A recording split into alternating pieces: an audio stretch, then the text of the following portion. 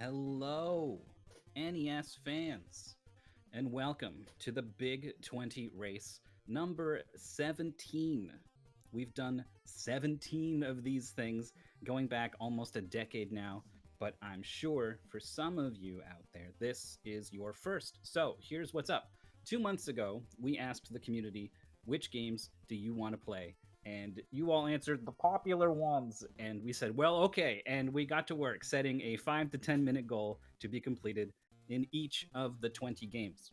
5 weeks ago, we revealed the list, and the community lit up with discussions and tutorials and strats and questions and answers and stress and fun and a lot of practice, all for today. It all culminates in one chance, one big race of all 20 games back to back. I'm Mythical9. I'm here to commentate this race, and with me, I have someone who still got the spark, that speedrunning spirit, all the way back from, oh gosh, I mean, Classic Games Done Quick was 2010. There's stuff on SDA from before that. It's Empty Eye.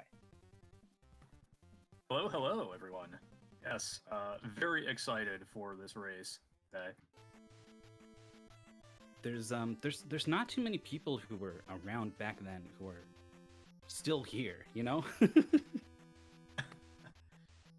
Indeed not, but somehow here I am. We're very happy to have you. We have a race. Oh, there's something like 80 plus people. Karaoke's in the chat. I'm still here. That's right. Shout outs if you're still here. We'll balance the audio, by the way, as needs be. So thank you all for your feedback. 82 racers being reported. It's like 82 officially registered today. That is so many. That is so many people.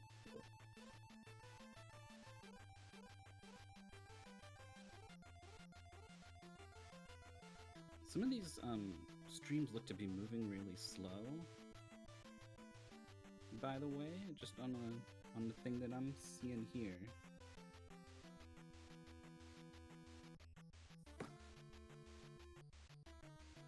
Yeah, I'm not sure if that's our end or what's going on there, but yeah, I kind of see what you mean now.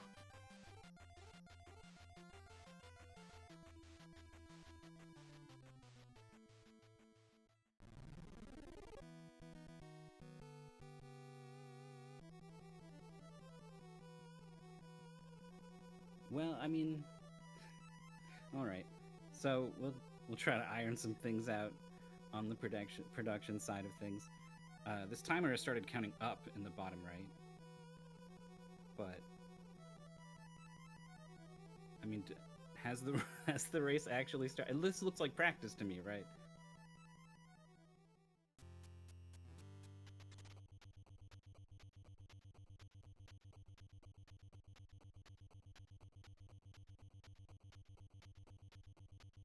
Yeah, the race has been going on. Something is pretty, it's not right. Yeah, I don't know if the timer on the bottom right is off, but yeah, the race started, it looks like about almost 4 minutes ago now.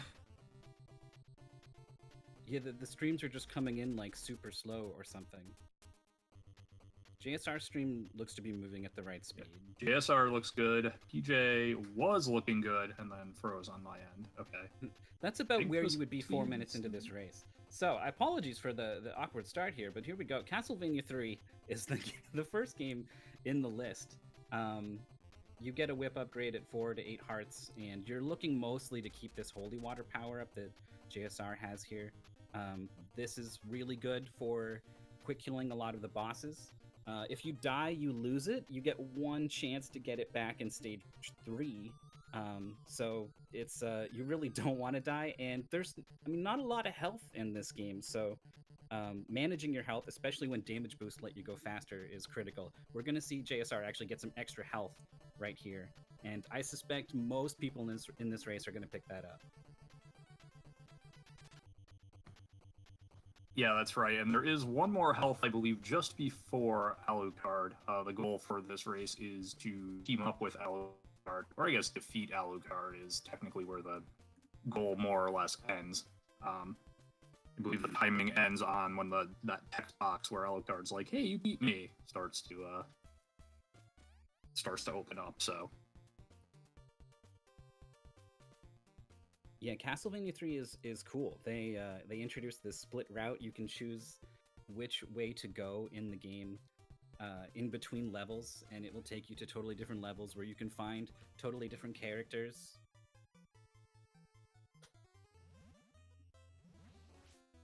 yeah, the characters thing is really cool because they all play pretty differently from one another. So you can pick, any of the three partners, or if you, just love that jumping and whipping action, you can opt to go Trevor solo as well.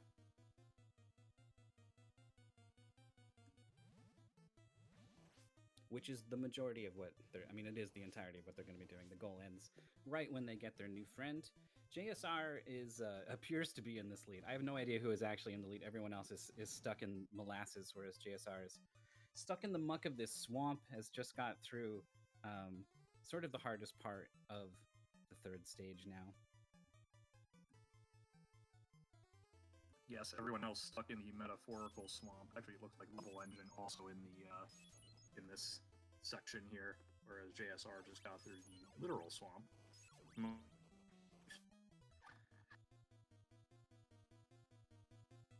Level Engine is, I believe, the record holder, if not an absolute top runner here in this category. But it's currently appears to be JSR in the lead, who is fighting this boss. He's going to be very... Oh no, the bats have gotten away. They're all over the place. He's going to be okay. I think he's got the health to take these hits and mess around. He manages to save it there. Got a little bit away from JSR there. Managed to pull it in time. So. If you can hear us, by the way, chat, apologies. Everything lit on fire the moment the race started. Apparently, we have people who are working on every problem that is currently here. We are aware of such problems. We're going to do our best, and thank you so much for your patience here at the start of this race. As we move on, JSR, onto the final level of the goal. He's already taken some damage, and if you want to go the top route on this level, you need all of your health to take all of the damage boosts. So we're going to see JSR take the low route. Probably most people are going to take it anyway because of the risk involved, but if anyone would, I would think it would be Level Engine. Yeah, there is a point where you want to kind of transition possibly to the bottom route, because otherwise before that there's one screen in particular where if you get knocked down too early, then you just have to wait absolutely forever for these blocks to get whittled away. I think JSR just passed it. So potentially use the bottom route, but not too soon. So I see JSR up top, but I don't. These spikes do half damage, so he's gonna have to wait at the top here anyway. Which is the whole point of going to the top, is damage boosting on these spikes and getting across. So, unfortunately, he's not gonna enjoy the benefits of the top route. Level Engine in the top left is, by the way, no, drops down to the bottom actually. So even Level Engine is gonna be taking the safer route here. That just goes to show you how dangerous it is to go down to 2 health going into the boss fight. Yeah, this game is it is not an easy game, even in kind of the early stages that you play here. And so there is definitely a degree of kind of risk management involved in it.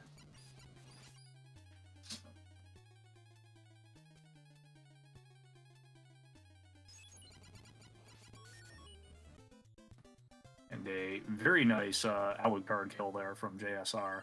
The Holy Water in Castlevania 3, not quite as good as it is in the first game, but still quite powerful.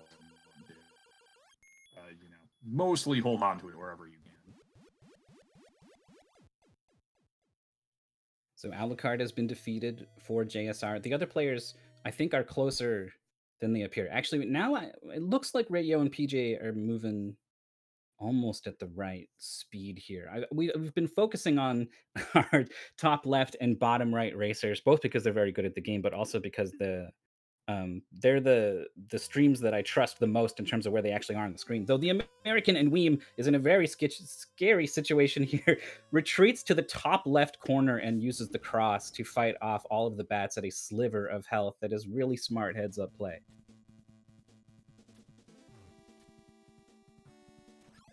Yes, very nicely done there.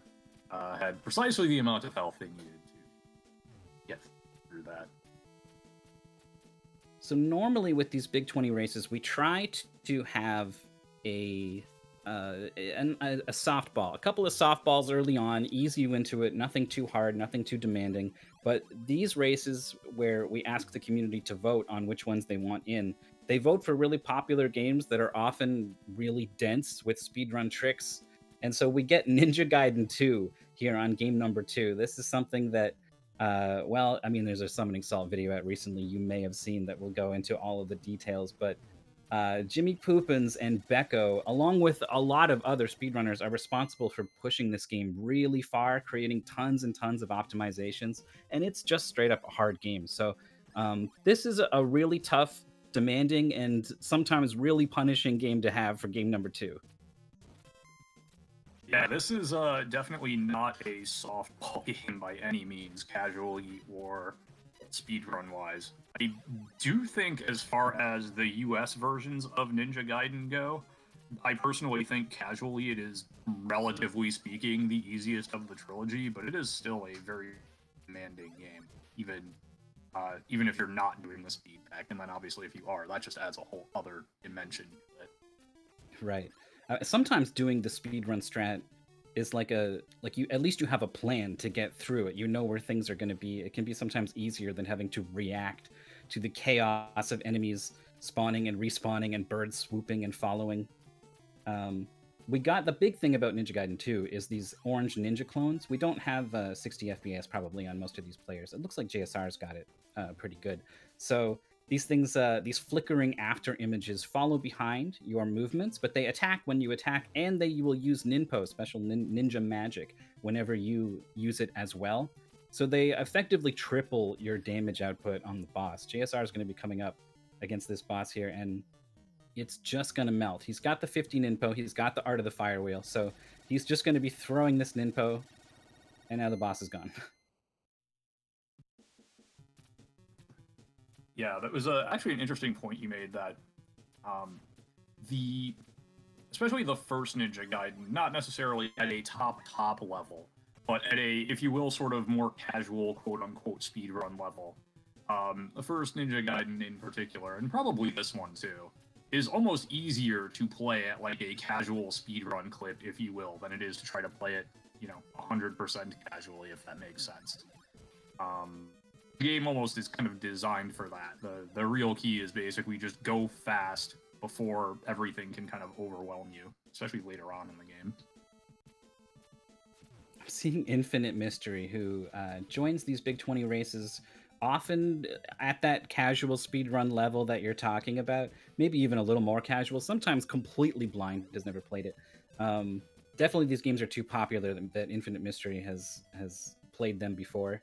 Is currently in a bad spot. It has 1 health and is proceeding extremely slowly, is whipping everything, looking for some kind of health or secret or something, but Castlevania 3 is pretty light on those wall meets that'll get you hit, and then gets hit by the bat, so it does end up going down. The bat.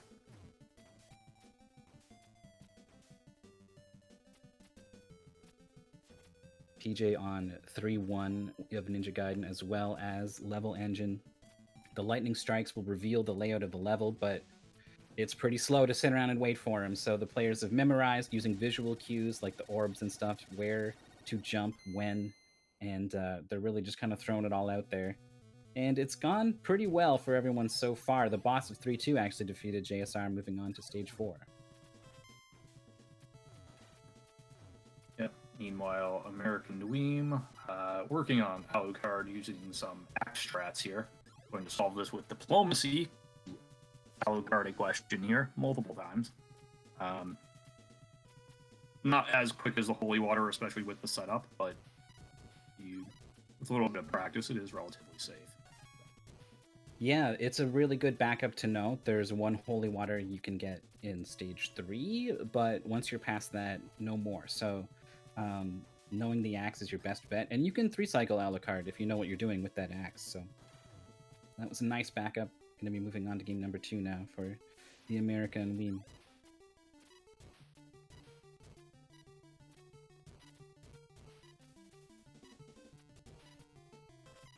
Oh, level engine is out of Ninpo. No, it does have Ninpo. It was just kind of, the boss was like way down on the ground, so it was just kind of slashing him for a little bit. Gets the kill. JSR is going to be doing probably a damage boost. Yeah, is jumping up to lure a bird and then gets hit into a pit. That is not the way you want a damage boost. You are looking to get a boost up to the second level of the screen like this. Now, this means JSR just lost both ninja clones, lost the Ninpo. It's going to be on the lookout for those power-ups. You got to know where they are. And I am actually not sure. Okay, he knows where they are. I was going to say, I'm actually not sure there are 2 ninja clones to be picked up between now and the boss, but... Yeah, I knew there was that one, and I'm pretty sure there's another. This is the kind of thing, though, that it's... you don't want this to happen in your race, so you don't really want to spend your precious practice time on being like, here's what happens. You know, hopefully I will never use this, but I'm going to spend time learning it anyway. But it's such a good idea. You really don't want to get caught flat-footed having to fight a boss with half damage, which it looks like JSR is actually going to have to do. This is only one clone.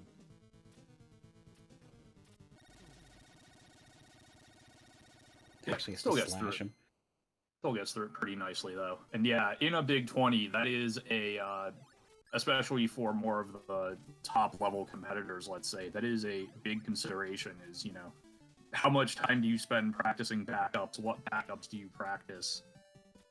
So that, you know, if and when things go wrong, you're ready to hopefully not let things spiral too far out of control.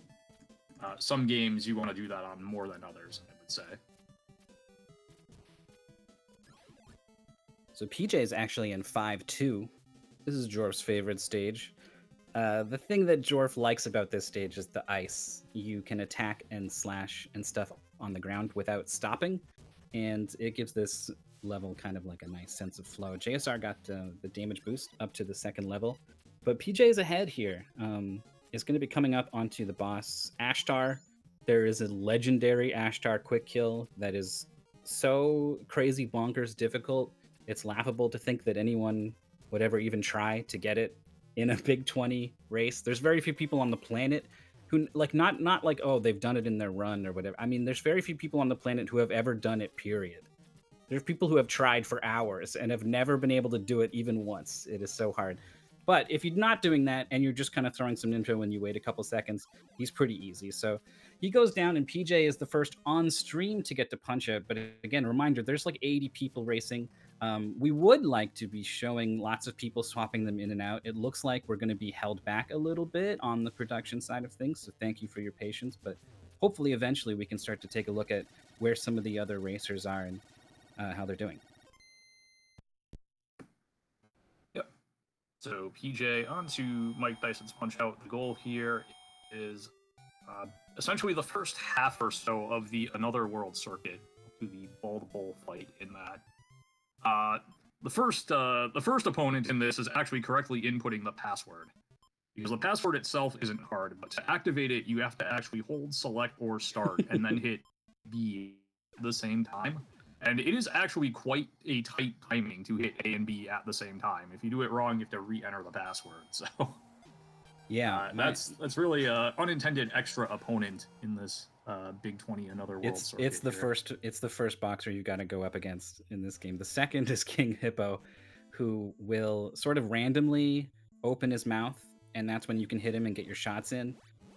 If you are amazing, you can react and hit him in the first 5 frames, and that gets you an extra punch. And if you do that 4 times in a row, you can do it in one less cycle. I don't expect anyone to get anywhere close to getting this, but even just reacting to the mouth opening period is I don't know. Everyone's probably going to be okay there, but it's not totally free. As well as getting stars here on Great Tiger that PJ is fighting. Managed to successfully get enough stars by delaying a gut punch And now Great Tiger goes down basically. Before the first minute, if you knock him down with a star punch, he will get up on a 1 count, which means anyone who gets up on a 1 count in the whole game will go down immediately if you hit them with a star. So he's just able to knock him back down, and we're on to the next fighter. Yeah, the Great Tiger, there's actually a few different ways you can kind of set that up. The absolute quickest being the kind of delayed gut punch. If you also just look at the clock and punch at certain times, you'll also get the stars, although I believe that's a bit...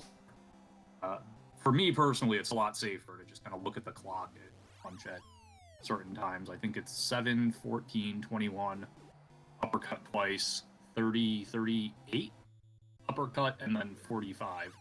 And then he'll go down, and then you just hold start, essentially. Great Tiger goes down 2 more times. Yeah, you can hold stuff in this game. You can buffer almost every input in this game. You just need to, if you throw a punch, while you're punching, if you release punch and then press and hold it again, you will punch again on the very first frame that it is available. And that means you can be perfect. You can be absolutely frame perfect. So sometimes you can construct a sequence of actions that will perfectly land you on some dodge or some hit, and that's what we're going to see here on Piston Honda. JSR is wasting all his hearts trying to punch Honda in the face. It's 20 punches, 10 left dodges, 4, 5, 6. I'm not going to count them because I'm a little bit out of sync, I think. And then 5 gut punches, and it's going to land perfectly in the middle of whatever his stupid special move is. It gut punches him. He goes down. He does not get back up.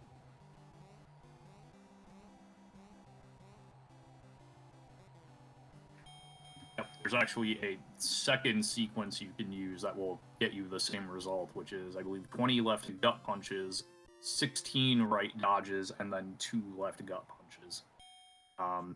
20, 10, 5, probably a little bit easier to remember in the heat of race day, but the 2016 2 does also work. That's what I was doing in kind of my practices for this commentary here.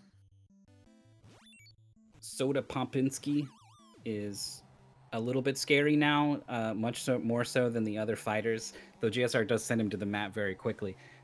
He always does things in 2s. He opens up with 2 hooks, and then you're hoping for the uppercuts. Whenever he goes for an uppercut, if you are holding block, which you should be, he will kind of freeze down on the ground, and then you can hit him with this gut punch, and that not only will likely earn you a star, but it also sets a special flag that means your next star punch is just going to knock him down straight up. But you need to time that star punch correctly. You need to make sure that he's in the middle of doing something. Otherwise, it's likely, first of all, he might just hit you before you're done your star punch. But after the first 2 star punches, he's going to start dodging them. So you have to either stun him or counter punch him. So there's 1. You punch and interrupt him. He goes to hit you, but the star punch is already coming out. So that's exactly what you want to see on Soda.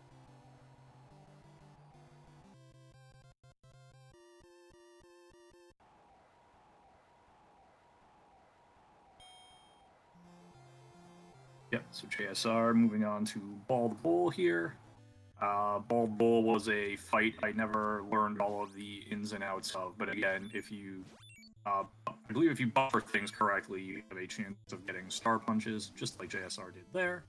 At certain points in the fight, Bald Bull will kind of move his gloves slowly up and down. That's a free star. And the other big twist to this fight is Bald Bull cannot typically be knocked down. You can only knock him down either with a star punch or by countering his bull charge that he does at, I believe it's at 2 minutes in the first round. Yeah, that's right. You can also hit him with a star while he's doing that gloves up, gloves down thing. You can punch him for a star, or if you have one, you can let it fly, and he won't dodge it. But he'll dodge pretty much everything else. So, yeah, this has been a really good bullfight for JSR. It's the kind of thing where if you are getting your stars on those gut punches, right? You punch him in the face, he counters with a jab usually, and you dodge it and you punch him in the gut and you get a star. We'll see it right here. Yeah, there he is. He gets the star. So that's like a repeatable pattern you can do. He follows up with 2 hooks after that, and your goal is to dodge, punch him, get him a little bit low on health, and then hit him with a star twice, right? So that's exactly what you want. But if you mess that up, he doesn't throw 2 hooks anymore. He starts mixing in uppercuts and doing other things. They start to get really scary. They have different timings. So if you control the fight, it's okay, but boy, does it get scary if it doesn't. But JSR is out to Dr. Mario as well as PJ. We got Ray Io starting Soda Popinski. and then we'll check in with some of these other racers later.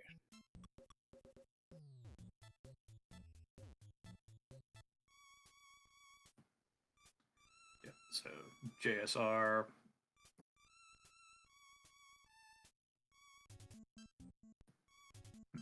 Okay. Once again, we have a ticket into our ticketing system. It is critical priority. We are working on getting things back up and going here. Yeah, for the meantime, we can check out this Soda Popinski fight. One more knockdown to go. Already has 2 stars. But again, you need to get an uppercut out of him. He always throws 2 hooks at the start. Here's the uppercut, which is not guaranteed. So it's good that we got it so quickly. And that's exactly how you want Soda Popinski to go. So Ryo should feel pretty good about that one.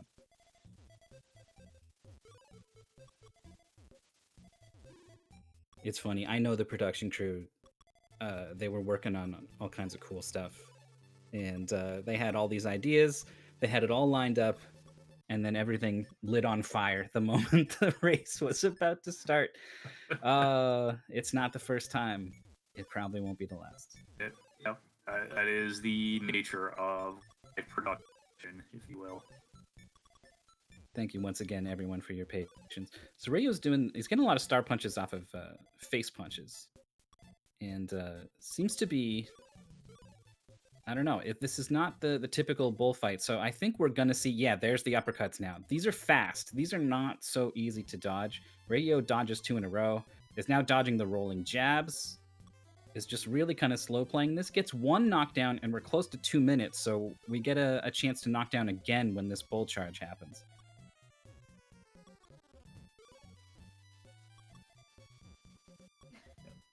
Meanwhile, we see JSR actually almost done with Dr. Mario. Goal here is to beat level 17 at the speed of your choice, and what people discovered is that if you push start to go to kind of the selection screen, and then you immediately press start, or almost immediately, after a certain number of frames, you can kind of pick your seed and almost manipulate effectively the capsules and where the viruses are and all of that. So that's going to be the quick get through this, and JSR is indeed finished with Dr. Mario. He's got the cure. It's the fastest game in the list by far. If there is a softball, it's this one, but it's not even all that free. Like, the execution of moving the pills around as fastly as possible is definitely non-trivial.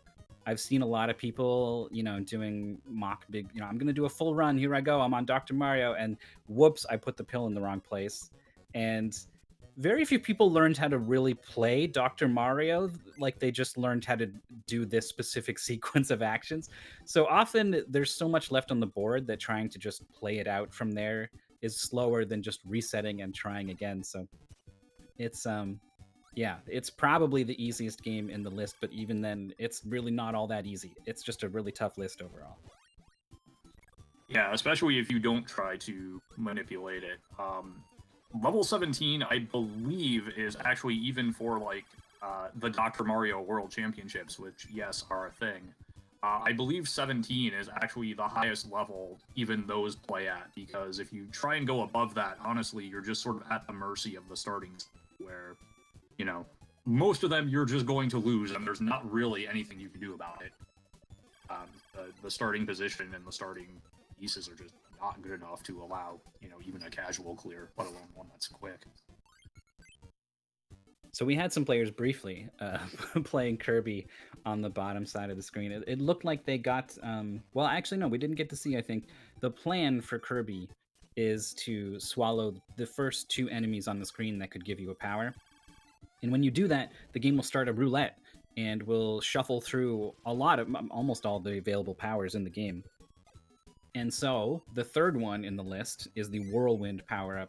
It's a 4-frame window, like on frames 9, 10, 11, 12 or something of the roulette.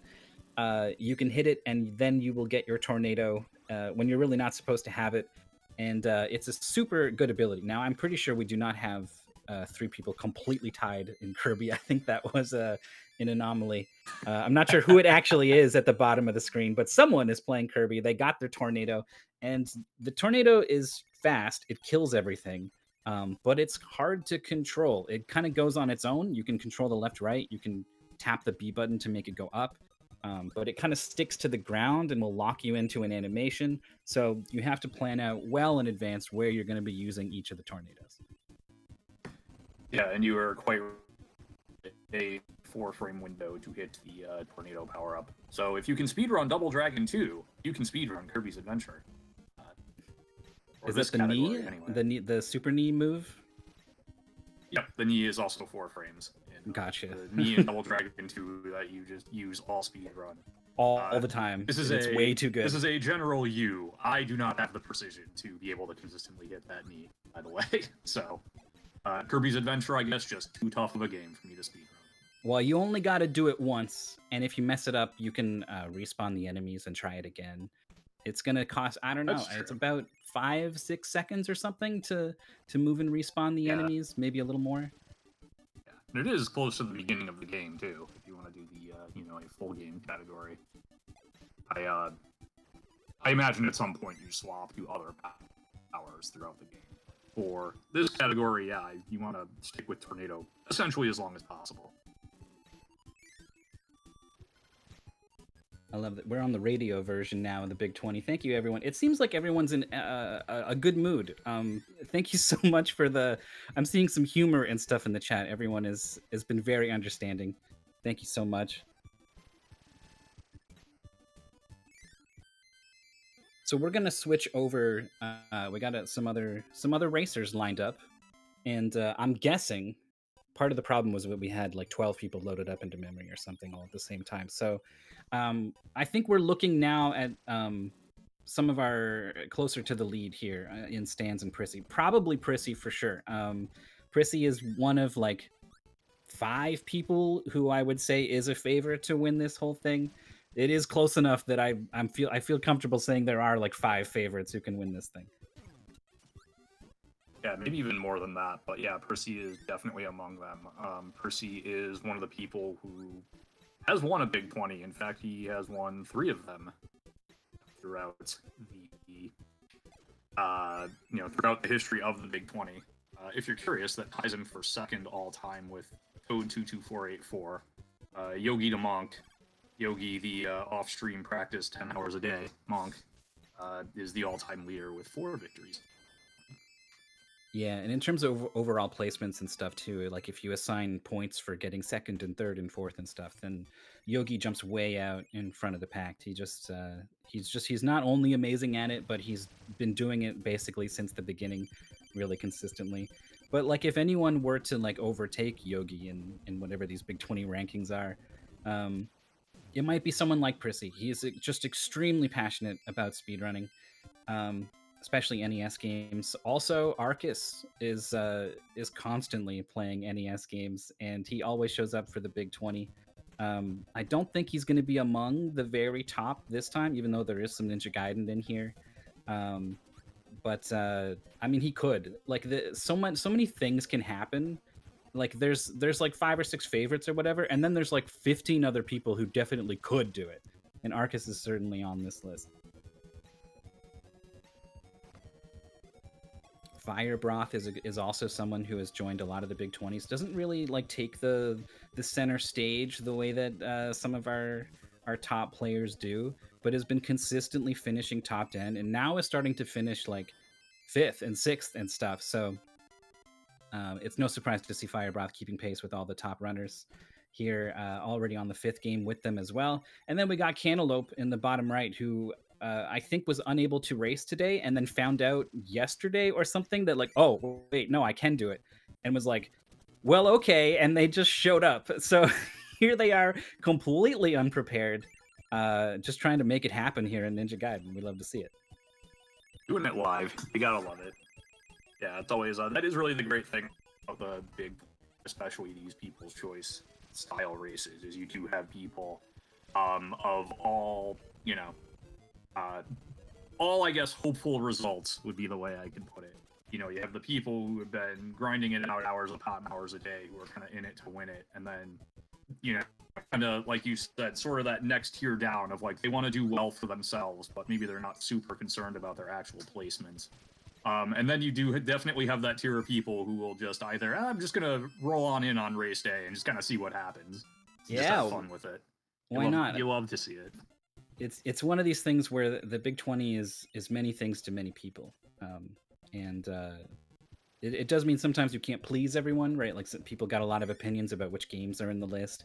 They should be new. We should be putting a spotlight on the weird games, or like, no, I only really want to play the good games. Or yeah, but everyone gets something out of it, and some people get a lot out of it, and it's just wonderful to see everyone pour their passions in and come up with something. So we saw Stans doing this clip. PJ just did it as well in Kirby. And then PJ is moving on to probably the single hardest part of the Kirby goal, is using the tornado power up to kill all of these guys in this arena in a sequence. So it's like bottom right, top left. Now we're going to kill the top left twice, but I think he did get him off screen maybe. Without the audio, it's hard to tell. But the tornado, you can hit the button on the tornado to go up to the next level while you're still in the tornado, and getting the enemy kill, then getting up to the next level. It's just really hard. So I think that was like maybe 2 extra tornadoes in order to get that done, compared to the the perfect strategy in that room that I don't think we'll really see today. Now, the tornado, if you don't know how it works, and even if you do know how it works, it actually can be a little bit tricky to control. I think, like you were saying, whether you kind of tap or hold the B button will sort of determine where on the screen you go vertically. And, if you don't have that particular piece of knowledge, it can really just sort of seem random where you bounce along on the screen with the tornado. So we got lots of people in Kirby now. They're pretty far along, though. We're doing the first 2 worlds of Kirby.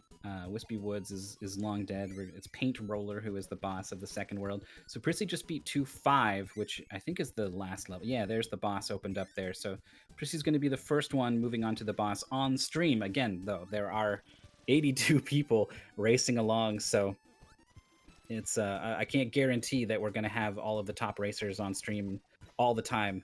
But Prissy's looking really good here. There we go, making quick work of the Paint Roller. Yeah, the optimal kill has him dead still on the top level, so lost a little bit of time dropping down. That's the kind of thing where, like, I mean, I look at it, I'm like, it's pretty good, and but someone like Prissy would be like, oh man, I can't believe I lost 3 seconds on this boss fight or whatever. It's just the mindset of some of the people who really try to go at it. So very close behind is Stans and PJ. Arcus also not too far behind, but it's Prissy in the lead on to Super C. Yep, so Super C, the goal is to beat stage 5. The extra life code is allowed. Let me proceed. Yeah. I don't think Prissy is going to need it, but it is allowed and doesn't actually cost any time, so, why not take a shot at least putting in the code? If you get it, great. Yeah, it's easy, and I mean, this is a one-hit kill game, right? Especially someone like Prissy is likely to really push it, and you can play safe here. These guys spawn on the left side and the right side of the screen in many levels, and you can just turn around and get rid of them. And indeed, Prissy does actually. It does reduce lag sometimes, but for the most part, you can just run forwards, let them catch up, and then sort of jump and shoot down to clear them out. That's what the world record would do. But this is the Big 20, right? It's like 10, 15 frames you're going to lose if you turn around and shoot that guy, but it's just so much safer. So if even the top players are doing it, expect to see a lot of this. But gets jumped down from this enemy just after picking up the fire power up, so that is gone now. Yep, looks like he's going to have to do this particular boss here low percent, which is going to cost some time, but hopefully not going to be a huge issue. No, guns go down. Helicopter goes down. Stage 1 is down for Prissy. Yeah, this boss is not threatening even with the pea shooter. But I mean, Prissy's mashing is as good as any, especially I have to tell, if anyone doesn't know, Prissy will often mash buttons with his teeth. He will bring the controller up to his mouth and press it against his teeth so that he can have his thumbs properly on whatever buttons and D-pad he needs. It's pretty wild, but he's super good at it. So it lets him, make use of a weapon like the pea shooter, or really the spread as well. He can fire this thing super fast while maintaining really strong control. over his character. So he's going to lose less time in this situation than probably others. But even as good as he is, it's just so much slower to be fighting things, but fighting bosses in particular with a suboptimal weapon like the laser. I don't think he meant to grab this laser. Team Laser, let's go. Laser was always the weapon I loved in regular Contra as a kid. Now I realize, oh yeah, you want spread all day, every day. Contra. So in Super C, an interesting thing about the spread is that it actually gives bosses extra health if you have the spread. It's still quite a good weapon, but it is something to keep in mind if you're at that sort of top level of Super C play, where that's one of the big reasons the F is actually so good. Not just the absolute damage, but because it doesn't give the bosses more health like the spread does. Right. Yeah, and the charge shot available as well on the fire power-up is really good for sort of front-loading damage. As soon as a boss is vulnerable, just like bam, like it'll blow up the turrets on the helicopter boss in one shot. So that's pretty good. Now, Prissy's gone ahead and lost that laser, so we'll see this in Contra later on, where we are actually forcing the players to use low percent. But when you lack the firepower, things have a way of lingering on the screen a little more, and suddenly you find yourself having to worry about a lot more as you are trying to run to the right, and you run out of room. You run out of room to do your jumps, your dodges, your wiggles, and you just get got. So, along with a slightly untimely death running into the explosion of that thing there, Prissy's losing some time, and Stans is coming, has just begun stage 3, is now just half a stage behind. PJ is halfway through stage 2, just the prior stage. We got Arcus on screen, just starting Super C now.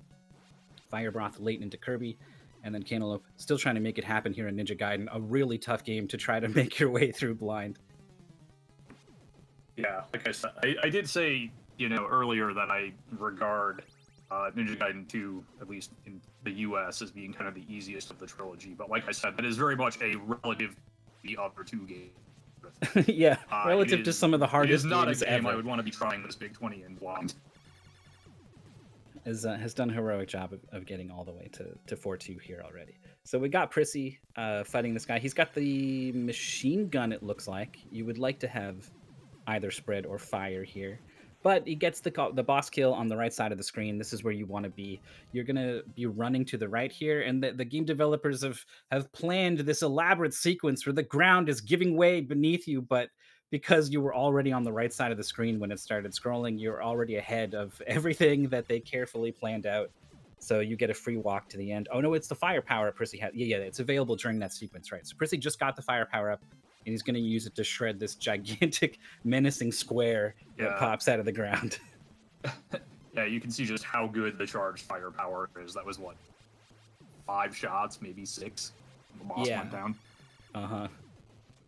Arcus has got the pea shooter, by the way. Lost the fire power up heading into the helicopter. Kills it all the way in the bottom right. Remember, Prissy killed that helicopter boss with the pea shooter, kind of more in the middle of the screen. So that's just, a testament to his ability with mashing and not just straight up like hurts, like the number of button inputs, but the maintaining control of the character and everything on top of it is just as important.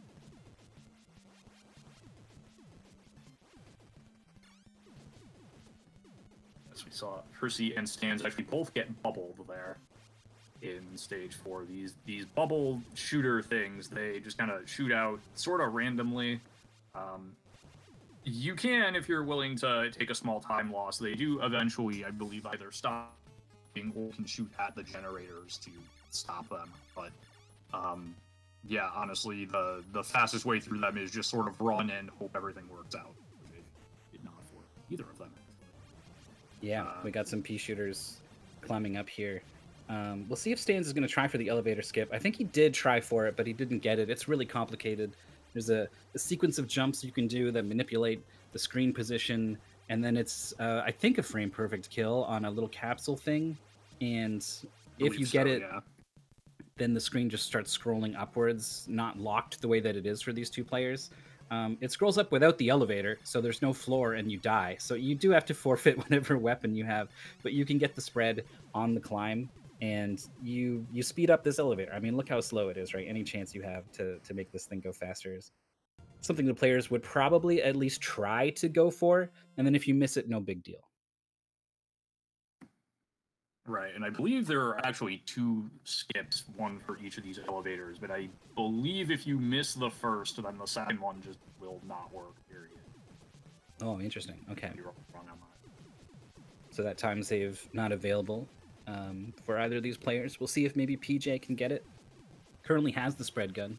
Did not lose it to the bubbles. We got Arcus on stage 3, who is not turning around to kill these guys chasing him from behind, by the way. And I think he's actually running intentionally into, the mortars here. He only had the pea shooter, and he's like, I'm not going to stop and kill this thing with this pea shooter. Heck that. And just took the death and ran through it. Yeah, actually quite a heads-up play there from Arcus. Presumably, like, he did, in fact, also spend the 10 life code. So you have lives as a resource. Why not use them? Oh, actually, he's got fewer now. Everyone else you can see has 4 medals to indicate their 4 or more lives, but Arcus has less than that. So that is just 3 lives left. That is not a strategy Arcus can rely on too much for the rest of this run. Right.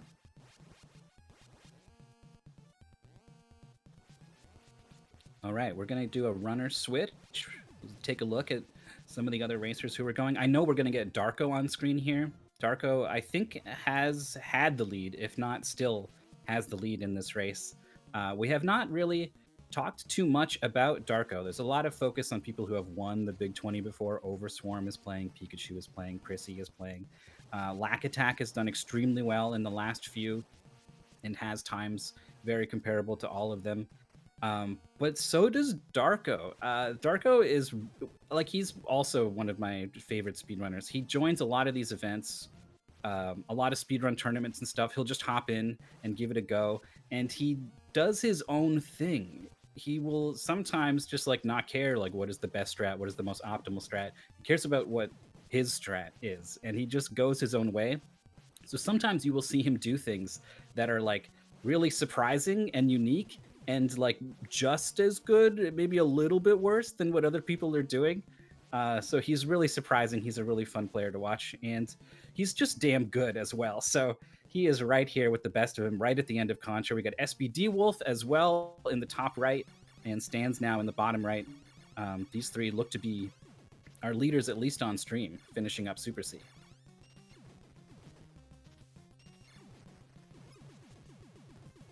So moving on to the next game, Dale and Dale Rescue Rangers. Oh no, are we on opposite teams? Oh no, I'm a chip guy. Oh no, we're at a sync. Oh no. We didn't think about this when we set up who's going to commentate with who. Does that, well, no, maybe we'll make a good team. Yeah, I'll break the tie. Yeah.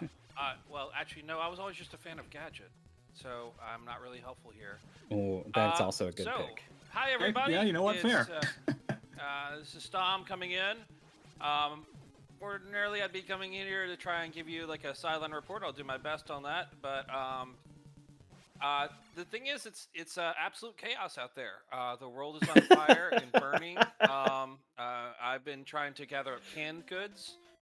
But what I can tell you is that we have a lot of racers all on Super C. At least 13 right now. Probably more. It's been such a crazy, exciting race that I had an idea of, like, trying to keep a running list of our top 10, and I'm not even sure what our top 5 is right now. I do know that it's slowly starting to separate out. But still, the majority of our players, I think, are on Kirby or Super C. So it's still a really, really, really crazy tight race. We definitely had some names that we had not been talking about popping up. Some of these you've seen on screen. I know Darko, you said, was not someone that we talked about as much. PJ Stands. So yeah, like, this is gonna be a fun race, and I know before this race I said I think I know what the top 10 is gonna be. I just don't know the order. I take that back. I'm not even sure who the top 10 is going to be at this point, and I cannot wait to see it unfold. But otherwise, Heck yeah. I think this is going to be it for my report, because I need to go back to making sure that there's no more fires.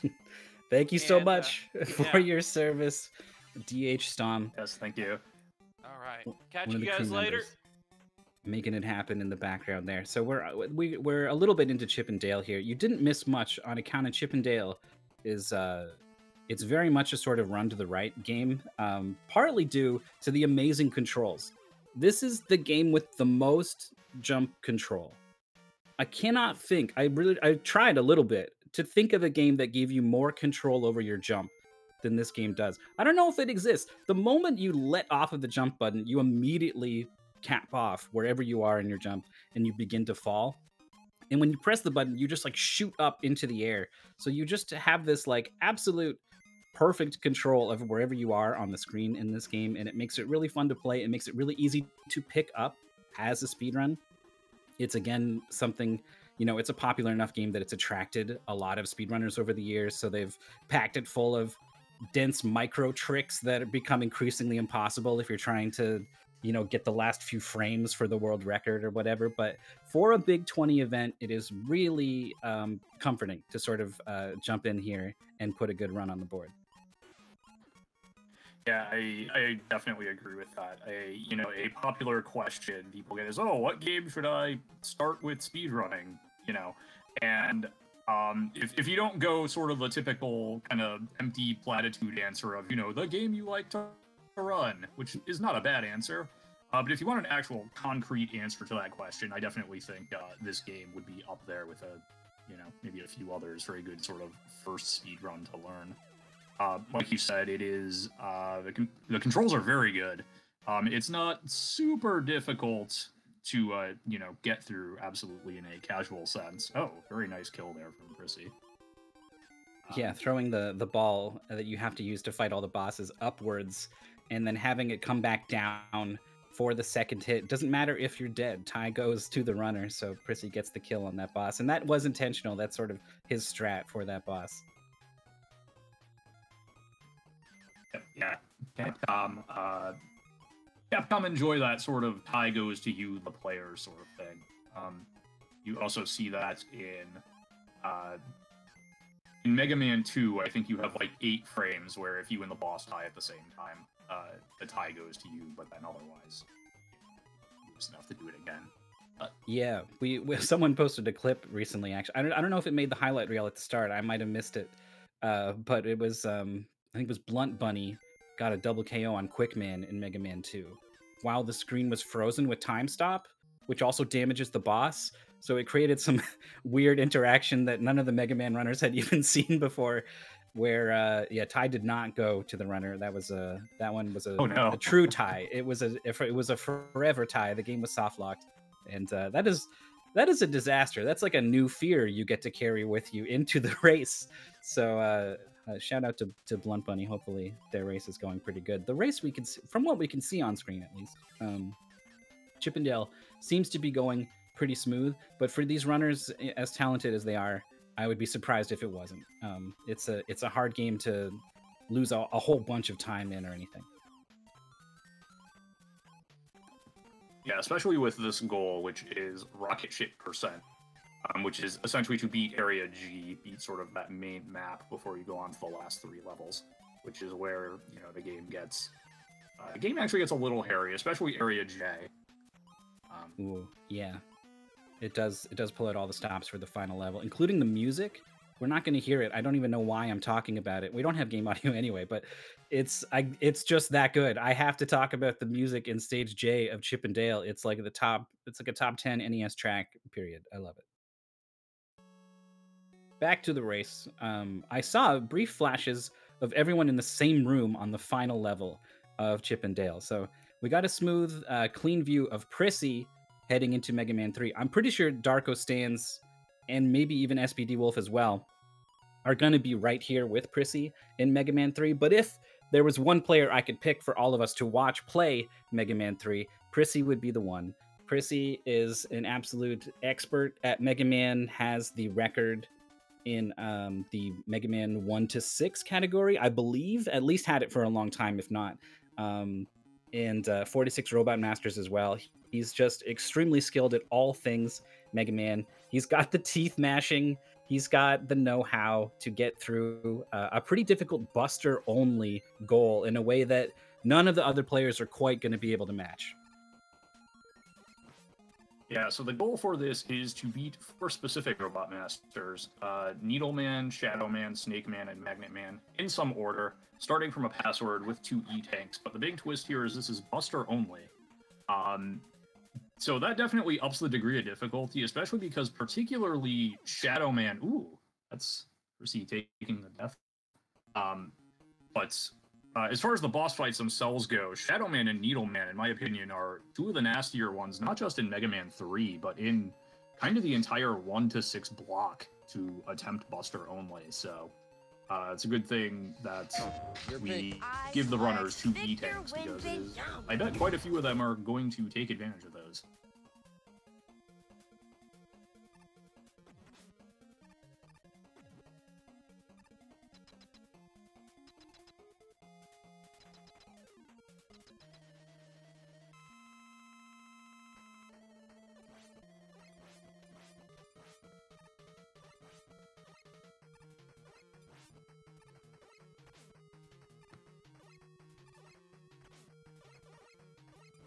And so, yeah, you can see Percy is going to try to stick sort of close to Needle Man, and I believe try to bait out that sort of body needle attack. Does not want to play ball, but... And yeah, you can actually see, it looks like Darko has pulled it now. Other people going Needle Man first, which is interesting. Yeah, you see Percy using the E-Tank there. This is... it is not an easy fight. It is, like I said, one of the harder fights maybe in the entire 1 to 6 block to do Buster only, along with Shadow Man.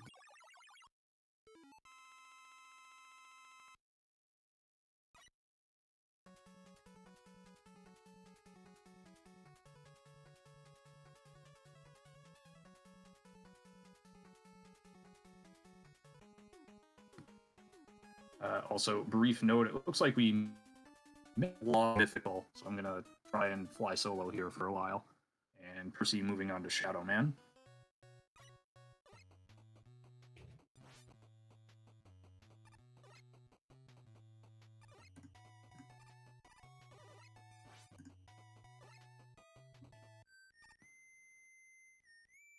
Okay, hello. Welcome back, friend. Yeah, it's the technical problems are spreading. Now the Wi-Fi, it was a blip. I'm back. Hello. We are in Mega Man 3 again. Still, rather is the word. Look, everyone is in Shadow Man stage. So the runners might make our lives difficult. You can choose which order to fight the Robot Masters. So we might see, it might look like they're all on the same stage. They're all tied, but someone has already beaten another robot. We'll do our best to sort of keep track, but that is one of the realities with which we live here. Yeah. So Shadow Man boss fight is, it sounds easy because there is a pattern. So Shadow Man will jump, or will start by jumping twice, and then he will either slide at you or he will throw 2 giant ninja stars, shurikens, at you. At that point, he will subsequently, his pattern is he'll jump 3 times and then do one of those 2 things. Even knowing the pattern, it is very difficult to dodge these slide and or ninja stars. And if you're on a side where you have any sort of input lag, you are more or less reduced to just guessing which one it is and eat damage if you're wrong. Which I can speak from experience, having done some of the Buster-only challenges on the Mega Man Legacy Collection for PC. It is not a fun experience. So we got Shadow Man down for Prissy. Stans is dealing with these, I think they're called parachutes. They're terrible. They take up so much space over these pits. They spawn a little bit randomly in terms of their height. They swing around all over the place, and they will knock you into pits. So the players are going to be playing really cautious through that section. Stan's now starting this Shadow Man fight, but SPD Wolf is doing pretty good, is winning the DPS race, takes 1 more hit, cannot get hit again, needs 1 more hit, and finds it. Wow.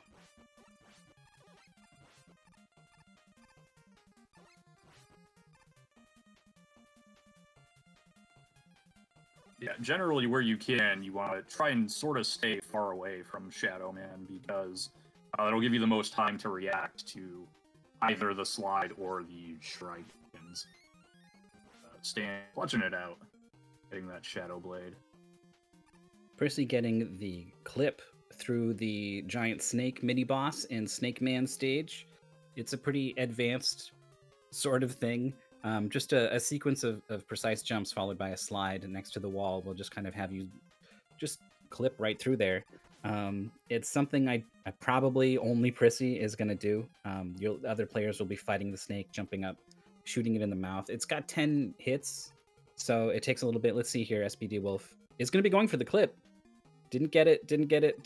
It's a matter of timing. All right, there we go. Still gets through. That was probably still a little bit faster than fighting the boss. Yeah, those snakes are, they take a decent amount of hits, and it's kind of difficult if you're not a good masher to, actually jump up and get the 3 shots at a time you need to really make those fights quick. And they're big lag generators as well. Mega Man 3, not quite on Kirby's Adventure level of lag, but it slows down quite a bit, as you can actually see here. Was chugging a little bit there. Yeah, I mean, the story goes that, like, Mega Man 1 was, like, kind of whatever, and then Mega Man 2, suddenly everyone was like, this is really good, and they were like, oh, we gotta make another one, quick, and they went a little too quick. It's a little bit unoptimized in this one, but they did bring in the slide, so, I mean, we can't fault them. They still made a pretty darn good video game. We're into Snake Man. Prissy is getting hit kind of a lot. Contact damage with Snake Man is 6 damage. It's only 4 if you get hit by the snakes. But is going to be able to get the kill safely on the middle of the screen, which is where you want to be. It'll save a little bit of time on the ending animation here. SPD Wolf going with the high-risk method of getting through that last section of Snake Man stage. Does get there. Oh, Darko with the clip as well. Darko's also played a number of Mega Man games before as well, worth pointing out. I know I talked Prissy up quite a lot with regards to Mega Man, but Darko is definitely no slouch in this category either, and the ease with which he got that clip on that snake mini boss speaks for itself.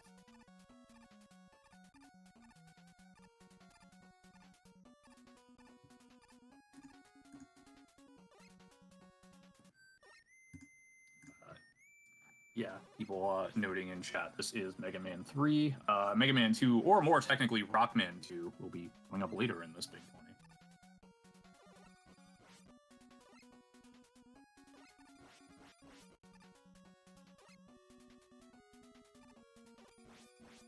Really good. Following along behind is generally what you want to be doing. Landing your shots. Very good, very safe. We got a lot of people in Snake Man. Stans is very low on health. Is going to be just like Prissy getting that kill in the middle of the screen where we want it. Arcus on Snake Man now.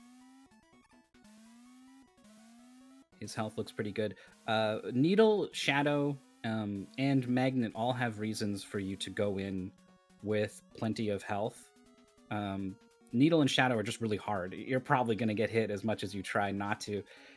Magnet, as we're seeing SPD Wolf going into, is a boss where you can intentionally trade health to save time whenever he does his magnet pull attack. So you still want to have a lot of health if you're trying to go as fast as possible. Snake Man's the one stage where it's okay. You can take some damage boosts. You're probably going to be okay on the boss fight. And it looks like Arcus is.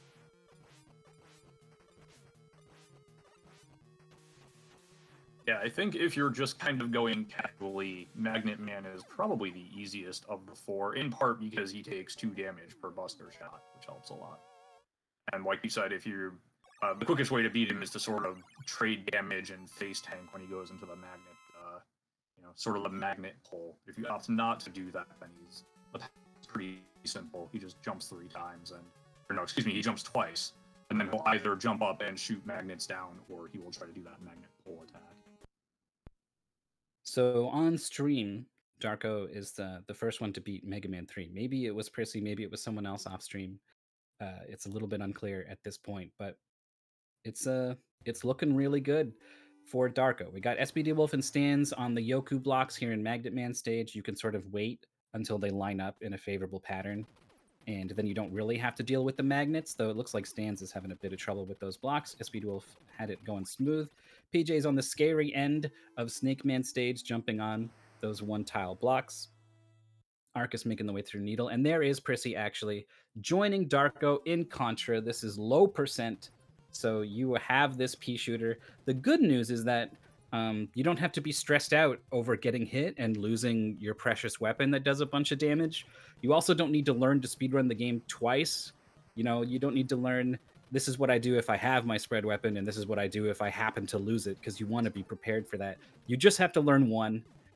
But boy, does it take a lot of effort to, you know, fight all of these enemies with this tiny little gun. Yes, this is the lowest of low percent. So no even grabbing the R, no grabbing invincibility, no grabbing the smart bomb attack that, you know, kills everything on screen. This is unmodified pea shooter only. And yeah, like you said, there were a number of people who, when this was announced, kind of joked, "All right, my time to shine," because, you know, you just get hit so often in Contra that low percent is sort of how you play it anyway. Indeed, we'll see players probably taking some intentional deaths later on. But for now, stuff like the first boss here, Prissy and Darko both done with it. It's going to shoot a bunch of projectiles all over the place, willy-nilly. There's not a lot. You're going to lose more time trying to dodge them than if you just sit there and try to do all the damage you can before they hit you.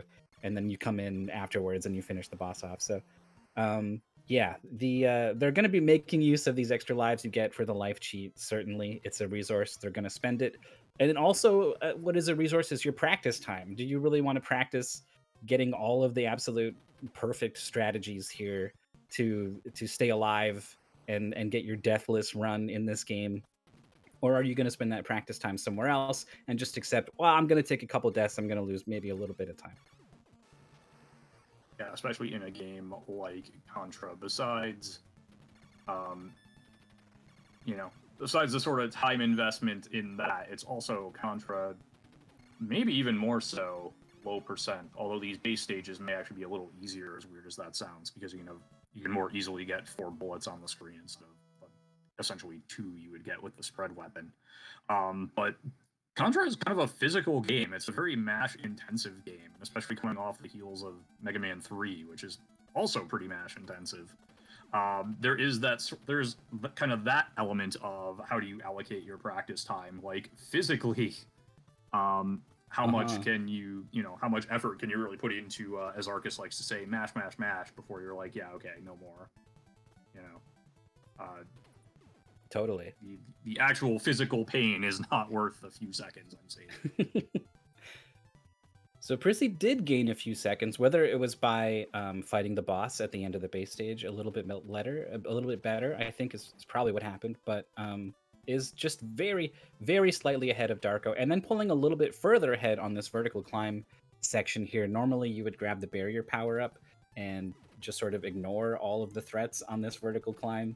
But without it, you've got to be mindful of enemies and turrets and their bullets all over the place.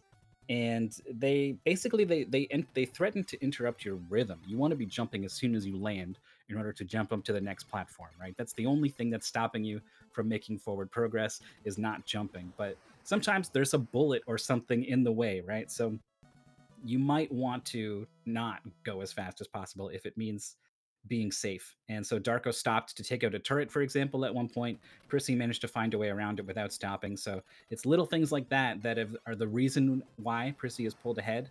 But again, these risks come with, you know, the potential for time loss should they go wrong. Prissy's generally been the kind of guy to just go for it. But really, you don't win a Big 20 if you're not smart about your strategies. So he did take 1 death there in the base stage as they try so hard, so much health on all of these little core segments. Yeah, by the way, you may be thinking, well, what if you accidentally grab a power-up? Is your run just over? And no, in that case, kind of the, I guess if you will, the gentleman's agreement, or ladies and gentlemen's agreement, person's agreement, let's say. Essentially, if you grab a power-up, you have to essentially die at the first available opportunity. whether that's jumping down off the bottom of the screen in the waterfall or just finding an enemy to kill yourself on, and then you can proceed. Yeah, we're not too picky about it. It's fine. We're here to have fun.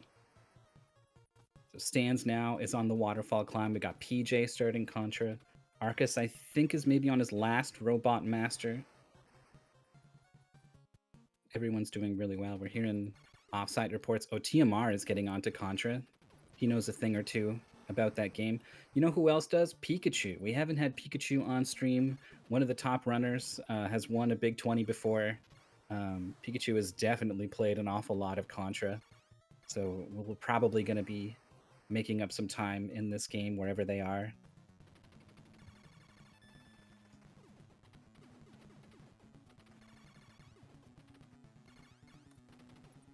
Stands taking the death there on this boss, but because of how this boss works, it doesn't cost him any time. Because the way this third boss works is, I believe the mouth opens up at certain times. And you can only really damage the boss when the mouth is open, so getting fireballed by the arms really essentially means nothing there. No, I'm actually hearing Pikachu is in third place and seems to be gaining. So not surprised to see Pikachu with the leaders, and not surprised to hear that they are gaining in Contra. But it's probably going to be too late to catch Prissy in this game. Oh, well, although Prissy did just get blown up by a grenade. The timing for the jumps to avoid the explosions on the grenades as you go by is pretty tight.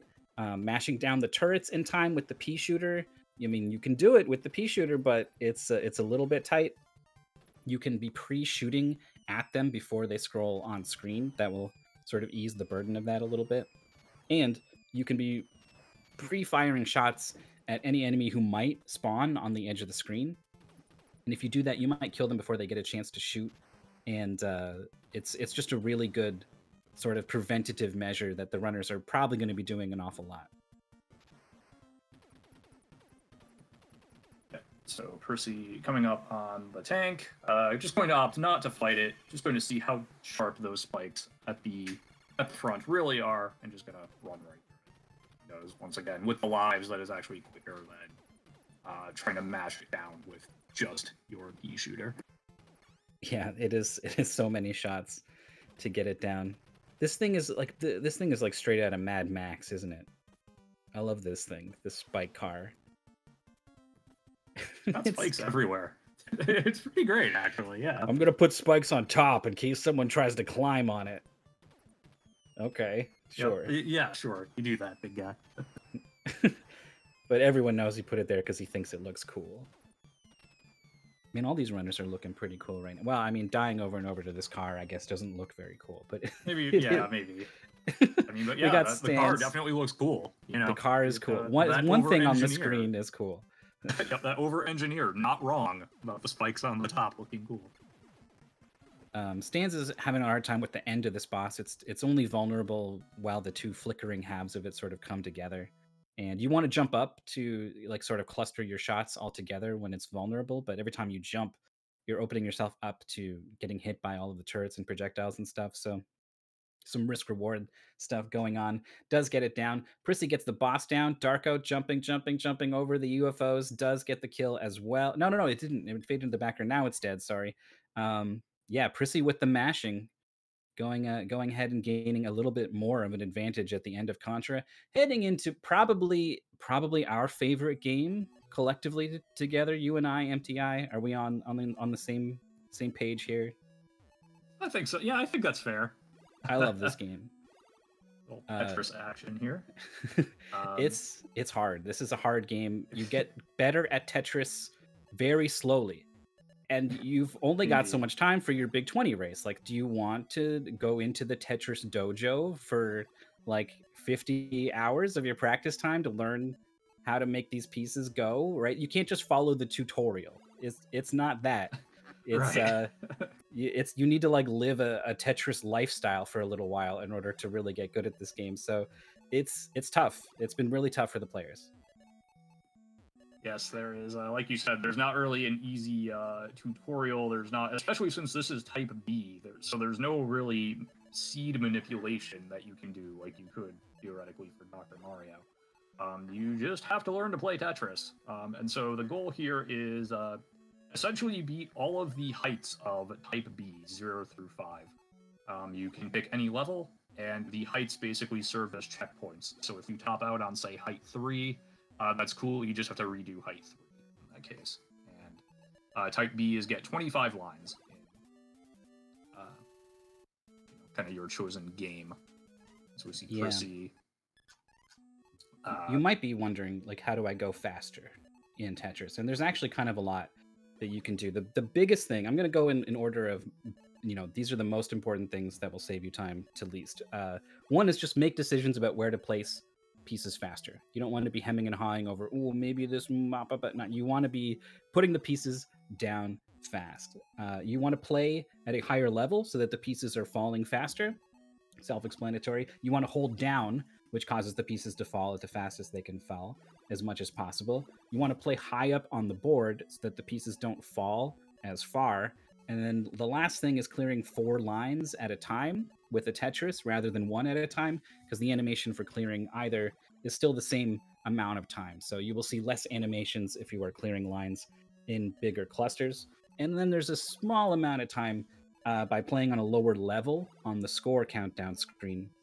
The game considers level 10 as the same as 0. So that's been a really good sweet spot for a lot of players. That's where we see everyone on stream right now.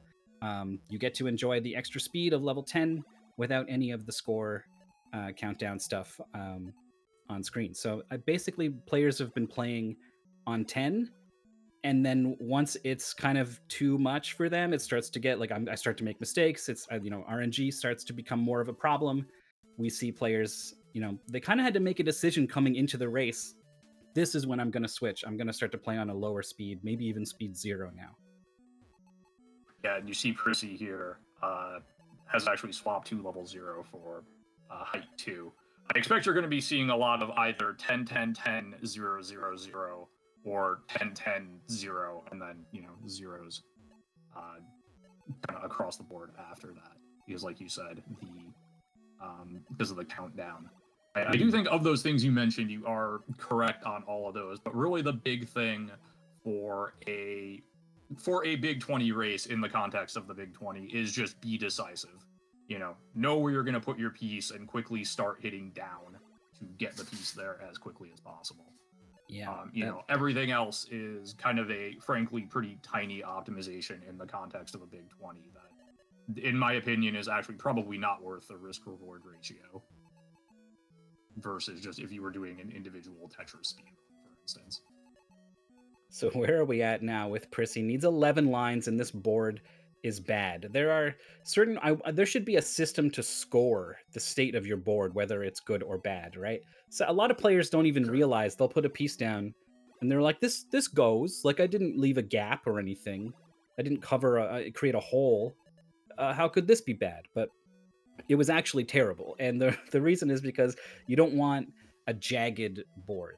The flatter and smoother and more connected your board is, the more places there are to put pieces, the less likely you are to suddenly get a piece that doesn't go anywhere, and now you got to do something really bad with it.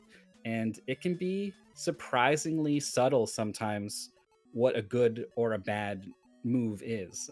So, generally, any little cavities, any little spires, these all sort of decrease the overall quality of your board. And anytime you have something like that, you should be thinking, whatever piece fixes this, I'm on the lookout for it. I'm ready for it. When it happens, I know exactly where to put it. Yeah, absolutely. In the competitive Tetris community, especially competitive NES Tetris, where the RNG is such that you may be waiting for that line piece literally forever, there is the concept of what you said, which is called parity, which at a very basic level is just kind of the state of your board. And, like you said, there's a lot of subtlety that goes into it, but the very basics are essentially you want to, as much as possible, try to avoid states where you are dependent on a single particular piece to bail you out. Unless that piece is the line piece, because, in competitive Tetris, you're going for a high score, which means you want Tetrises as much as possible. But even then, you have to sort of balance, the height of your board with, all this other stuff. But that's essentially, if you were to score the board state, that would be It is the technical term for it is parity, and like I said, it's basically how dependent are you? You know, how many different pieces can your board accommodate and not put you in too bad of a state? That's funny. That makes sense. Like when I came up with the idea, I was like, "There's no way I'm the first person to have this thought." So we got height 4 for Darko, height 3 for SPD Wolf. Darko had a top out, just had a bad stack, had a big spire, had a big cavity, and then on top of that, just completely misdropped a piece way up high, and that was it. It's so easy, especially on the higher heights. You have to be really, really good at Tetris in order to completely minimize the impact of the RNG, right? A lot of our players are sometimes gonna create a dependency. I need this piece to go here, and anything else is gonna be bad, and then that piece doesn't come, right? So it's when you are playing at height 4, height 5, and you find yourself in that situation, sometimes the players just do not have the skill set to deal with it. Like they just can't. Like it feels correctly so. It feels like, I completely understandably, it feels like, well, the RNG just decided I lost, and I lost. And actually, there was something they could have done 5 pieces ago that would have set them up for a better situation. But like, it doesn't make any sense to get that good at Tetris that you can see that ahead of time. So once you get up here for the players, it now starts to get really scary. It starts to get really random. Prissy needs 8 more lines, and it has jagged up the board so much here that it's going to be tough to dig down from here, but this has been a really good effort so far. Yeah, okay, that line will help. He's 3 away now. Okay. One more. One That's away. an eyepiece but dependency. he's, Oh, no, he covered, but it's okay. Okay. Okay. Sure. That also works. Yep. So yeah, you're talking about different moves there, and I probably would have. The end result would have been the same. The first thing I saw there was those last 2 pieces. He got line, square. I would have put the line on the far left and then made my last line with the square kind of near the left. But that worked out. Yeah, like you said, kind of similar to Dr. Mario, although I don't think it's necessarily as bad as Dr. Mario, where it feels like at the higher levels, 80% of your games are just dead before they start. But they're, especially here at height 5, and especially as you start getting into higher levels, they're, sometimes there's just nothing unmerciful.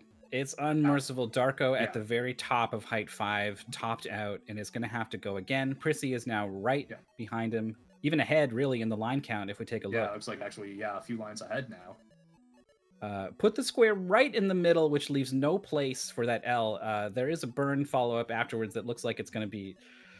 I mean, it's not the situation you want to be in, but he did a pretty good job of dealing with a bad situation. Does not want to cover with those particular pieces, but I kind of needed to. 8 lines left. That mess on the left, he is able to burn it down low enough that I think he can get a piece over there now, and he might be able to clutch this out. Oh, square all the way on the left. Didn't want to create an eyepiece dependency, but it's down to luck now. You're gonna need some good pieces for these last 2 lines. That's one of them. Clears the way. Finds one. Oh, this is winnable. Oh, it's winnable. Get that T in there. Yes, there we go. And Percy now gets to take a 3-minute break. Yeah, well earned. Well earned indeed. We will be having a commentary switch out very shortly to cover the back half of the race, by the way, just to prepare everyone for that. As Darko loads up Ringman here during the break, he also completed Tetris Height 5 and is just going ahead and having some fun. There are so many people here at the end of Tetris that I kind of want to stick with SPD Wolf and Stans, and then when they're done, that's when we'll switch over. 14 lines and 12 lines. The stacks look very good for a height 5 start for both players. Oh, well, SPD Wolf had a dependency there, but gets one of the S's that they direly needed. Okay, very nice. Yeah. Okay. Yeah, you can see occasionally in NES Tetris, you just get the SZ storm. It's just SZ, SZ, SZ. If you played, more modern Tetrises, like Tetris 99 in particular, the RNG algorithm is what's called a a bag, specifically a 7 bag, which is just, it shuffles the 7 pieces and gives them to you in an order. So what that means is basically the longest you'll ever wait for a line piece is 12 pieces, as if it's theoretically the start of one bag and the end of the next. NES Tetris does not have that. It gives you a piece at random. It gives you another piece. It will look one time to see if it will, if you just got that piece, and then it'll try to load another piece. And that second piece, that's just the piece you get. Yeah, So, it doesn't care anymore. Yep. It is cold and unfeeling. We had a finish here from SPD Wolf and Stans on Tetris. We got PJ still going, and obviously 80 other players all still going, but we got to switch out at some point. But before we go, I just want to say SPD Wolf had a brilliant finish to their play. They made some incredible decisions with their piece placement, really elegant, and I just wanted to say I saw that. Well done, SPD Wolf. Okay, we're gonna switch him out. MTI, thank you so much for coming. All right, yes, thank you. Likewise. Yes, thank you, everybody, and thank you to everybody, behind the scenes as well. And the behind the scenes crew says thank you to your hard work on this as we transition. So I'm going to be with you for a few minutes while we do the transition. This is DH Dom here. So this is exciting because we've got, right now, I've got on screen 7 different racers that are in the break. And we seem to have kind of a fairly strong top 15. I'm still working pretty hard on trying to get the order of that. But coming out of, or into Tetris, and then switching a little bit, we did have Prissy still in the lead, followed by Darko.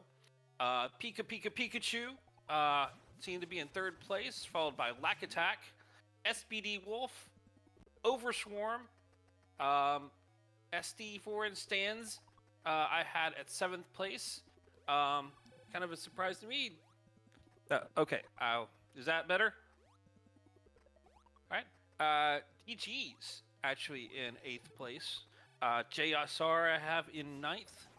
And the Mexican runner, TMR, rounds up our top 10. Most of those runners are starting on, a lot of those runners are in their break or starting on Metroid.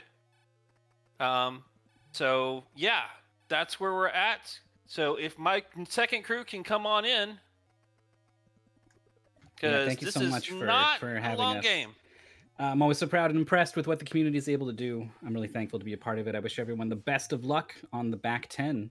Over to Apollo and Hard Made Easy. Hello, what is up? So yeah, Metroid's already started. This has been a great race. I'm gonna let my buddy Hard Made Easy here go ahead. Yeah, we can do intros a bit later, I guess. So Yeah.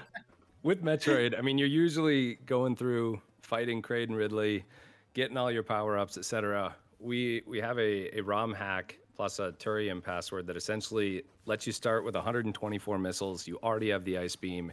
You obviously have the Morph Ball and bombs, and you have the high jump. And so it sets you up for everything you need to beat the game right away. In some of the categories of the normal game, like missiles are an issue. You need 73 to get through the Mother Brain room between the Zebatites and Mother Brain. But here, starting with 124, you've got 50 extras. So it makes it quite a bit more forgiving. But that's why you're seeing people start at Turian. Yes, this is beat the game, but this is also just start from Turian with everything you need and go.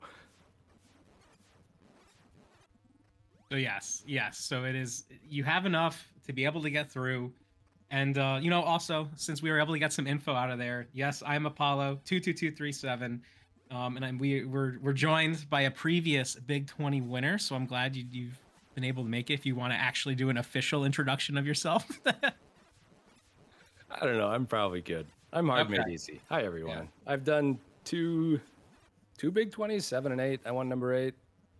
Used to be known as Cove. That's about it. Sounds good.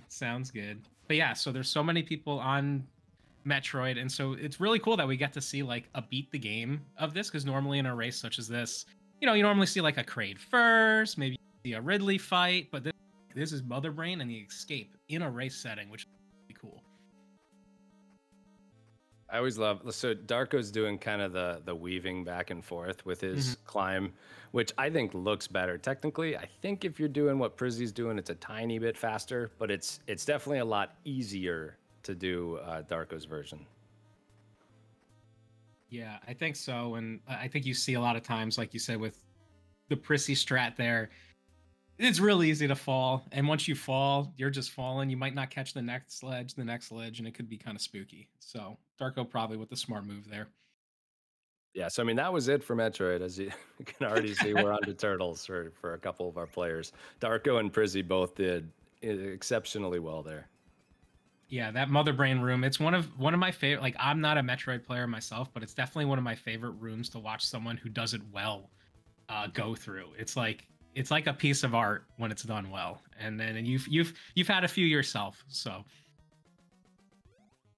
Yeah, I mean we're friends with a lot of Metroid runners, and so we've had the joys of being able to watch this room a lot over the years.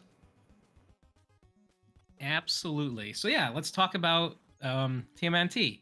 And so this is somewhat similar, where you're not starting at the very beginning of the game. Our goal here is to beat the Technodrome, and so that's level 5. We're actually going to be starting at stage 4. So we have to go through stage 4. As you see now, they're just going through. They're going to be getting to the sewers. Darko now is going over these ropes, so there's a possibility here that Prissy's going to go for the rope skip and is able to get it, which saves a good amount of time. I think Darko decided to just use the rope on all 3, which is very safe, and probably a good thing for him to do in this. But basically what's going to happen here is we're going to be going through some different sewers to be able to get to the end of the stage, and we're going to be looking for the Technodrome. And the reason, normally it's an RNG where that hole is, what sewer to go through for the Technodrome, but because this is basically the race version of the game, as long as no one games over, it's going to show up in the same spot. So our runners are going to know.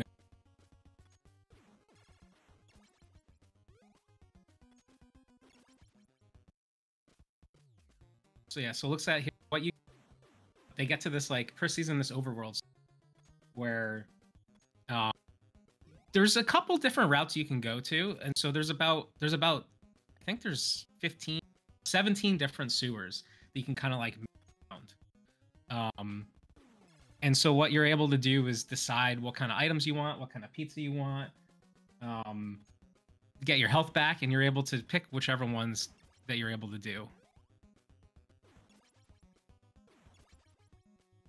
And so I think the biggest difference is whether they're going to hold number 12 or go over to 13.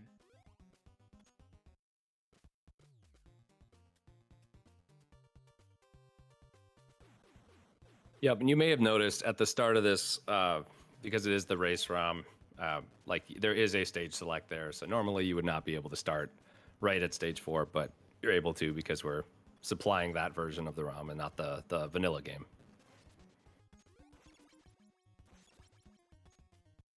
Yeah, and I think it looks like I'm trying to watch between, specifically for Pika, Prissy, Darko, kind of which directions they're going in and which holes they're choosing, because there's basically a divergence at a couple points. So, but yeah, if you look at Darko now, we're gonna see if Darko. So this one he's gonna either pass or go into is sewer number 12. We're gonna see if he takes 12. He does. So that means he's skipping scrolls, and so scrolls can be used to make basically the second half of this little goal a little bit easier. So he's skipping those. It looks like I'm watching to see what Prissy. So Prissy has gone a different way than Darko. Prissy's going through sewer number 13, and is going to be able to get the scrolls. And he's going to use that as a main weapon for different parts of the rest of the run and the final boss here. Coincidentally, that room 13 there, if you do lose any of your turtles, you can get them back. They'll be tied up in that room, and so you can go and grab them and use them again. Yes, yeah, you don't... as you you can kind of see everyone's using Donatello for the most part. You don't really want to lose Donatello, so sometimes people might swap characters on health, and there's a chance characters get lost and get captured, and you have to go rescue them. So it could be on the way depending on the route you take. Kind of happy that they took different routes though to be able to like showcase kind of the two main paths people might take. Yeah, that is pretty cool, and we'll be able to see the Technodrome boss, just like how different it is based on the items. And if you look at Prissy's screen, he's just going through and throwing it. And I would just say, watch how the difference in these boss fights for how quickly they go. Because with the scroll trick that Prizzy's gonna do, it should be pretty darn quick. You're actually gonna see him be hitting with his staff, but it's going to take scroll damage. And so boom, boom, boom, dead. So quick. So yeah, it takes a little bit of time, but then you're saving time as the run kind of goes through. And to be honest, it's probably much safer to grab the scrolls too. It just makes things a little bit easier. Yeah. I mean, especially like if you're ever playing this game casually, scrolls will just like clear out the entire path ahead of you pretty much and just make it so much easier. Darko is doing a screen wrap here and he does get it. And we got to make sure. So there is a possibility to soft lock in the screen wrap. As you see him go down through like 4 and then 3 and then 4 different screens, you need to be able to hold right. If you're not holding right, it could kind of lock you there and then you can't get out. So make sure you hold right and then you press A, jump out of it. So that's very important. And I think all these runners have by now learned what not to do. Yeah, I mean, you can always make mistakes on race day. And yeah, so Darko right now is on the Technodrome boss. So this is the final boss of the goal for this game. Just using Donatello, standing on the treads, using his the bow staff to hit the eye. And now we'll see Prissy and Pikachu almost completely in sync on this Technodrome here. Teeny head.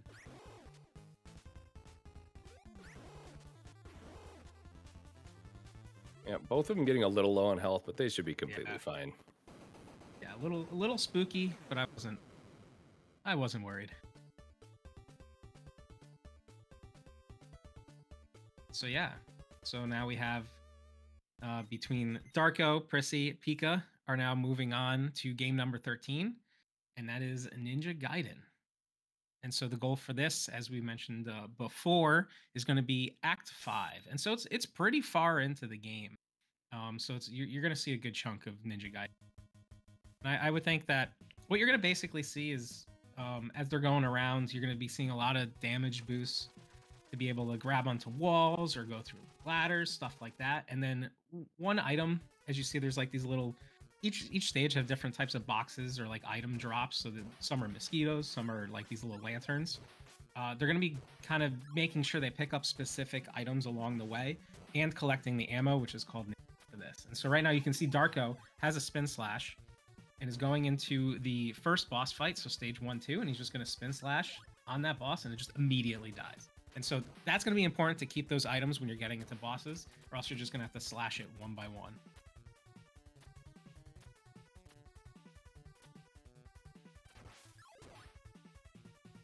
So we'll see. Prissy's going to be doing the same thing, and Pikachu's also going into... And they should both clear it fairly quickly. Yeah, they both get it pretty immediately. So nice quick kills for all of them. As Darko is finishing up with stage 2-1, which I wasn't able to check, but I think he's trying to make sure, again, he gets a spin slash back and should be ready to go. He has 25 Nimpo. You want to have 25, I think, by the end of this screen, so...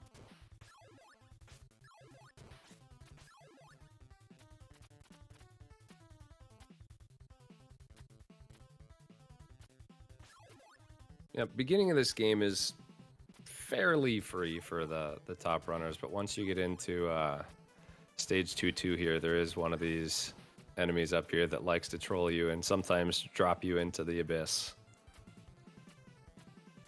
Coming right up here. Hopefully they'll be, or no, sorry, a couple more screens. But hopefully they'll be nice to our runners today. Yeah, I think, it's a good day. It's a big event. It's a big race. They should be nice. They should know what's going on. Come on.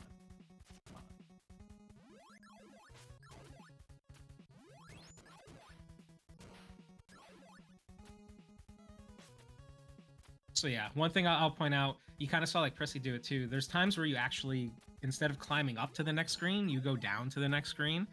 Actually have to make sure that you grab onto the ladder. You don't want to just like fall down because it'll actually count as you falling in the hole. So you want to grab the ladder as late as possible. And so you'll see basically same thing. Even when getting off the ladders, there's plenty of times where you can just jump off the ladder in like 2 frames and be able to get off and be moving on. And we see Darko is able, again, spin slash is your best friend. Takes out the boss, quick kill, stage 2 done, moving on to stage 3. Again, we're going to stage 5.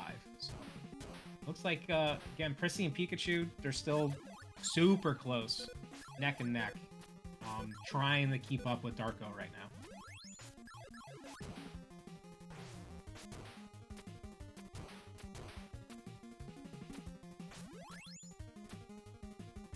Yeah, we'll get through super quick. Right, go ahead. Just gonna say, updating on the other 2 on there. Grayskull is on Mother Brain. TMR made it through Metroid, and he is working his way through. He's about halfway through.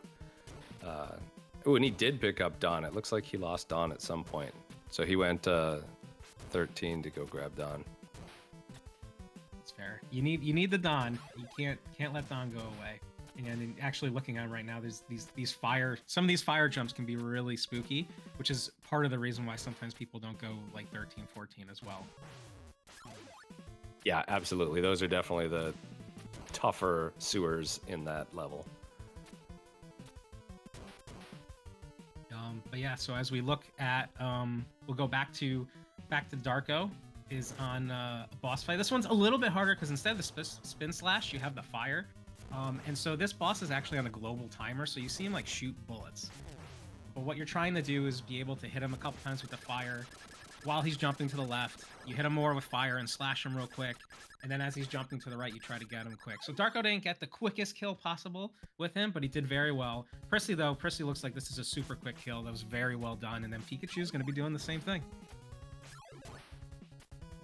He's able to not get hit by any bullets and take out the boss. So yeah, we have three runners right now, all in stage 4-1, and then SPD Wolf right behind stage 3-2 right now.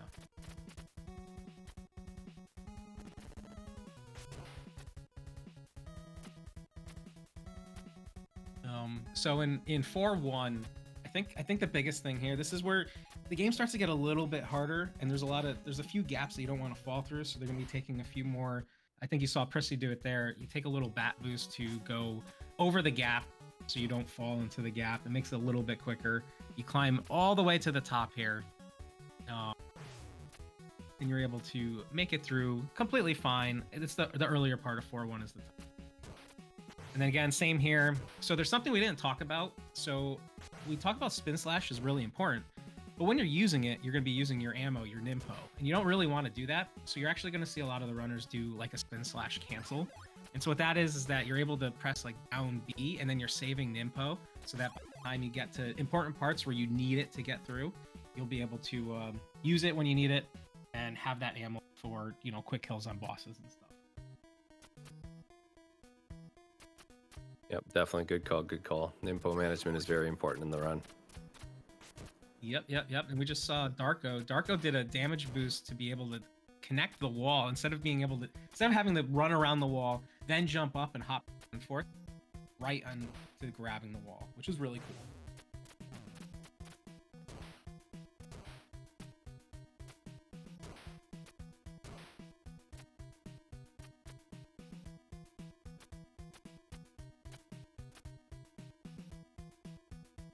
So actually, if you saw, we did a quick, because I know there's so many racers so close together. So if we look right now, it looks like, so Darko, top left, is just ahead of Prissy and Pikachu. And so it looks like our top 3 in the screen right now, might be our top 3. But there's so many. There's other SPD Wolf is right too, and there's other runners on. So we'll be keeping watch. The fact that this is game number 13, and like it's so close still, an hour and 45 minutes into the race, that we don't even know what our top 10 is like at all, is pretty crazy. Yeah, it looks like Lack and Overswarm, who are not on the screen, are also kind of up there towards that top. So this is definitely our top group if you add those 2 in there. Absolutely. And so our runners at the top are all on 5-1. Again, the stage 5 is the area 5 is the last one that we're going to be doing. And so again, area 5 steps it up a little bit more. Darko was able to get past that last enemy really quickly, which is, you know, you're not going to die to it, but it can stop you for, you know, some quick second loss or something. And then in 5-2, again, you're getting Spin Slash. And I believe if you get the Spin Slash here, you're really going to want to keep it because you need it for the boss in 5-4. And I think that's the last Spin Slash of item drops in the whole thing. So you got to make sure that you do not lose it. Yeah, same thing. Prissy has it as well. And Pikachu getting to 5-2 as well.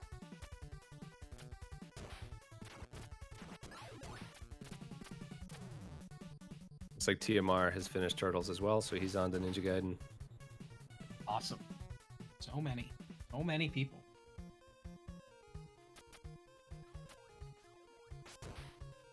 So yeah, so Darko here. Darko's in 5-3. Last stage, basically before the boss. He's able to climb up this tall ladder. And then I'm gonna see if there's one last little spot here that you want to not get hit and fall into the pit. Because that would be not good at this part. And I think if you die, you lose half your Ninpo. He has 0 right now. Yeah, Darko has 0. We'll see. You know, we got some. Prissy has a little bit more ammo to work with. And then Darko, yeah, looks like they're able to get to the end just fine. It's the big brain strat, though. If you die, Yeah. you don't lose any info. That is Don't have true. it. That is big brain.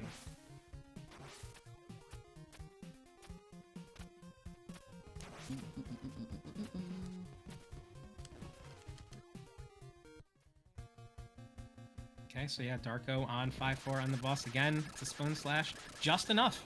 As long as you get the one Spin Slash done, able to get it. There's a little shield that sometimes the boss takes 0 damage. Will lose all its health, but then still be alive as a zombie. But hopefully we don't have to worry about that here. Prissy right behind. So we're game number 14, Zelda 2, and again, it's neck and neck. Yeah, and as we see the $1.50 Kirkland hot dog ad, we have Zelda 2, like Apollo said. We're This sponsored, actually- guys. We're sponsored. We are not sponsored. So this is another ROM hack. There's a few of these in the back half, like Metroid, where we're not going to start you from scratch. So this actually starts you at 877 on your attack, magic, and life, and so makes you incredibly powered up. And you have pretty much, I think it's all the items and spells. And so you're just going to need to make your way to the Great Palace, defeat Dark Link. You have all your heart containers. And so, in fact, if you grab one of the heart containers, it'll actually remove one. So, or sorry, not remove, it'll like overflow and reflow. So you'll have one. And so you definitely don't want to be doing that. So we're just going to beeline it straight to, like I said, the Great Palace. Eventually, some people will take some safeties. There's a couple 1-ups, and if you do want to get level 8 magic, which is a safety option, you can definitely do that. There are some P-bags you can go get pretty close out of the way, so you can get level 8 magic before you get to the palace.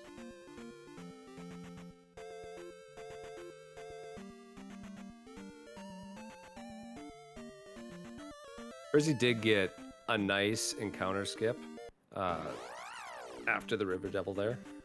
And looks like Darko got it too. These kind of mandatory encounter tiles are, I don't know, pretty long. And so if you can get one, you'll definitely save your 10 or 15 seconds. So good to see. Brizzy's setting up for another one right here.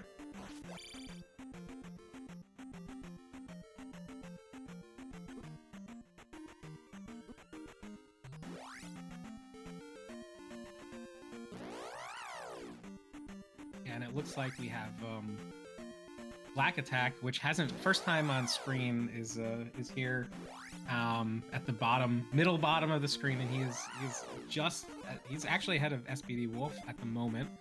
So probably in that top 5 spot, super close to the top row here.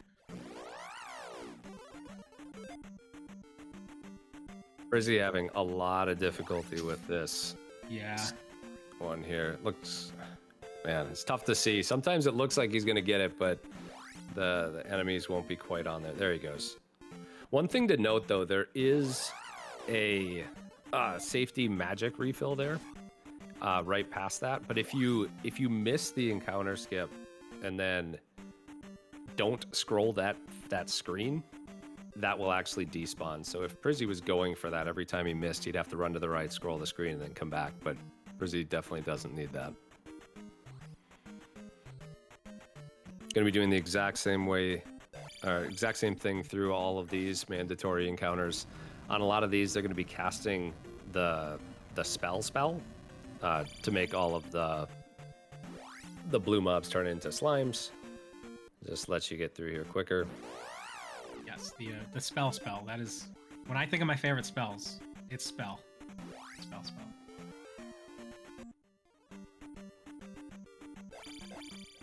Yeah, actually, it's funny. There was a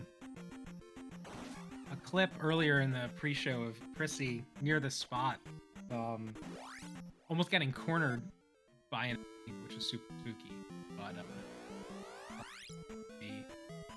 But one thing that's really cool. I don't know how much we touched on it too much, but I think any time this game has ever been in a Big 20, it's always been like at the beginning, always the same. So it's nice to be able to have these runners, these racers, earn or perfect some of these later stages in the Grand Palace.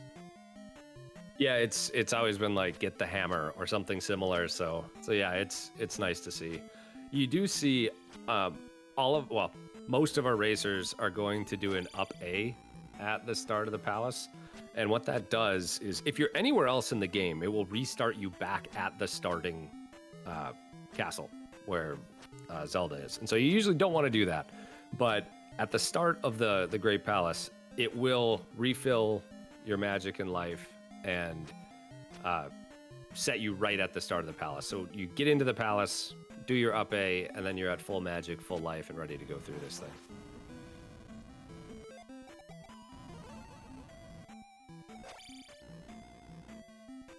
Yeah, and for people in chat, we usually, if there are people who are exceptionally good at certain games, they're world record holders, past world record holders, we try to get them in at least for the games that they're known for. So that's definitely why Arcus is on the screen right now.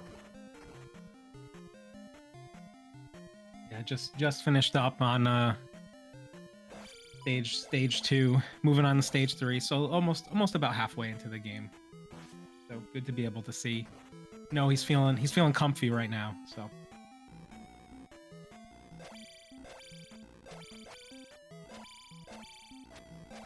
Okay, so yeah, so if you see on the right, we just had something show up. And so on the right side, now that there's been a little bit more separation, we're trying to put together basically a current top 20 list. And so that's on the right side. It's probably going to change a lot. It's hard to keep track of all these racers. So, there's a chance that over time, it might not be exactly right as people back and forth and leads change. But yeah, pretty cool to see how close so many people are right now. And congrats to Rayo. He's actually holding 2 of these spots. So not only did he win in the blind race, but he is racing twice in this. Man, Darko had a rough screen. I forget what those bird guys are called, but they can be the dudes that throw knives there. They can just eat up your health incredibly quickly. They chase after you really fast. If you get one near you or stuck near you, you can be in for a bad time.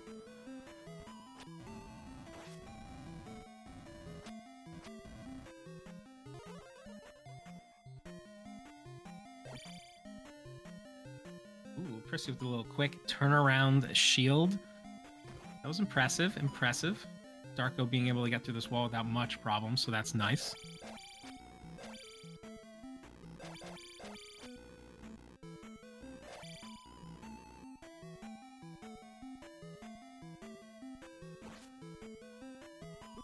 And actually, it looks like SBD Wolf just the 5 on Zelda 2 right now are so close. This is crazy. The life on Darko, Prizzy, and Pika were at less than a bar. It looks like Darko has made it to a place where he's going to take an intentional death, but Yep. I didn't catch where Pikachu died. But Prizzy's got to make it through one of these spicy chickens, and he does take the death.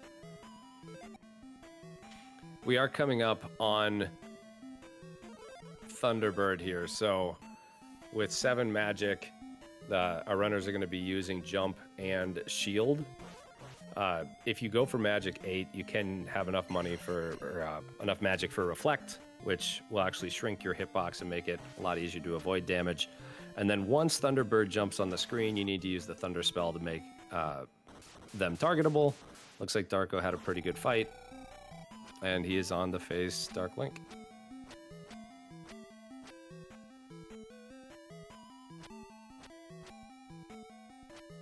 So I think Dark Link shouldn't be too bad for these runners. I think for the most part, I've seen some of the strategies you're kind of going into that left corner like you're talking about, and can hopefully kind of manipulate where he is. Yeah, this is one of those strats where, I mean, this is almost the beginner strat. Like, you can just sit there and kind of duck and stab, but this is a little faster way to do it. But it's actually only marginally faster to do an optimal strat where you're not doing that. So there's really no reason. Even the normal runners will usually use that strat on Dark Link. So there's no real reason to try to fight him legitimately at all. It's funny. I've seen a couple practice runs where they sit in that corner and then Dark Link is just like, you know what? I'm just gonna stand over here because I know your tricks. Doesn't happen often, but very funny when it does. Yeah, I mean, he can definitely troll you. So we are into Mario 2. This is a beat the game, but it's not any percent. It is any percent Mario only. And so normally we're using Toad for most of the run and Luigi for a couple levels. We're going to be using Mario for the entire run. Yeah, so when I think when this goal originally was made, Mario's the one that people have the least experience in. And so you're going to see we can skip part of the level in 1-1 by either jumping off an enemy with if you hold down, you can get a super jump. The other way you can do it is by doing kind of a glitch where there's a double jump where you kind of clip into the enemy's head, and when you jump, the game still thinks that you're on a platform, so you can jump again. But Darko took the easier way, the smarter way. Even though he took some damage, he was able to get through and just kill Birdo. How these Birdo eggs work is they're on every 4 seconds. Birdo shoots an egg, so it's kind of on a cycle. It's like a bus. It's like a bus. Shout out to Darbian. Yep. So that was crazy. We did have 4 runners on the screen who were all on the level 1-1 of Mario 2 for a sec before Darko beat it, which is just insane that we can be already on game, I forget what game number we were on, 14, 15?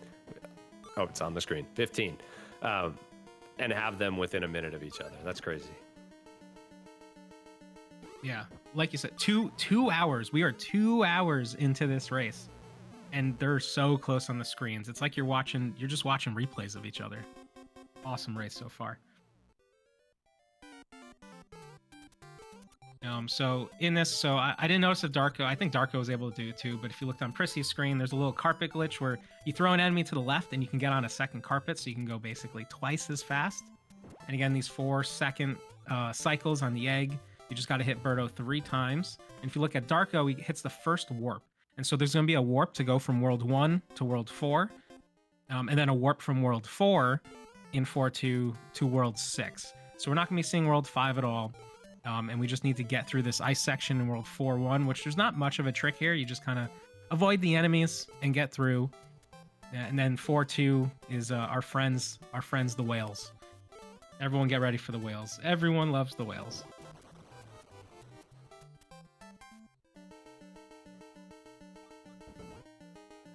So yeah, looking through, Prissy just hit the warp. Pikachu just hit the warp.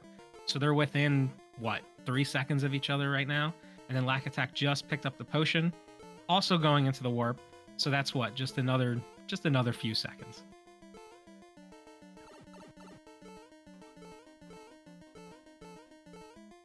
Looks like Arcus is making his way as well at the start of his Zelda 2 run.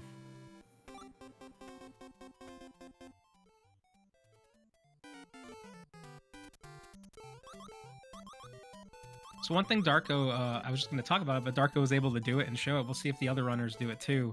You can jump off vines and be able to climb up faster instead of just climbing.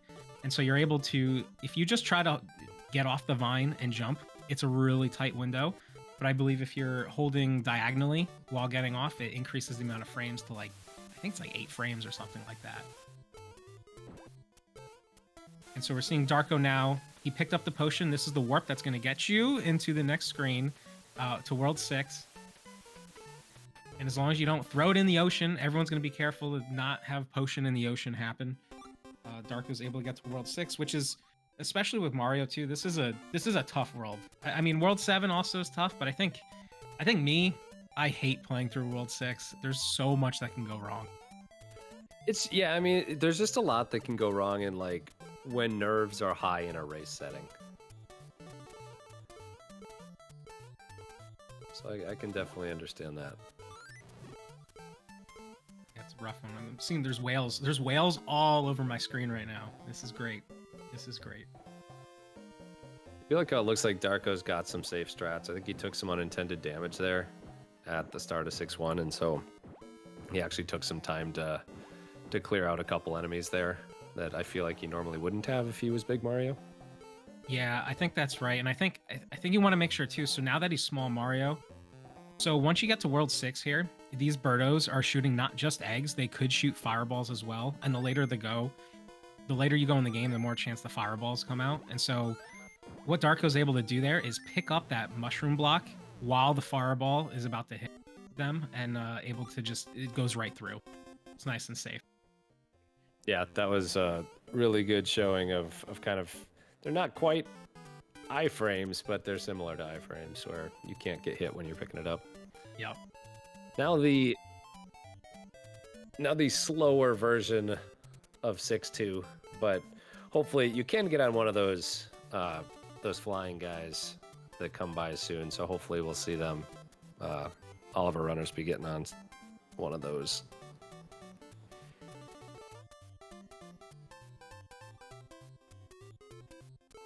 Darko's dancing a little bit. I like it. I like it. I mean, it's definitely less hectic than the Luigi version, that's for sure.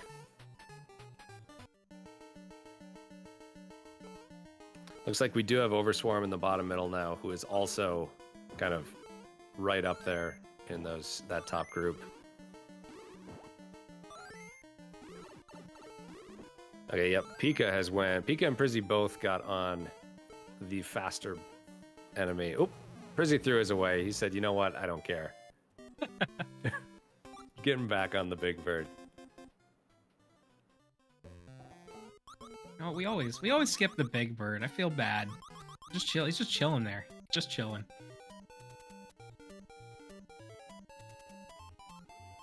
So as we get into 6-3, one thing you're gonna see is, I know people have seen this like other different categories. There's a way to get over this giant wall at the beginning on the left that has the quicksand. It is possible with Mario, but it's very difficult. And even if you do it, there's a high chance you take damage, which you don't want to take damage before going into Birdo and then the Triclide. So I think our runners are just going to kind of stand at the wall of shame, go through the quicksand, and just move on to the bosses. And so Darko now is going to try and hit Triclide 3 times, trying to build a little bit of a wall. Normally might have be Big Mario and able to do a little bit of a quicker kill and take some damage and takes at that. So it does kind of suck that happened, but I bet Darko feels a lot more comfortable now. It's just gonna, they're normally used to on this part. Yeah, this boss is quite a bit more difficult with Small Mario for sure. We have four erasers on Triclide.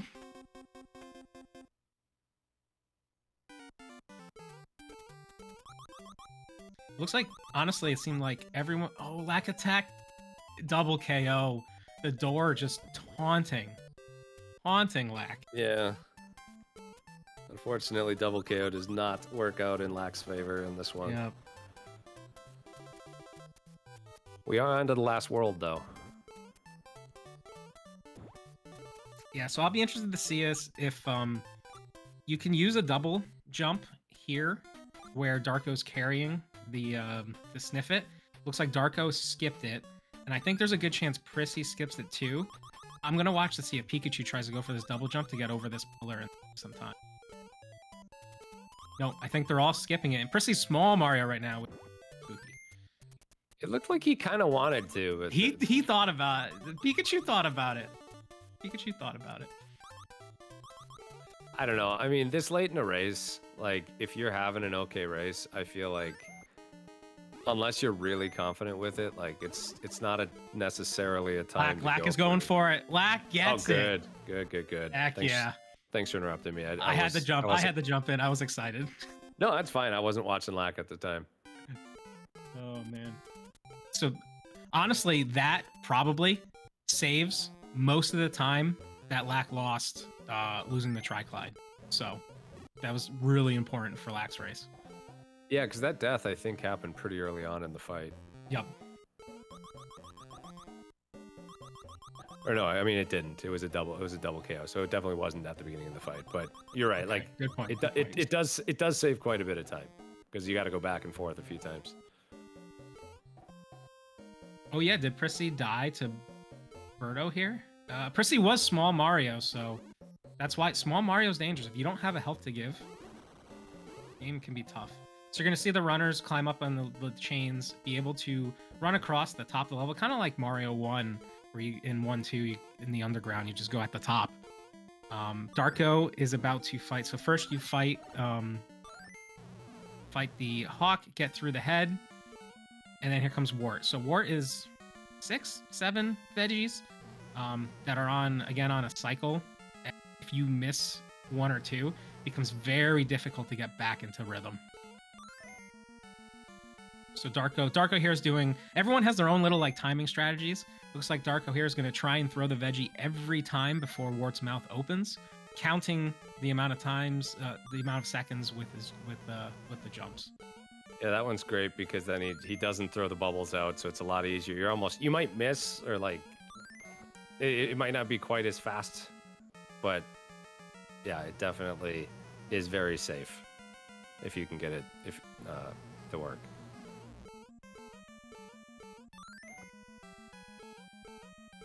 Darko finishes. That's a GG. A Mario beat the game from Darko with Prissy, Pikachu, and Lack also and Overswarm in G. Yeah, it looked like Darko was just playing it safe because he went in as small Mario and wanted to make sure he got through that, but he was very well played.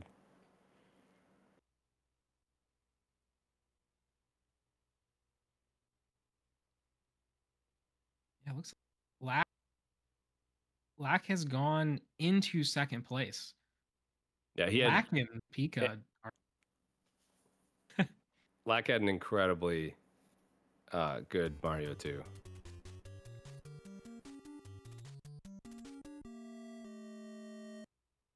Oh, Overswarm feeding Wart the extra veggie. Eat your veggie, kids. Eat your veggies. So on to Castlevania now for almost the entirety of our top 6. Yeah. So Castlevania.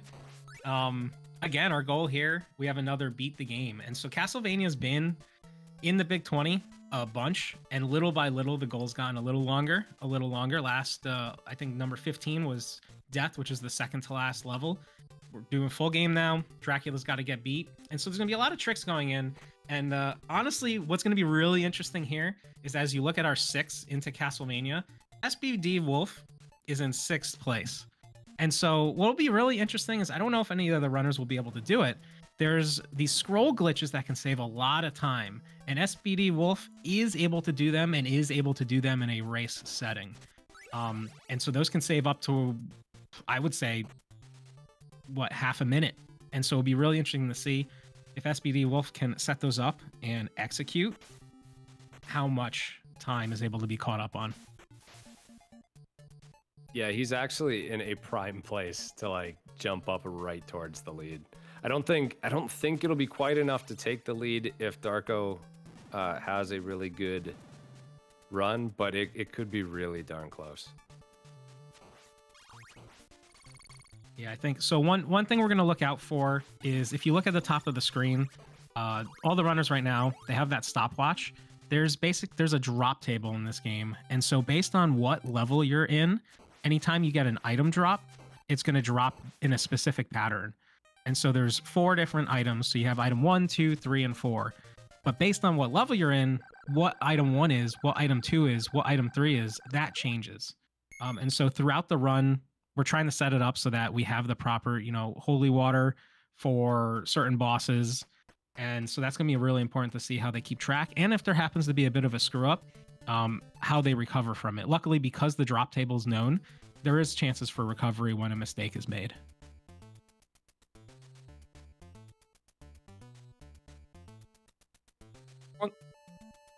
That's one thing I've been thinking about just throughout this race today is there's a lot of strats that I feel like if this race happened, I don't know, 5 or 6 years ago, I feel like it wouldn't be nearly as safe of a race. There's like a lot of strats that we've figured out over the years for a lot of these games that have like safe, dependable ways of getting key items, skipping things, etc. It's very interesting. I do wonder how this race would have went if it happened to many years back. Yeah, that's a really interesting point. It just shows how much things change. Like sometimes, like I said, Castlevania's been in this a lot, but you know what? Every time Castlevania's in the race, sometimes there's just something new. And so it changes, just makes it a little bit fresher, makes it feel a little bit different. And sometimes different racers are now the ones that have the advantage going into it. Yeah, absolutely. So yeah, it looks like I think we swapped a little bit to kind of get who's in first, second in order. We see Lack Attack right now in the Medusa Head boss, using that holy water to stun the Medusa Head boss, and then just uses the whip to destroy it. And so that is level 2 done for both Lack Attack, Darko, now Pikachu, and with the rest of the runners getting towards the end of stage 5 and then stage 6. They have our top 3 runners were all on the orb grab at the same time. And again, I will keep saying this, all in the orb grab at the same time. We're over 2 hours and 10 minutes and 16 games in our race, and they were all on the same orb grab. So this definitely is crazy close.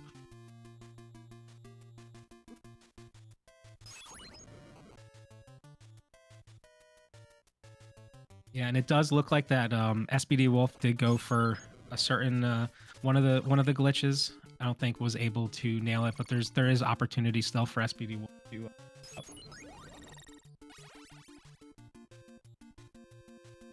Yeah, for sure. And he's already through Medusa as well, so yep.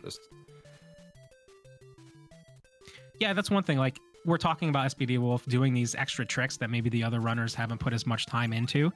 Even if SPD Wolf doesn't hit these tricks, has enough experience with this game that without them is still probably going to save a little bit of time anyway, even with taking some frames here and there to set up something special.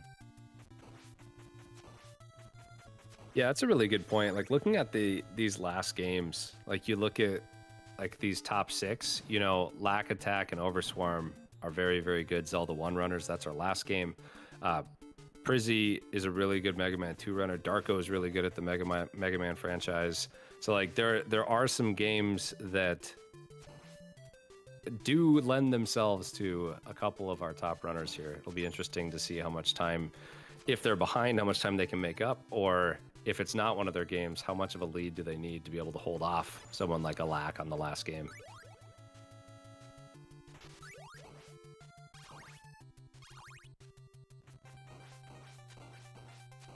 Yeah, and so we're on the mummy fight for a few.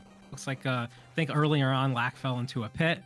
Darko and Pika now, when the mummy bosses are able to defeat it, and then Prissy, same thing, has the little crosses here to be able to get some double hits on each of the mummy as it goes back and forth. Yeah, that was real close with Darko there.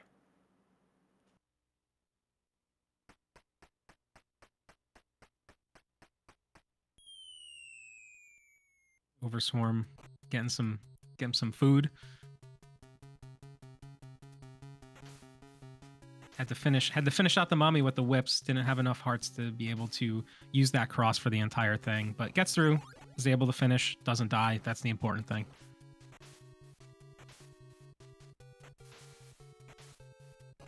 So yeah, so we're gonna be moving on to stage 10. And so one thing here again, there's a cave skip, and so you're able to get through portions of this stage a little bit easier if you do this skip.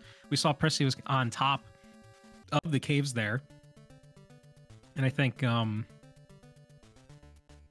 and Pika both. I wasn't able to watch them. I wasn't sure if they were able to how they took stage 10. So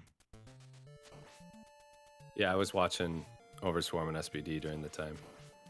it's too much. There's too much to watch for. It looks like Lack There it Attack. So he's just going through the intended way. So developer friendly.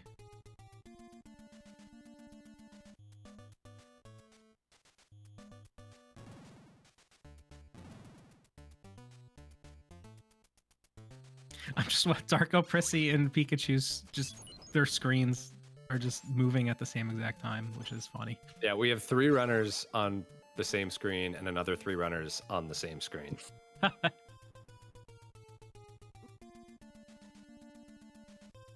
Frankenstein can definitely be one of the easier bosses as long as you do him right. You can just unlock him in the corner, have a good day, move on with your life. Yep, looks like all 6 runners have the holy water, and so that's just going to make it nice and easy, like you said.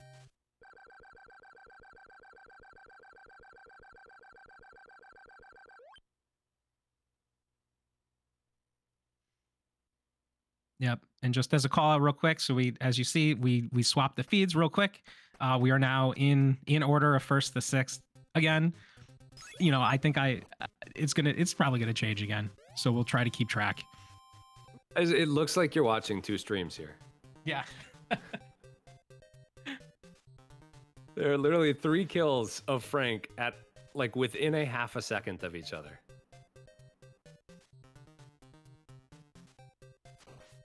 If anyone's interested, that's the map. And that's the map. And also that's the map. So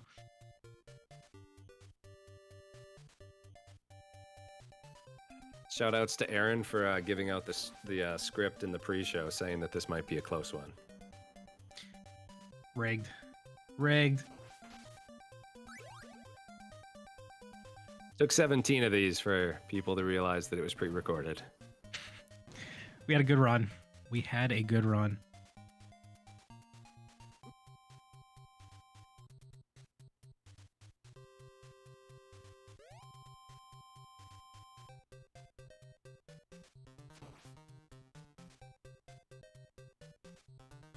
Everyone's just I'm just cruising. mesmerized. Yeah, I mean everyone's just cruising through level 5 here.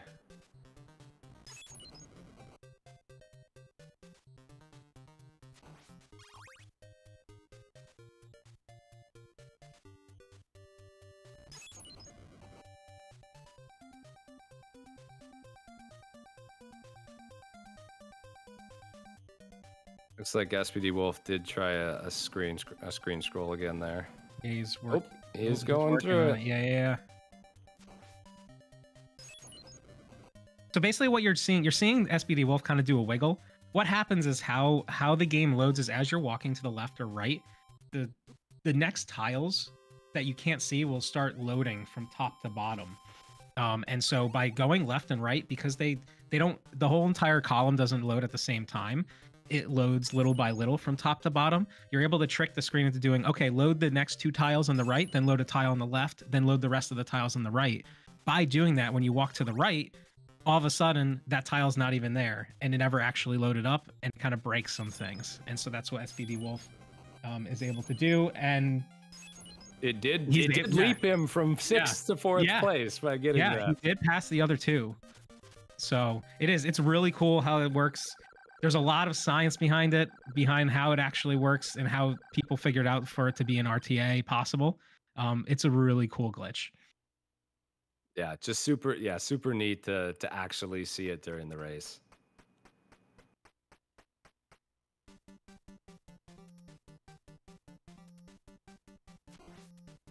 Obviously, yes. As people are noting in the chat, it did take him a few tries, so didn't save him as much time, but it did leapfrog him ahead a couple seconds, it looks like, to get ahead into 4th place. Yeah, so stage 16 is scary. So there's these bats that attack you as you're trying to jump across these pits. And as you know, Castlevania, well known for some of that knockback. And so as long as you don't lose any frames as you're going through, there's a lot of times where you can know where the bats are going to be. If there's any sort of screw up, maybe you lose a frame here or there and all of a sudden patterns aren't correct, you can watch those bats. You can see if they're going to fly short, fly long, and be able to react to them fairly well. But that just takes a little bit of practice to know which way is which. Ideally, you don't even have to worry about it as long as the screen goes perfect. But, you know, everything can't go perfect. Frizzy's ahead by about 1/4 of a second here. So we have on Dracula here, we have the crosses. They have double shots. So they're going to be throwing the crosses. Hopefully, 2 of them, hopefully it hits Dracula. And then we're going to drop the holy water once we're almost done with Dracula. That way, the second phase of the boss fight, that's when the Cookie Monster comes out. And the holy water can be used to stun the Cookie Monster while you just whip them little by little. You know, it looks like Prissy has enough. They all have enough ammo, the hearts, to be able to get through this fight. Health seems fine, too, on everyone's end. 6 Draculas. Six Draculas. 6 Draculas. This is the spookiest stream I've ever seen. 6 Draculas.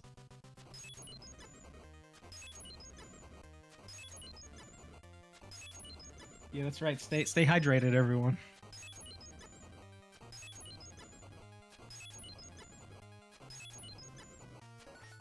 So as we do have, SPD Wolf getting back up to 3rd. So he went from 6th to 3rd in that playthrough.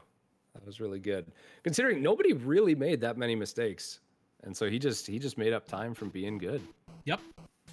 Sometimes that's the solution. Just get good. Okay, so this DuckTales, you're gonna notice, as was stated in the pre-show, we are not going straight for the moon skip. We are going to grab the treasure that's on the moon stage. That'll give you each piece of treasure that they're gonna grab is gonna give them 1,000,000 points. And so definitely want to grab, they're going to be grabbing 2 extra pieces of treasure, and then you get another 1,000,000 from beating 4 of the stages, or 5 of the stages rather.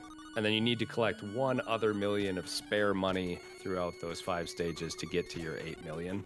So it's a little bit different than the normal beat the game category.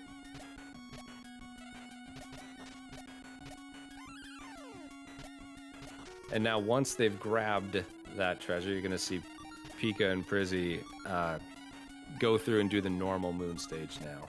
They'll take that death as an intentional death just because it's faster to replay the start.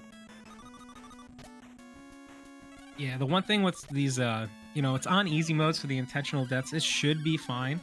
This is kind of a game where you don't really get second tries and continues and stuff. So, you know, if you're going to take those intentional deaths, you just want to make sure you know the game enough that you're not going to be taking some accidental deaths here and there. But luckily on the easy category, you have 6 HP, so it should be fine for all of our racers. Yeah, it does look like SPD Wolf did take a death grabbing that treasure. So he will be down 1 life to start, which is not ideal this early on.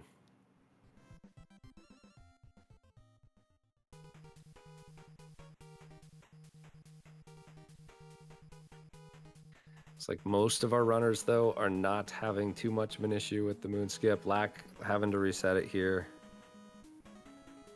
This is another one that over time, like getting some very reliable ways to do this has made it very, very race safe. Yeah, I think it looked like Overswarm was able to do kind of the safe route. There's a fast way where you can get hit and kind of go into the wall immediately, but as a backup, you can kind of just stick your face in the wall, hold left, get hit, and go through.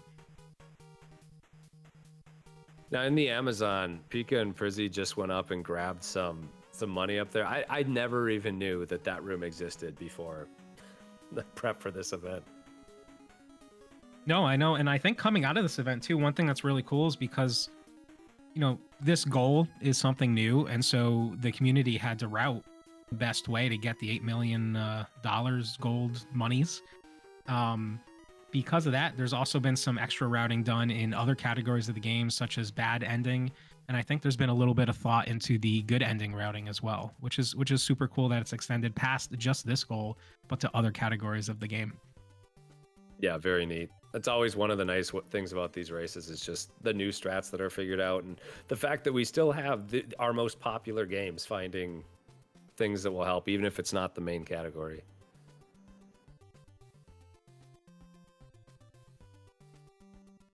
I'm watching here. You could jump on to that helicopter, or you're able to hit the B and skip over it, and then you don't have to wait for the helicopter to carry you over to the other way. One other thing to note, if you've noticed, it looks like there are times when you would expect our runners to be taking damage, but they're not. The ways the damage and hitbox detection works, as long as you're not hitting left or right, if you are pogoing into an enemy and they come off iframes, you'll end up hitting them and you will not take damage. So you'll see that a lot. This is another part in Transylvania, going up at the start to be able to grab some more money that I don't know if I ever actually saw. Yeah, who knew that this existed?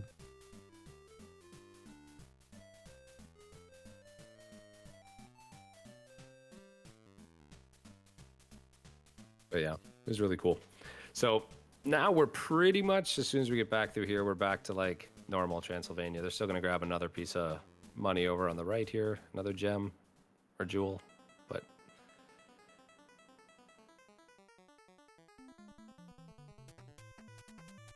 yeah, I'm also trying to look at the money because I know, because we're trying to be as optimized as possible. Our runners are going to be trying to grab as little extra gold as possible in order to not lose some time. So it looks like Prissy has just a couple, I think it's 20,000 more than Pikachu. And then, yeah, so there's been times in the past during practice runs where some of these, even these racers on the screen right now, have gotten to the end of the game and not hit the 8 million, and that causes a complete reset. So we do not want that. I'm sure they're trying to keep track of that gold as they go through the game. I actually think that was 2,000. They are almost identical. Is it 2,000? Oh yeah, look at that. Yeah, it's still 2,000. Numbers are hard. Numbers are hard, don't worry. So we had to go back there to grab the key to the mine. And then in the mine, they actually don't need to route any differently, because normally we go right by the hidden treasure that's worth the million. So this one will be really easy to grab. Instead of jumping over it, they're just going to wait and grab it.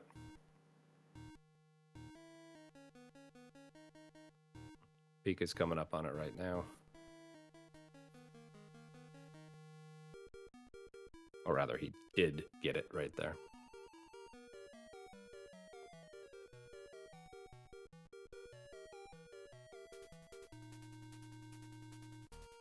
I don't think we specifically talked about it. All the bosses are essentially the same. They need... Is it 5 hits? It's not 6, right? It's 5 hits, I'm pretty sure.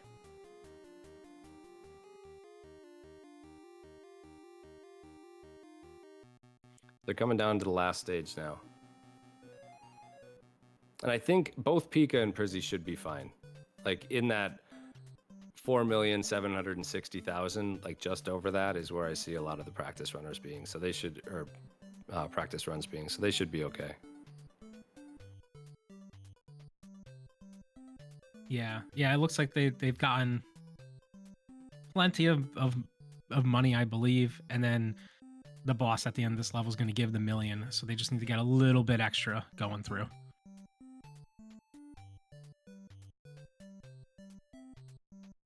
It actually looks like Lack has a little bit less than some of the other racers up to this point.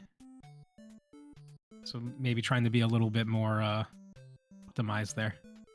He does. I hope that's enough, or else maybe he knows he missed one if it's not enough, and so he can just grab an extra small 10,000 one next level. Yeah, there are spaces to be able to collect that extra money. So as long as it's enough and Lack realizes the amount of money he needs, it should be okay. Yeah, I'm pretty sure all the runners at this point should hopefully like be aware that going into the last level I need this much money, or else I gotta go farm somewhere.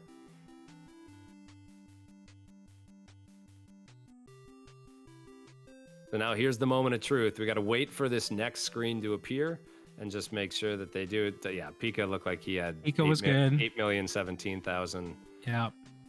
Pretty good. Yep. So maybe Lack is fine because he was only 12 and 14,000 below them.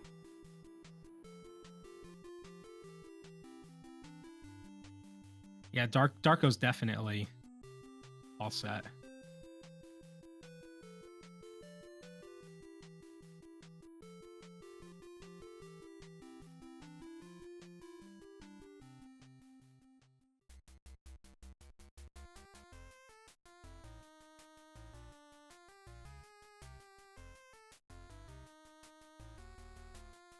On to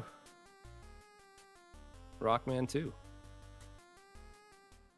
So this is your normal 8 Robot Masters. Anything goes. We are going to be seeing a bunch of zips. And because it is Rockman 2, this is by default the American difficult mode.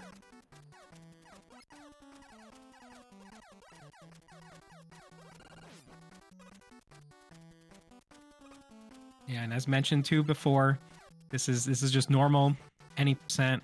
It's not buster only like Mega Man 3. You can use your items, use your pickups, use your weapons that you get.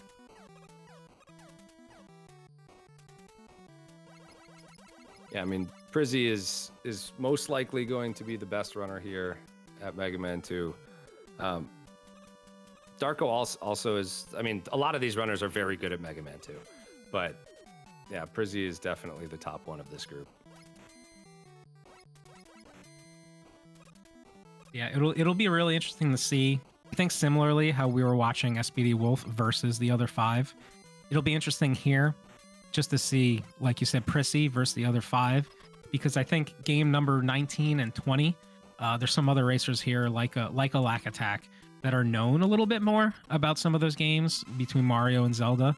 So if I'm Prissy, I might want this to go as well as possible to have some sort of lead going into a game where I have a little bit less experience in the rest of the race. Yeah, I mean, Lack still, I think, got a sub 28 in this as well for the full game. So which is great. Yeah, he's very, very good at these last 3 games.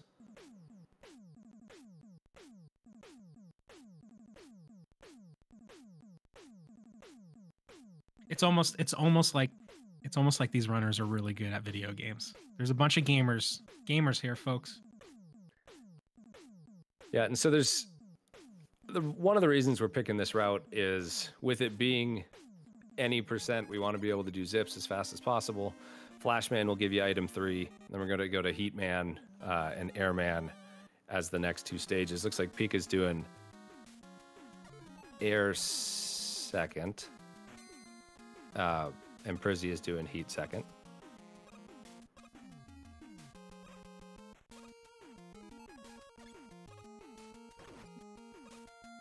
Yeah, this Airman stage looks like Pika's taking it nice and kind of safe so far. You don't want to fall on Airman stage. There's so many spots to fall, and it's just a little scary to get through. I'm sure once each of these runners get through Airman, they're going to be feeling at least a little bit better that they don't have to worry about that again. Yeah, I was just wondering if they're not going to be doing fast air here. I guess it is probably a little better to grab the item 2 for Heatman stage and save a little bit of time. But yeah, so that's one thing. If Prizzy does end up doing air well, he will gain quite a bit of time.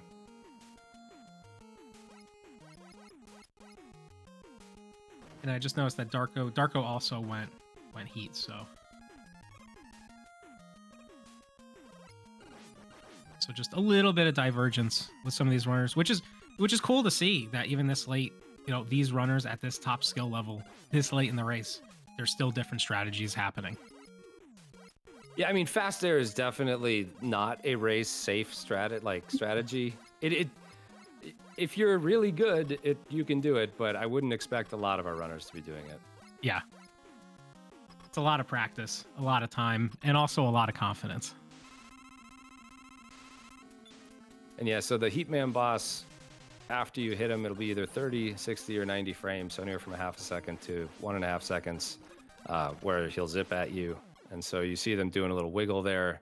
They're just essentially timing every time when he might be zipping at him so they can get out of the way. That is all RNG, so sometimes you can get extraordinarily good luck and get a lot of 30s. Sometimes you'll have bad luck and get a lot of 90s. Nothing you can do about it. You can do.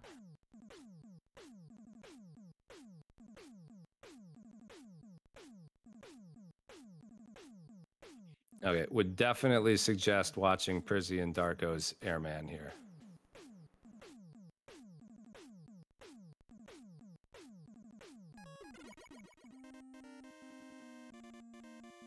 Because that whole cloud section towards the beginning here, with those item 1s, they're going to be able to do it quite a bit quicker than the rest of our runners.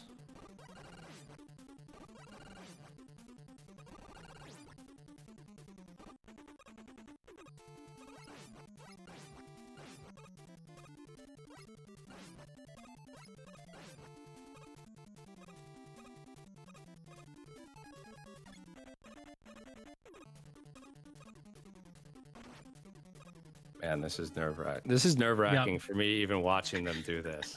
And Prizzy's through. Good job, Prizzy. Yeah, that was really well done.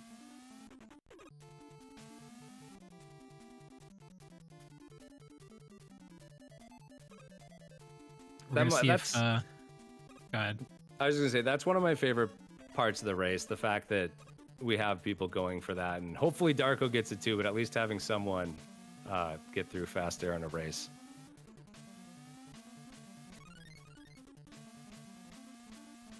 Yeah, we'll see sort of the same thing. Taking it a little bit different. Actually, that was pretty cool. Cool little strat there.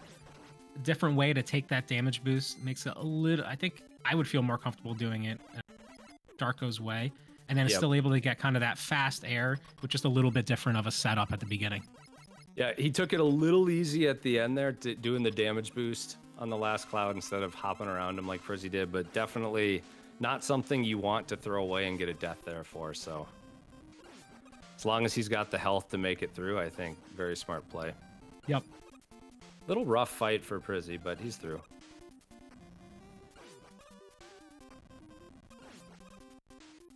As you can see, Pika and Prizzy were essentially tied at the start of this game, and so Prizzy is a decent ways ahead now, probably bordering on 15-ish seconds. Yeah, I think so. They were both on the boss fight at the same time, which was cool because they were tied yet on different bosses. But yeah, Prizzy's definitely a little ahead because of this text box that Pikachu's going to have to catch up on. So 15 sounds right.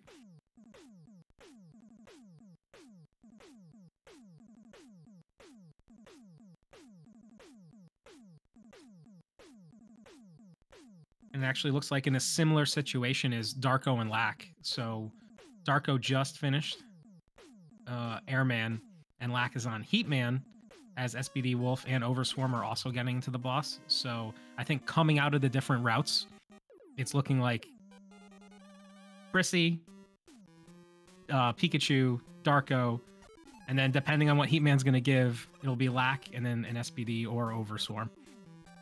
Yeah, so there's a couple different varieties of the zip in Clashman stage. Looks like Prizzy missed the first screen but got the second screen, so he's still good. Same with Pika.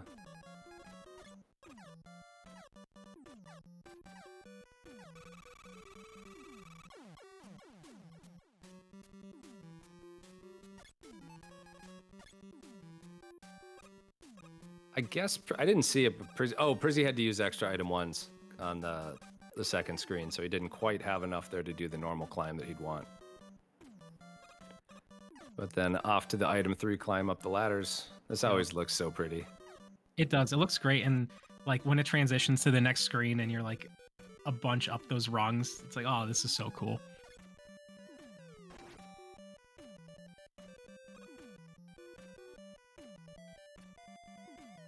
Yeah, really, we see really people referencing Biggie in chat. That's the first screen zip. It is insanely difficult to get, so it's not surprising that Prizzy didn't get it, but we can always hope.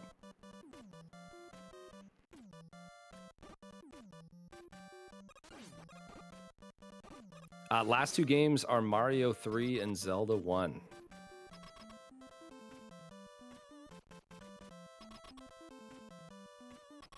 And we do have a little bit of a spin on each of those as well.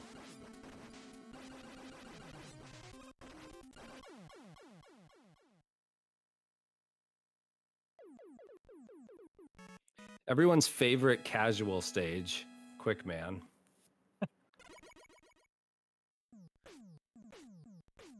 Yeah, nothing ever goes wrong in Quick Man.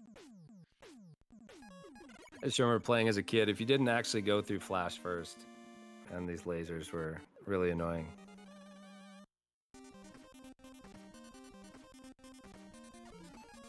Yeah, there's a few zips here. Prizzy's setting the first one up.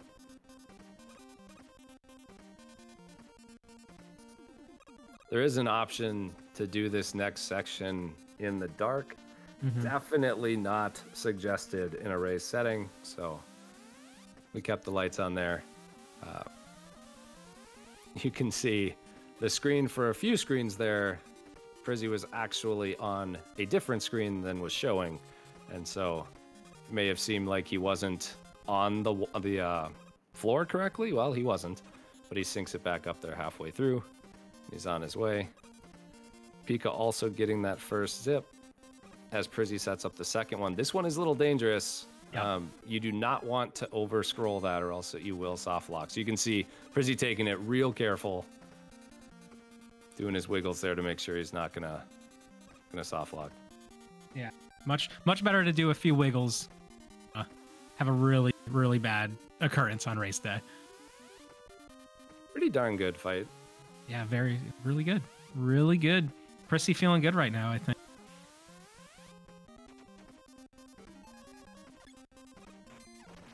Pika not going for that second zip, which at this point, there's nothing wrong with that. I mean, he probably just stratted it out, was like, I can't get this enough, or I'm just not willing to risk it. It's not that big of a save compared to some of the other zips here, so like that first zip on Quick is much more important. Wow, perfect pattern from Quick Man for Pika. That was really fast.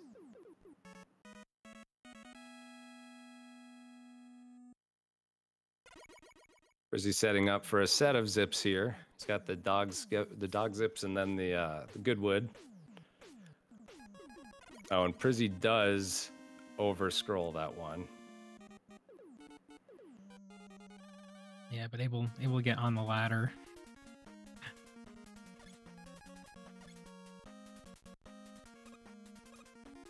Okay. And he did end up killing himself to get back here. Now we will attempt Goodwood. I think for an event as important as this, I think it's Big Wood today. It's all about the Big Wood. Full wood, good wood.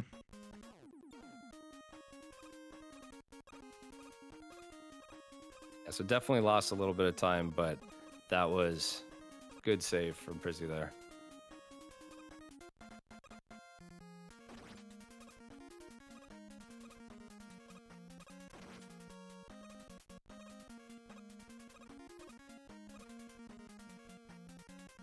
And good. Prizzy is at the boss. No trouble at all. Good stage.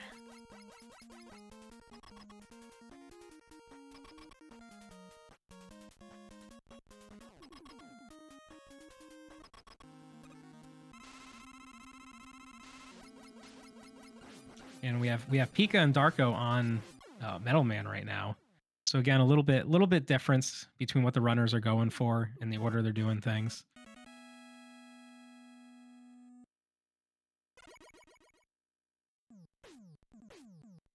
Yeah, real good zip there by Wolf, skipping a good portion of that screen.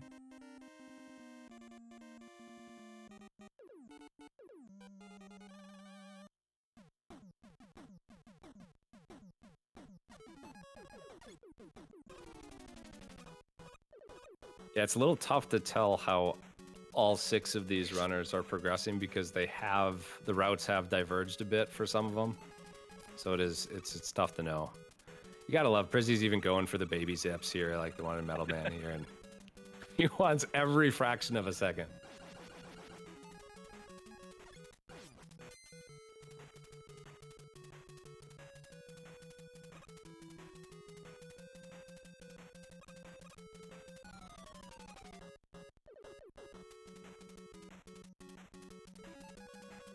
Yeah, there's a lot. Trying to pay attention to the other four like- four wood stages. Looks like Lack got good wood, Overswarm got good wood, Pika and Dark are doing it now.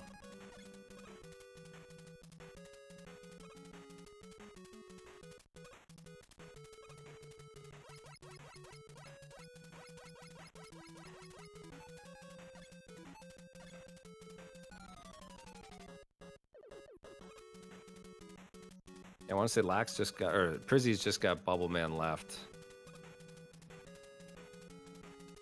I want to say Lack has 2 stages left. He might have, yeah, Metal. Yeah, and Metal Bubble. Man. Yeah. Yeah, same thing for Overswarm. So they Metal Man. Wow, Prizzy diverging a little bit. Usually he will go through this first screen with the normal Buster. Maybe he... I think Prizzy does watch how the race is going, so he might be paying attention to where everyone is, and he just decided that that's what he wants to do for this. Yeah, it's interesting how different people approach it. When you were racing, were you a fan of knowing what was going on around you, or did you kind of go into your own little space? Oh no, I want to know. I definitely wanted to know what was happening. Like, I'm a firm believer that you want as much data as possible, and if you can learn stuff just by watching how everyone else is doing and know what strats you need to go for, I think everyone should do it if they're comfortable with it. Yeah, it's a lot. I think one reason why sometimes people try to kind of be cut off with what's going on is just to try to remove as much distractions as possible and just be in the zone, which also makes sense, is fair. But yeah, if you can know what's going on around you, it could help decide what you're going to do next. Okay, it looks like, yeah, Prizzy's chat is telling him the standings and where he's sitting. So, yeah, then I think that's really smart because it lets you know, do I go for the really risky stuff just to save a few seconds, or do I think I'm in a good enough spot to where I can just play it safe, make sure I don't make mistakes, and make the other people play perfectly to catch up?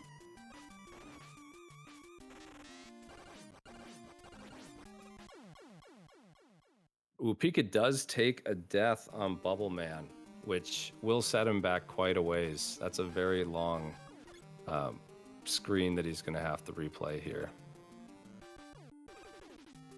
Yeah, trying to get the zip 2 again.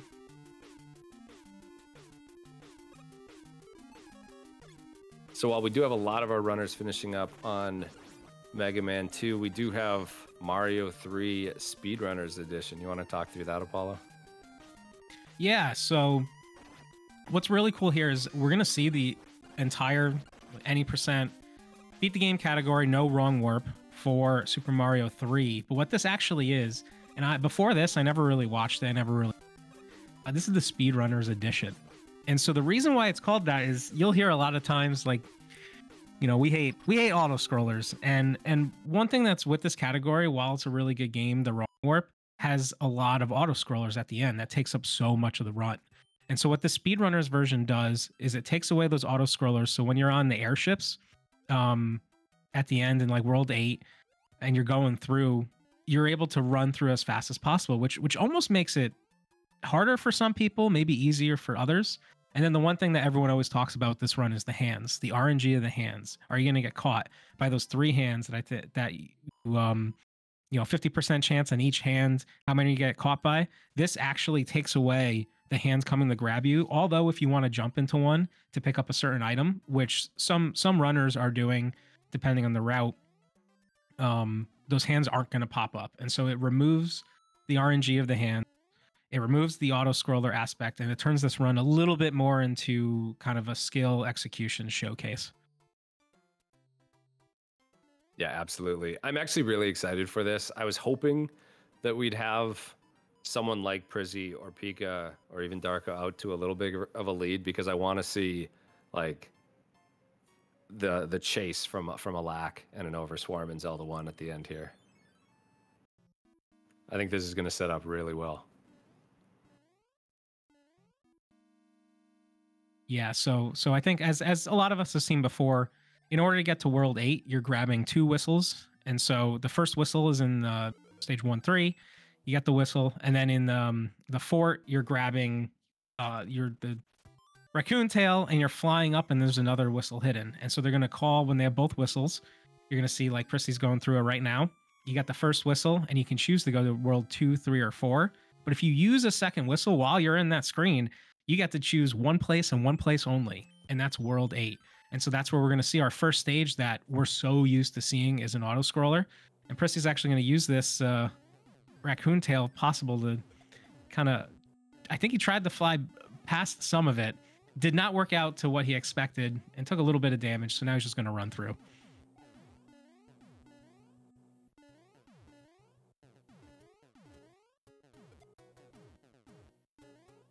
And yeah, so basically you see these little enemies pop out and throw wrenches. And in a normal run, it's normally really annoying because you can't do anything. You can maybe go and jump on them, maybe wait for them to respawn again, jump on them. There's usually boomerangs flying all over the place. But because of this being the speedrunner edition, you can kind of run through, and there's a lot of those little enemies that you can more or less skip. And it turns into the bullets being the issue, the cannonballs. And you see there that Prissy actually is able to grab a fire flower.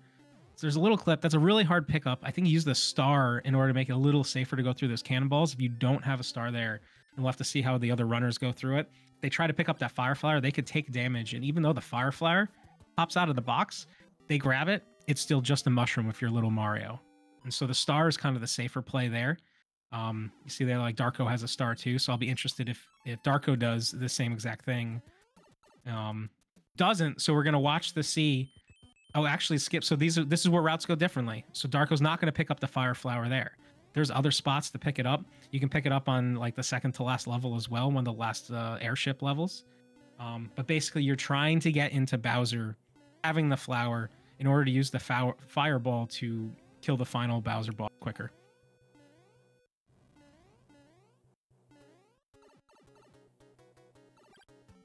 And see, Prizzy's having a couple hang-ups here and there, just losing them little bits of time, but that time does add up.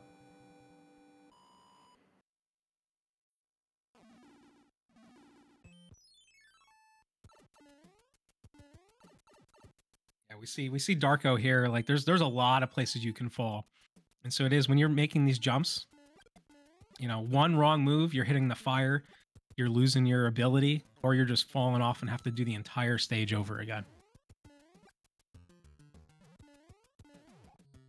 So yeah, I was going to say Overswarm, skip that fire flower. He's keeping the raccoon tail to make it a little easier to float through this level. So 8-1 and 8-2 play exactly the same as the normal speed run, but you never want to underestimate those levels. There you can have a lot go wrong. And we see SBD Wolf did something similar to Prissy. So SBD Wolf used the star going into that stage and grabbed the fire flower. So again, SBD Wolf, I believe, is going to be trying to now keep this fire flower that he has now throughout the rest of the run if possible.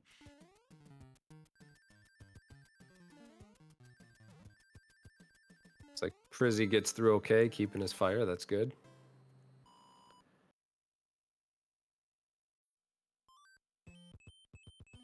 It is really surreal to play that airship stage that Overswarm and Lack are on when it's not scrolling. When you are doing the scrolling, rather. Yeah, it's weird. It feels wrong because I think this is one of the games, like, a lot of us have played this for such a long time, and then you play it without the scrolls, and it just, your brain's not ready for it.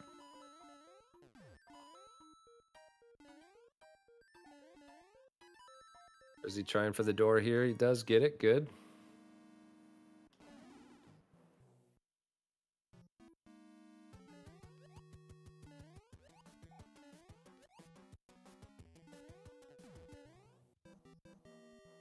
Yeah, trying to watch. I noticed that Pikachu is small Mario right now, so that's, I'm sure, a little spooky for Pika. Yeah, and while Prizzy was ducking through those spikes, he actually lost his fire as well. Oh, interesting. So he had to kill that mini boss with just by jumping and no longer has fire here. Yep.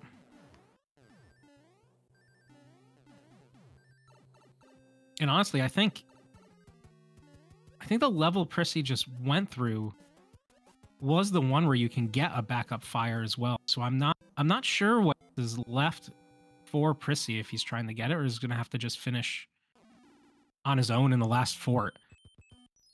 So there's a chance that Darko, if Darko has a good level here, gets through.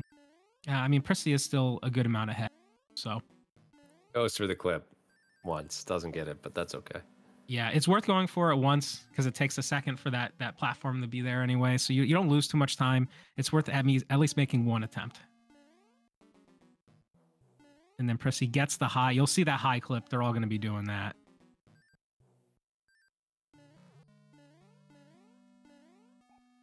Prissy should still be in plenty good shape. I mean, he's even if with Darko having fire, he won't be able to catch him just from Yeah. there.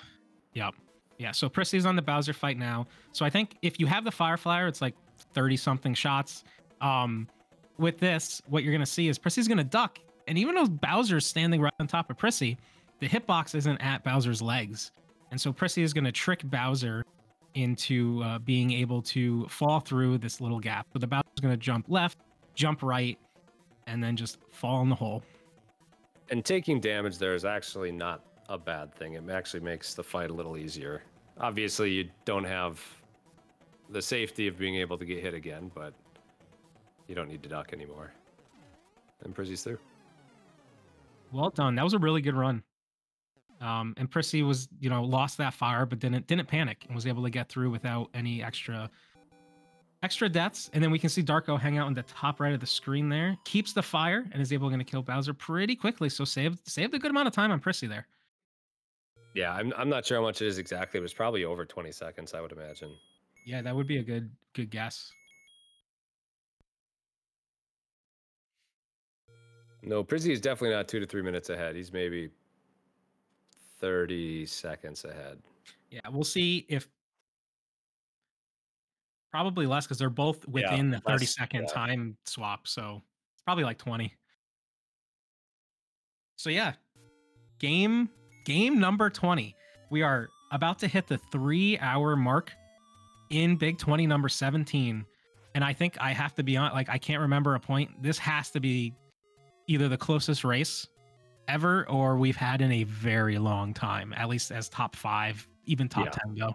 Yeah, we've had a couple where the top 2 are very neck and neck, but never one where there's been this many.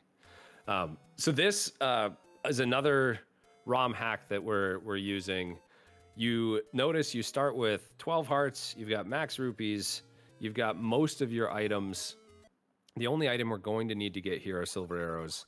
We are going to see a lot of our runners get the blue ring. A lot of our runners might go get a potion for safety, but those are not required to win here. But essentially, we have everything except for the Triforce pieces for dungeons 6 and 8.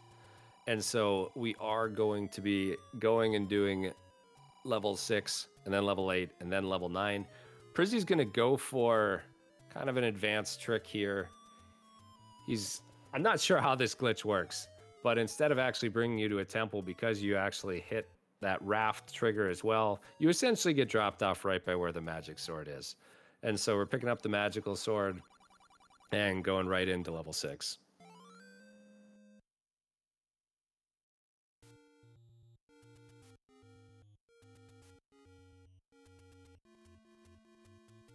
Yeah, and I think similar, like I was talking about with some of the earlier goals, it's cool that in a race this big, in a race this close, we can see this is ending. This is game number 20, and we're ending it on Ganon.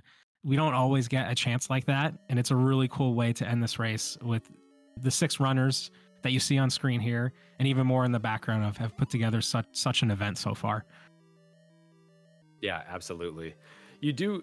One other thing I'm just going to mention real quick. You do notice there's a lot of times where our runners are just using a flute for seemingly no reason. We want to make sure that we are, the recorder. We want to make sure that we're setting up future uses so we can get to the correct dungeons, because every time you use it, it will either increment or decrement by 1 the dungeon you're going to be going through. And so we want to make sure that, or the runners want to make sure that they're constantly having it ready to go to the correct one next once they need to use it again.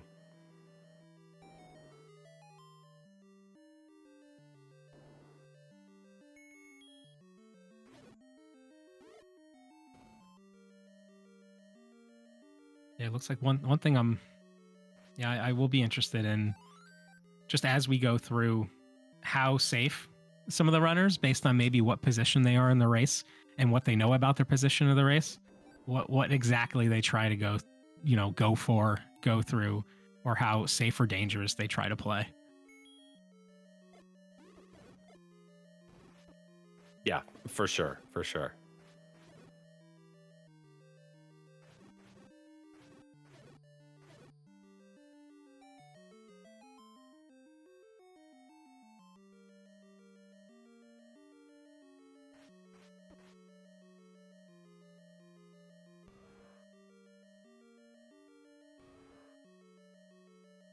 Oh gosh, I'm trying to find Prizzy's tab of the time tracker just to check the difference between their PBs on Zelda. Ooh, anything? I'm getting there. There's a million tabs on this thing. So Lack has a 949.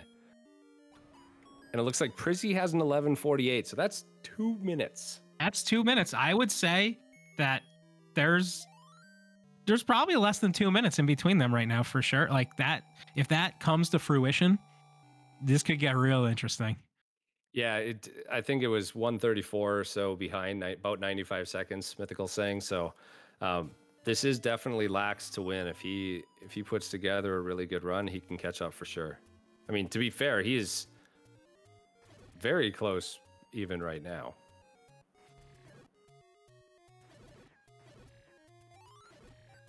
Yeah, actually, you're definitely right. Just looking at when him picking up that Triforce piece compared to how far the other two were ahead. Yeah, there's already been some time gap gone rid of. Yeah, getting a bomb drop there. He's at full bombs. He's in a really good position here. Yeah, it's gonna depend on, because like Lack's gonna play less safe than some of the others. He ain't not getting any blue ring or anything, so it's gonna be something.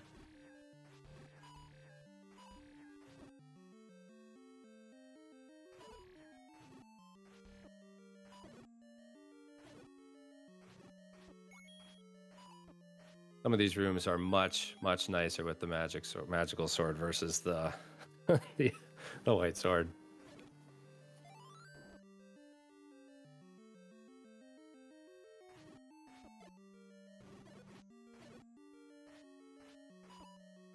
It looks like Prissy's taken a little bit of damage here, but got some heart drops too. But getting hit a lot.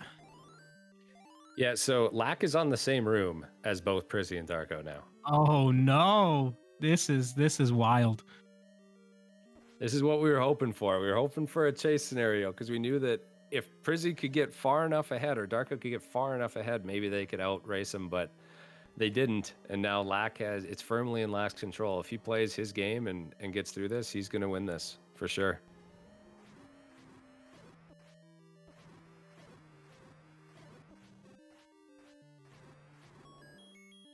Yeah, go ahead.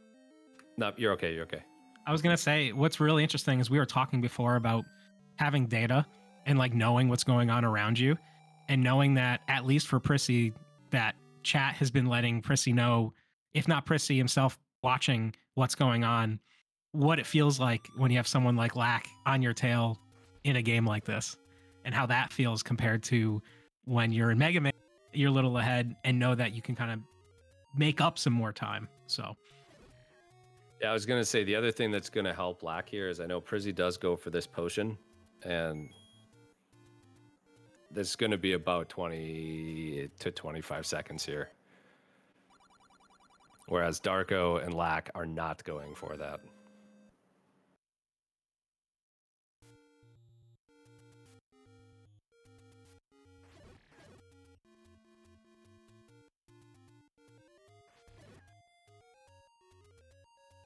Yeah, and I don't fault Prizzy for that. Like, this is definitely not one of his strongest games, and so if that's what he's practiced, I mean, that's what he needs to do, and he needs to just hope that the others are going to make a mistake at this point. Yeah, this is what I mean. Yeah, it might take Prissy a little bit longer, maybe in an average run to get to the end, but all it takes is for that one run where Prissy gets to the end in 11 minutes, like you said, but then there's a death on the other side. And so all of a sudden, a 9-minute PB turns into a 15-minute run. So.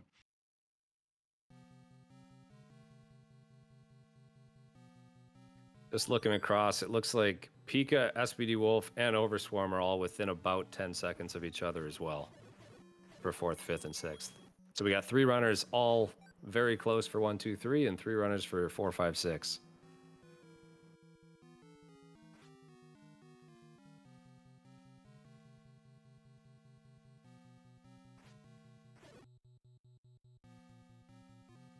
Lack is just relentless. There's about a 3-second lead right now.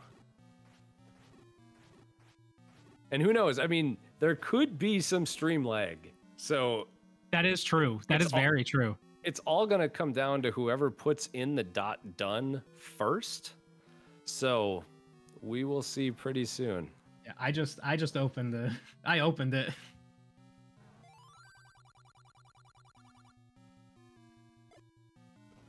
Open the race. And Lack has taken the lead by 2 frames. Oh, and the lead is gone. Lead is gone. But he did stay there to grab a bomb drop, so he's got plenty of bombs to finish things out.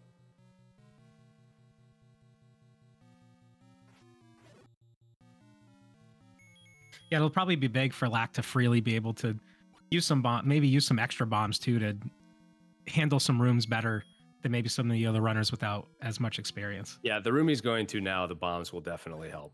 Yeah.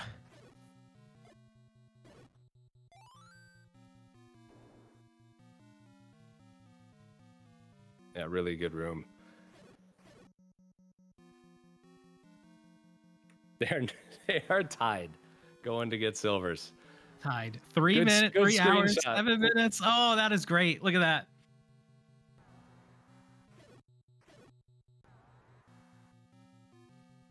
It's just crazy. So it definitely looks like it is between Darko and Lack. Prizzy is falling off the pace a little bit here. Dude, Darko is crushing this run right now. This is great to see. I mean, Darko's an incredibly good gamer. He has been for a very, very long time.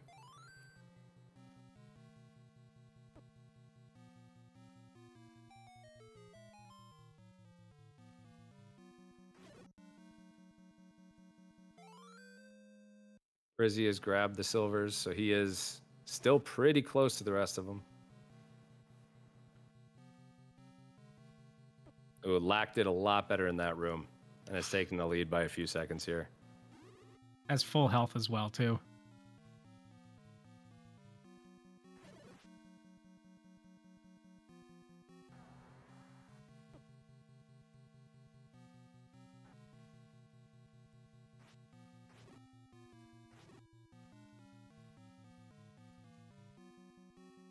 Yeah, this is going to come down to Ganon, straight up. Yep, it absolutely is. Just one more Patra kill. Lack gets through it pretty good. Patra is flying away, though. But, yeah, he got through that very easily. On to Ganon. Gets the swag silver, it looked like. Gets the lock. Yeah, and Lack is going to be your Big 20 number 17 champion. Congrats, Lack Attack.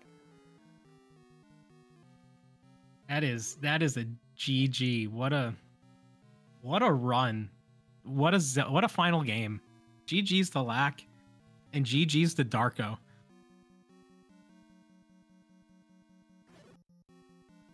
Yeah, so Lack finishing with a 3:09.03, with Darko coming in 11 seconds behind in second at 3:09.14. So 11 seconds. We got Prizzy now on Ganon. Not a lot of hearts.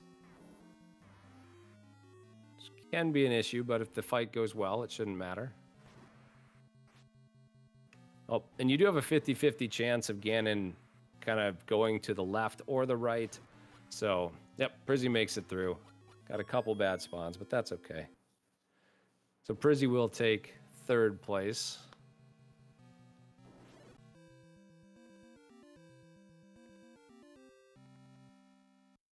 Yeah, 3rd place in 3:09:58. So the top 3 all were less than a minute apart from each other. Yeah, just incredible.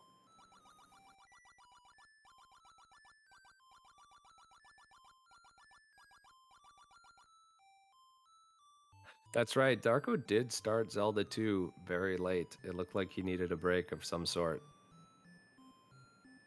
And lots of things can happen. That doesn't mean he would have won, but that definitely didn't help him for sure.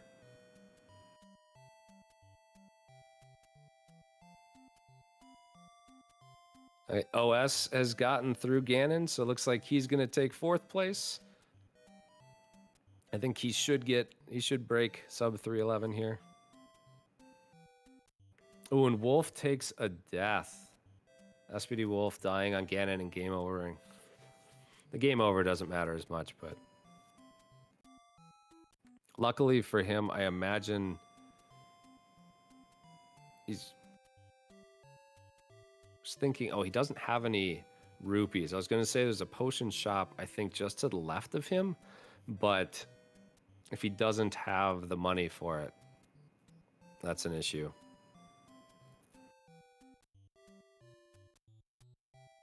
Also, a funny little Easter egg. I was going to point it out while Overswarm had it on screen, but we'll see when Pika and Wolf. There's a little message at the end of Legend of Zelda as well. So pretty cool stuff. The hero at Big 20 are currently Lack Attack, Darko, Prissy, and Overswarm, the heroes.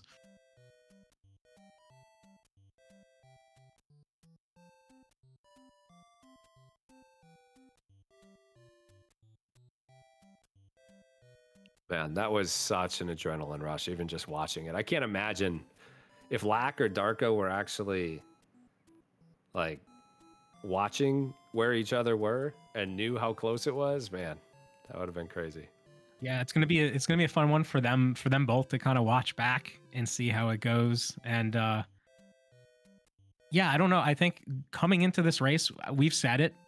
It was crazy that we knew it could be this close, and I'm really happy that it came true. The script. Yo, what's up, guys? So I think we are gonna get Lack in here. Congrats, man. How are you feeling? Oh man, I am on top of the world. What a feeling! I can't really believe it, honestly, with how some of the games went. But, I mean, it couldn't have been set up better for you. Like, it really couldn't. Like Prizzy got about, I want to say it was about a 1.5 minute lead going in to Zelda 1 mostly because of Mega Man 2. And then we knew that if it was under 2 minutes, like that was about the difference between your PBs. And so if it's under 2 minutes, like you could come storming back, and that's exactly what you did. Like it was incredible to watch. It was one of the most thrilling finishes I think we've ever seen for a Big 20. Thanks. Yeah. Shout outs to Darko. Only plus 11 seconds. That honestly, I didn't know. I was watching some other people and I didn't have him loaded because I only had room for 4 people on the screen. And so I didn't have him, but I think if I had him, I probably would have played a lot more aggressive, even though I played pretty aggressive in 9, but in Zelda 1. But yeah, I'm really happy Zelda 1 went the way it did. I knew that based on other runners' positions that I was going to have to really turn up the heat. So yeah, super pumped, man. Couldn't believe it when I clicked it and saw first place. So, glad to be on hallowed ground with a lot of other top all-time gamers. So, well, I mean, it's not only just that. There have been a lot of Big 20s where great runners have won, and there hasn't been a ton of competition. Like this is one of like the most stacked fields for a Big 20 ever, and you still came out on top. So, congrats, man. were very well deserved. Thank you very much. Yeah, it was a crazy race to watch. It'll be really fun for you to go back and take a look and just see how it ended.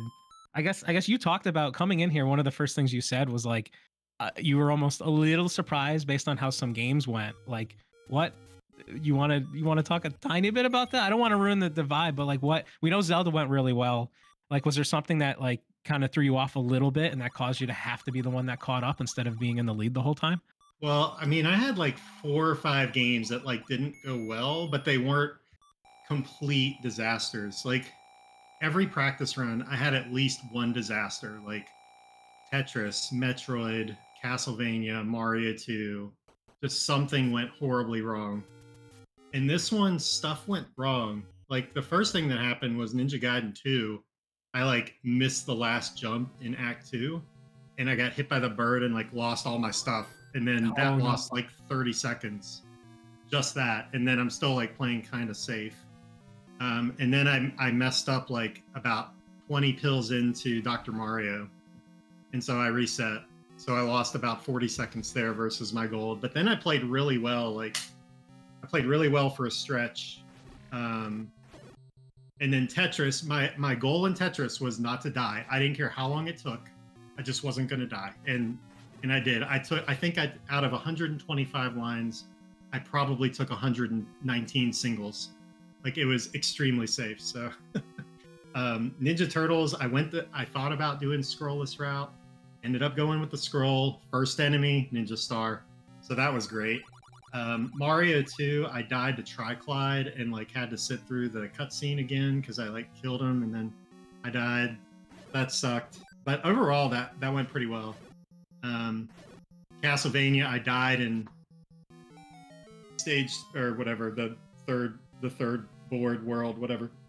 And but it was on screen too. It wasn't like on the Ouija Wii bridge, because that's really been where I've been struggling. And then Mega Man 2, I took it like really safe. Like I went air first. I didn't do the quick zip. I like got health refills. Like I just didn't want like the catastrophic. Like I just wanted a chance at Zelda 1, and I knew it was going to be enough. I was like, don't throw it away on one thing. And then the last really big mistake I made was in SMB 3, where in 8-2 I was like, okay, I could take the quicksand, and I was like, screw it, let's go. And of course I die, so I have to redo it. But I was able to close out Bowser, and then Zelda went really well. Yeah, no, it was great, and like to see, we were watching the top 3, and you, Prissy, and Darko all were kind of right in the same spot. We saw Prissy kind of diverge off to get the potion, and then we saw Darko skip the potion. And I don't think we were sure if that was going to occur or not. So when that occurred, and it was you and Darko going just like kind of neck and neck, we knew this was going to be something, and it was a crazy Zelda run. Man, thanks. Yeah, glad I could show off a game for the fans out there. So it's good stuff.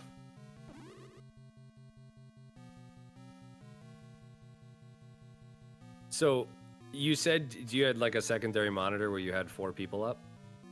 Yeah, I was watching Overswarm, SPD Wolf, Prizzy, and Pikachu, and we were all like right there.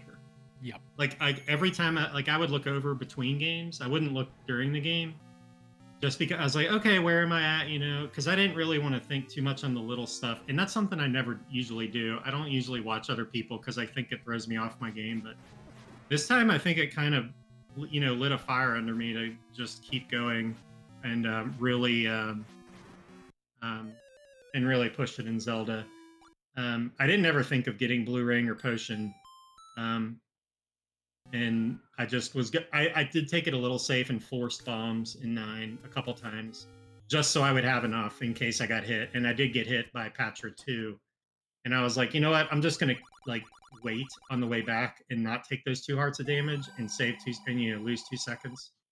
And I think that was worth it. I ended up getting hit by Ganon there at the end, but did get the stun lock. So that could have gone south really fast. But yeah, I was watching those 4. I didn't look at any chat, but I did have it up just so I could kind of see for myself what was happening. So Yeah, we weren't sure because we don't necessarily have like a full sound of it. So when, like you said, we weren't sure on Ganon if you had the lock. So once we were sure, it was like, okay, cool. But yeah, we were a tiny bit scared because we weren't 100% certain. Yeah, it's that's a scary run at the end, especially when you don't have any safety. I've died in 9 way more than I've completed 9. So, shout outs to Darko. I need to go watch his run because I know he's a really good runner for a lot of different games, and he really showed out in the Big 20 and I hadn't really heard of him outside of Mega Man. So for him to come in and just get second, just like that, was really, really cool. So congrats to him and the rest of the boys in the top 5. Yeah, and it looks like, so I think we talked about SPD Wolf, but we do have Ice Blue and JSR both coming in under a sub 320 as well. So congrats for 6th and 7th place for Ice Blue and JSR. Very Two cool. other very good Zelda runners.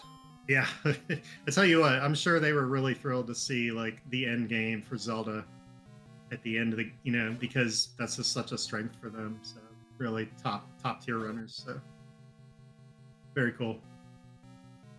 Anything else you want to say to your fans, your adoring fans? My adoring fans. Well, thanks for your support. We did play 20 very good NES games. Well, hold on, about 18 very good NES games for 5 weeks. I won't mention which ones they are. You'll have to figure them out.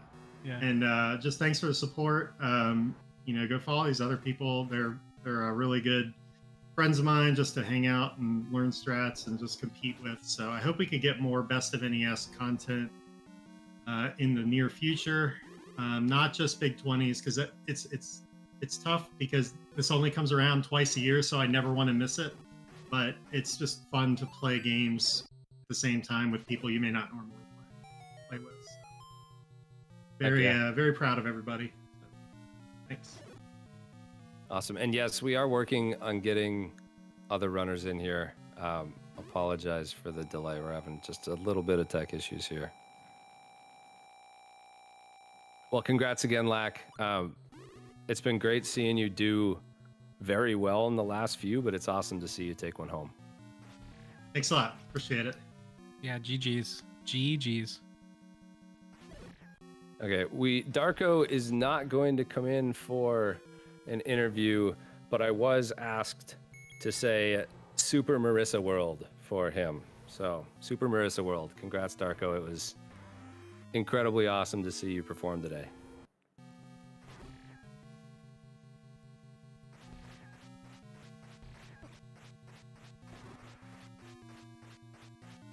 Okay, looks like we're gonna pull in, I think Ice Blue is next, so give us 1 sec, we're gonna get him in for an interview.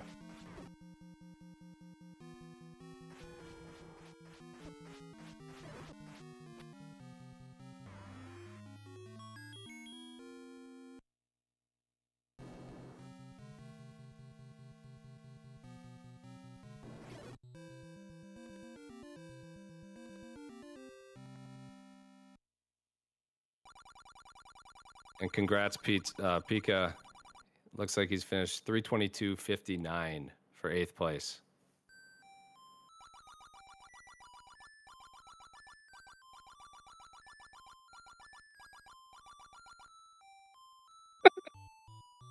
Okay, looks like I think we got Ice Blue. Hello. How's Hi. it going, man? Congrats on the 6th place finish. Oh, I was so stressed after Punch Out. That's tough. That was an early game. I don't know if I was on restream at Punch Out, but I got punched at the same time my counter punch hit Soda, and he didn't get knocked on his. It was a TKO punch, and he didn't get knocked, and I lost rhythm, and he knocked me out 3 times, and I had to restart Punch Out. Wow. I think, did you say something in race time on that? I think I saw you. I did, yeah. Yeah. Well, I mean, you pulled it back together after that because you still ran a really solid race. Yeah. I just deep breaths, continue going. Gotta keep the zen going. Yeah, I think that's a real good it's really hard that something like that would happen in such an early game. So it is big props that you were able to just you take it in stride. You were able to keep playing and still were super competitive and came real close at the. That is a huge GG.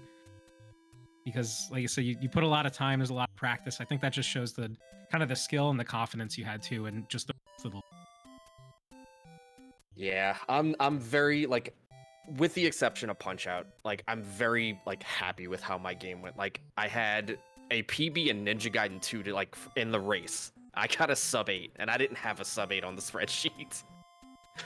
I had like it was like a 930 Kirby. I had a really good Tetris, a really good Dr. Mario. Like I was very happy with like how I was playing after Punch Out happened.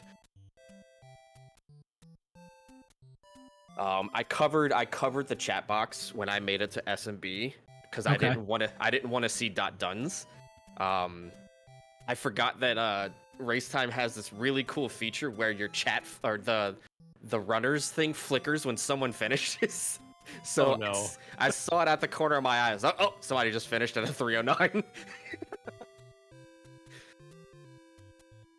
Real quick, I do just want to say congrats, DGs, with the 9th place finish, and 5 seconds later, PJ in 10th.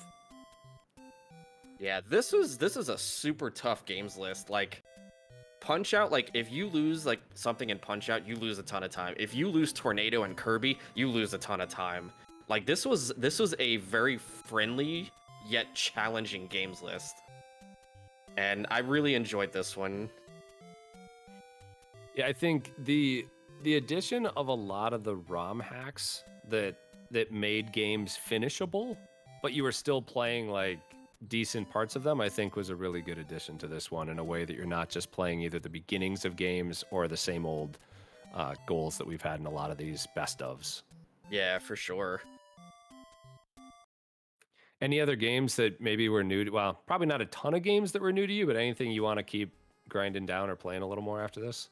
No, because not to self-promote. I actually have to start practicing Zelda 2. I'm gonna be running Zelda 2 at GDQX at TwitchCon next month, so I gotta start derusting that. Oh, let's go! That's awesome. Yeah, no, promote. This is your time. You did the race. You did 20 games back to back. Promote the heck out of it. Yeah. But yeah, if you're going to TwitchCon, you want to hang out, let me know. I'll be there all 3 days. I'll be there doing Zelda. I don't know. We don't have a schedule yet for GDQX, but I'll be racing JSR, who Ooh. Big 20 number 13. JSR finished 10th. I finished 11th.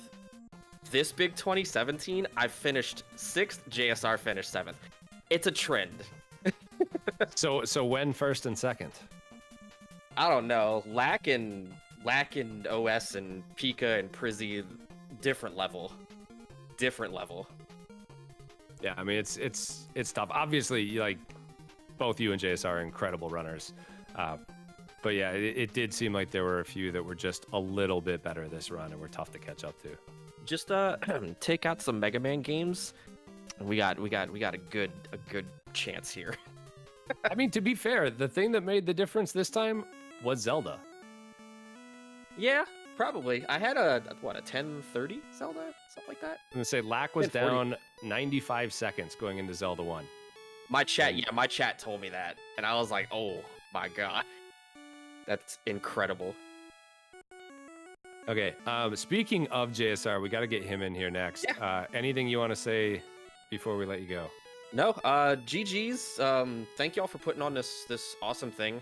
I had a blast practicing and hanging out with all the people from, Big 20 stuff. And GG's to our top 5. I was a smidge too slow, but it's okay. We got 6th, and I'm happy with that. Awesome. Well, congrats, and hopefully we'll see you next time, and good luck for GDQX. All right, thank you. Appreciate it. Okay, as we're bringing JSR in, we're going to also say congrats to Grayskull. Finished in 11th place with just under a 327. And yeah, GG's to Grayskull and JSR. Welcome in, GG's. Awesome race, awesome run. Thank you guys. It was a lot of fun. And that being said, you know how it is. Like, I'm like hecka disappointed with how I played, but at the same time, I'm kind of happy too. The I mean, duality of these events. I think that's Yeah. why that's what happens where, part of the reason why you're someone that is such a good runner and gets such a low time compared to such a large chunk of the competition is probably part of that thought process where how well you can do, and that's because you've put the time in, you put the practice in, and you know what like a perfect JSR run looks like, and it's just that's what it is. 20 games, it's so hard to just nail the perfect JSR run back to back.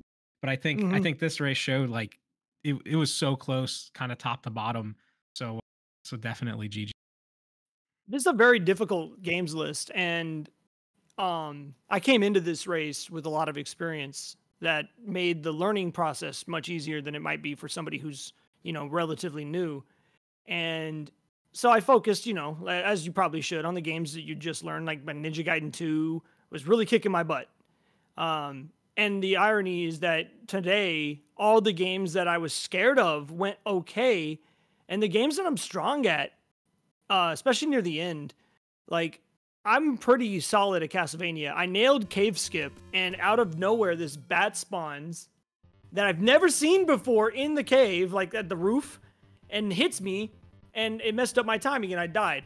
And from that point forward, man, it was... I felt like I was on a roller coaster. I couldn't regain control. That's why I got the potion in Z1, man. This has a knack of making you suddenly nervous, even though you've practiced, like you said, time and again. It doesn't matter. You still get nervous. Yeah, it really is tough, and like you said, it's the, we always make jokes about it and stuff like that, where there's always something that like I've never seen that before, and then it's more of like a how do you bounce back from that, or you just being able to use your knowledge to all of a sudden a run that frame to frame exactly what's going to happen. All of a sudden you're in a situation where you're improving in a live situation with a bunch of people watching. It's never the best feeling, but I think that's what makes it. I guess that's what makes it interesting sometimes too. It's definitely a lot of fun watching the different runners from different walks of the NES life. You know what I mean? Like people who are Zelda runners. I'm obviously pretty familiar and comfortable and big part of that community, but like seeing how they handle and learn these other games that they've never played before, and then on the same side of the runners from like the other communities, the Castlevanias, the Punch Outs, the Ninja Gaidens, etc., how they learn the games I'm comfortable with, and the sense of the community coming together and helping each other and seeing each runner improve as we get closer to race day. Like it really has, these are kind of, I don't know how to describe it necessarily, but the race is almost an afterthought to me. It's the process and the time leading into the race that I remember fondly. From like past ones, and I imagine this one will be no different. I've had so much fun being a part of this and learning. I think one thing I did want to at least mention, and it's not just you obviously, but you mentioned like coming in with a lot of experience in some of these games. Like I really love how the community kind of bands together and makes a bunch of tutorials and stuff. I think you did one for Z1, and you and Ice Blue did one for Z2, and maybe you did some others too, but just thanks for kind of being part of that, like helping everyone else learn the games. I love the cooperativeness of speedrunning in general. There were folks that taught me. There were folks that helped me learn well before I ever, got to the point where I could help others. And I never forget my friend Cantaloupe, who's in the race. He told me, dude, people will always teach you. People will always show you what to do. Just don't forget to pass that on, because that's what's going to help the community and the games you run to grow and succeed. I've always tried to keep that mentality, because these communities are something unlike anything I've ever been a part of.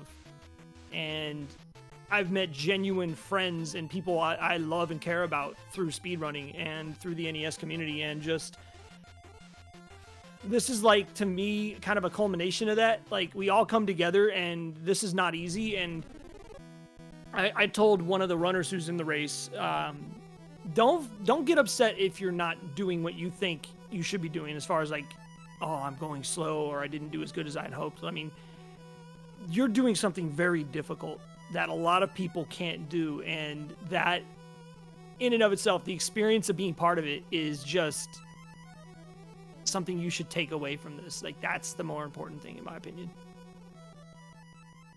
Yeah, I would agree. And like you said, like everyone has that thing that kind of, like you said, it makes you learn at different points. You become a bigger part of different communities. You become, sometimes you get that special thing that you become like known for or something like that. And I guess I would ask one more thing before we get some of the other runners in too. I guess talking about that, how, do you have anything coming up? Is there any game here that all of a sudden you feel a little bit, closer to, that you want to grind a bit? Or do you have any like events or races coming up that you want to shout out real quick? I will mention that Ice and I don't know if you mentioned it, we're going to be racing Zelda 2 at Games Done Quick Express next month here in Vegas. It's kind of cool. Like, I'm born and raised in Vegas, so we finally get a speedrun event here, which is really exciting. I've got some cool stuff that I'm planning for GDQ submissions for AGDQ as well. And other than that, I'm kind of still in my post AVG and trials kind of state right now, where I'm just trying to kind of breathe a bit. But there are definitely some games in this list I could see running. Like, I really enjoyed Mega Man 2 and 3. And honestly, outside of Metroid and Tetris, I'm never playing those again. But the rest of them, I really enjoy. I genuinely had a great time, and I appreciate all the Best in S and the staff for putting together this list and this goals. Excellent job, phenomenal job, and to all those that voted, thank you. Like, this was awesome, and I'm just glad to have been here. No, thank you, and it's awesome that stuff like this is still going on. We got to bring the community together, and I hope maybe next Big 20, maybe we can get an entrant. Maybe PB wants to enter. So for anyone that doesn't know, that's JSR's dog. So yeah, if Gyromite is in the next Big 20, we might have a four-legged We are going to friend. be doing Wild Gunman. He can play Wild Gunman, so we're going to be doing that next. That is hilarious. Well, thank you for joining, JSR. Again, GG's, and we'll be talking soon. Thank you so much. Thanks, everyone. Take care. We did have a slew of finishes during that interview. TMR finished in 12th, Psytown in 13th, Arcus in 14th, Rayo in 15th, and Packy just finished in 16th. So we're up to our top 16. All 5 of them were within about 4 minutes of each other. I think we're bringing in OS next. Yeah, we're gonna bring in OS, and then because we're getting so many people are finishing back to back, we're gonna be swapping people in and out, but we're gonna try our hardest, because everyone's finishing so quick that it's gonna be hard to get everyone in. So yeah, it'll be there. OS, what's up? GG's. Hi guys. How you feeling? Now that the race is done, you've had a few minutes to decompress a little bit and kind of look at final standings, final times, maybe look back at specifically how your race is done. I've mostly been ranting about Punch-Out for about 5 minutes. I'm not very happy with my performance from this one. I do like how close the race was. Like, it sounds weird, but like all of us underperformed, which I guess is better than like one person just like running away with it as far as like entertainment goes. But like, I was a little nervous at the start, which is unusual for me, but it wasn't a great start. Like, I lost a bunch of time in Castlevania 3, and like it dropped so many things, and I was just like waiting. I was like, the next one's gonna be a dagger. Kill the guy. It's a dagger. Gotta wait. And like Ninja Gaiden 2, like I didn't die, but I kept bleeding time everywhere. And like Punch-Out, Bald Bull, I had a series of safeties built in, because occasionally Bald Bull can just block your punches and not counter, and if that happens, you can get down to like really low amounts of hearts, and then you can be stuck in like a charge situation, have no hearts. I was like, I don't want that. What can I do? And I found a safety where you could just take a death from the charge and then knock him out easily as long as you have 23 seconds on the clock. And another one where you could just buffer right dodges with one quick dodge, and you get all of your hearts back, no time lost hardly at all. And then I did neither. And then I got to the last round. And from there, like, I was just downtrodden. I was like, that's the end of the race. And I lost more time in Kirby. And lost even more time in Super C, and it wasn't until Mega Man 3 that I started to gain confidence back. Okay, yeah. I mean, I guess, like you said, having that confidence back, and it was important because I think everyone, this was a really close race, specifically like top. I mean, it was like top 10 for a really long time, even top 20, and then it kind of narrowed down in Zelda, top 6, top 5. I guess talk about how does it feel for you knowing that this is probably one of the more competitive races, at least between top 5 and stuff that we've had in a really long time. And so like you're feeling getting into those final few games. I don't know if you were paying attention or not to the race itself, or people in chat were telling you or not, but like it was super close, and how you kind of played that out. I expected to get 6th pretty early on. Like I knew after Punch Out I was out of top 3, like unless there were like serious disasters, and there really wasn't until like Pika late in the game. But knowing like that I was out of the top 3 was kind of disheartening, because this is the first time I've never not been in top 3, and it bugs me knowing that like just Punch Out or just the walk in Zelda 2 could have potentially changed that. But I was constantly trying to figure out like what should I change, what should I do to save time.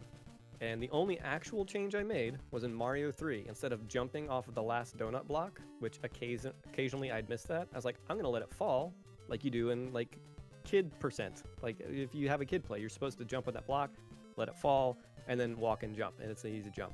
And then I missed, and it doesn't respawn. So I had to get the tail and fly up there. So I lost 30 seconds to Bowser right at the very end. And there was no chance for me to catch up at that point unless somebody died in level 9. Yeah, it was very exciting. Lots of close calls. I only had 4 missiles left after Metroid, and that was with that's picking up spooky. 2 extras. Oh man, yeah, that's spooky. So I'm glad you got through that.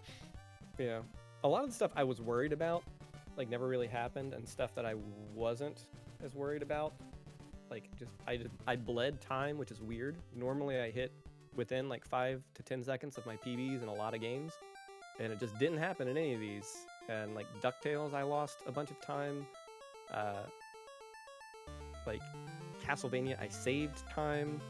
Like Super Mario Brothers 3, I'm normally like low 8s, and I lost a minute there. Like it's just, this is the weirdest run. It's just, I think this might be like my 3rd worst run I've had, and I know a lot of other people probably have the same thing. But it was very exciting hearing that it wasn't like one person ahead. And I'm also very glad that it wasn't like something I was worried about coming into this is that I do not have a game on this list. Like Lack has Legend of Zelda, Darko has Mega Man 3, Prissy has Mega Man 2, SBD Wolf has Castlevania, and like I don't have a game.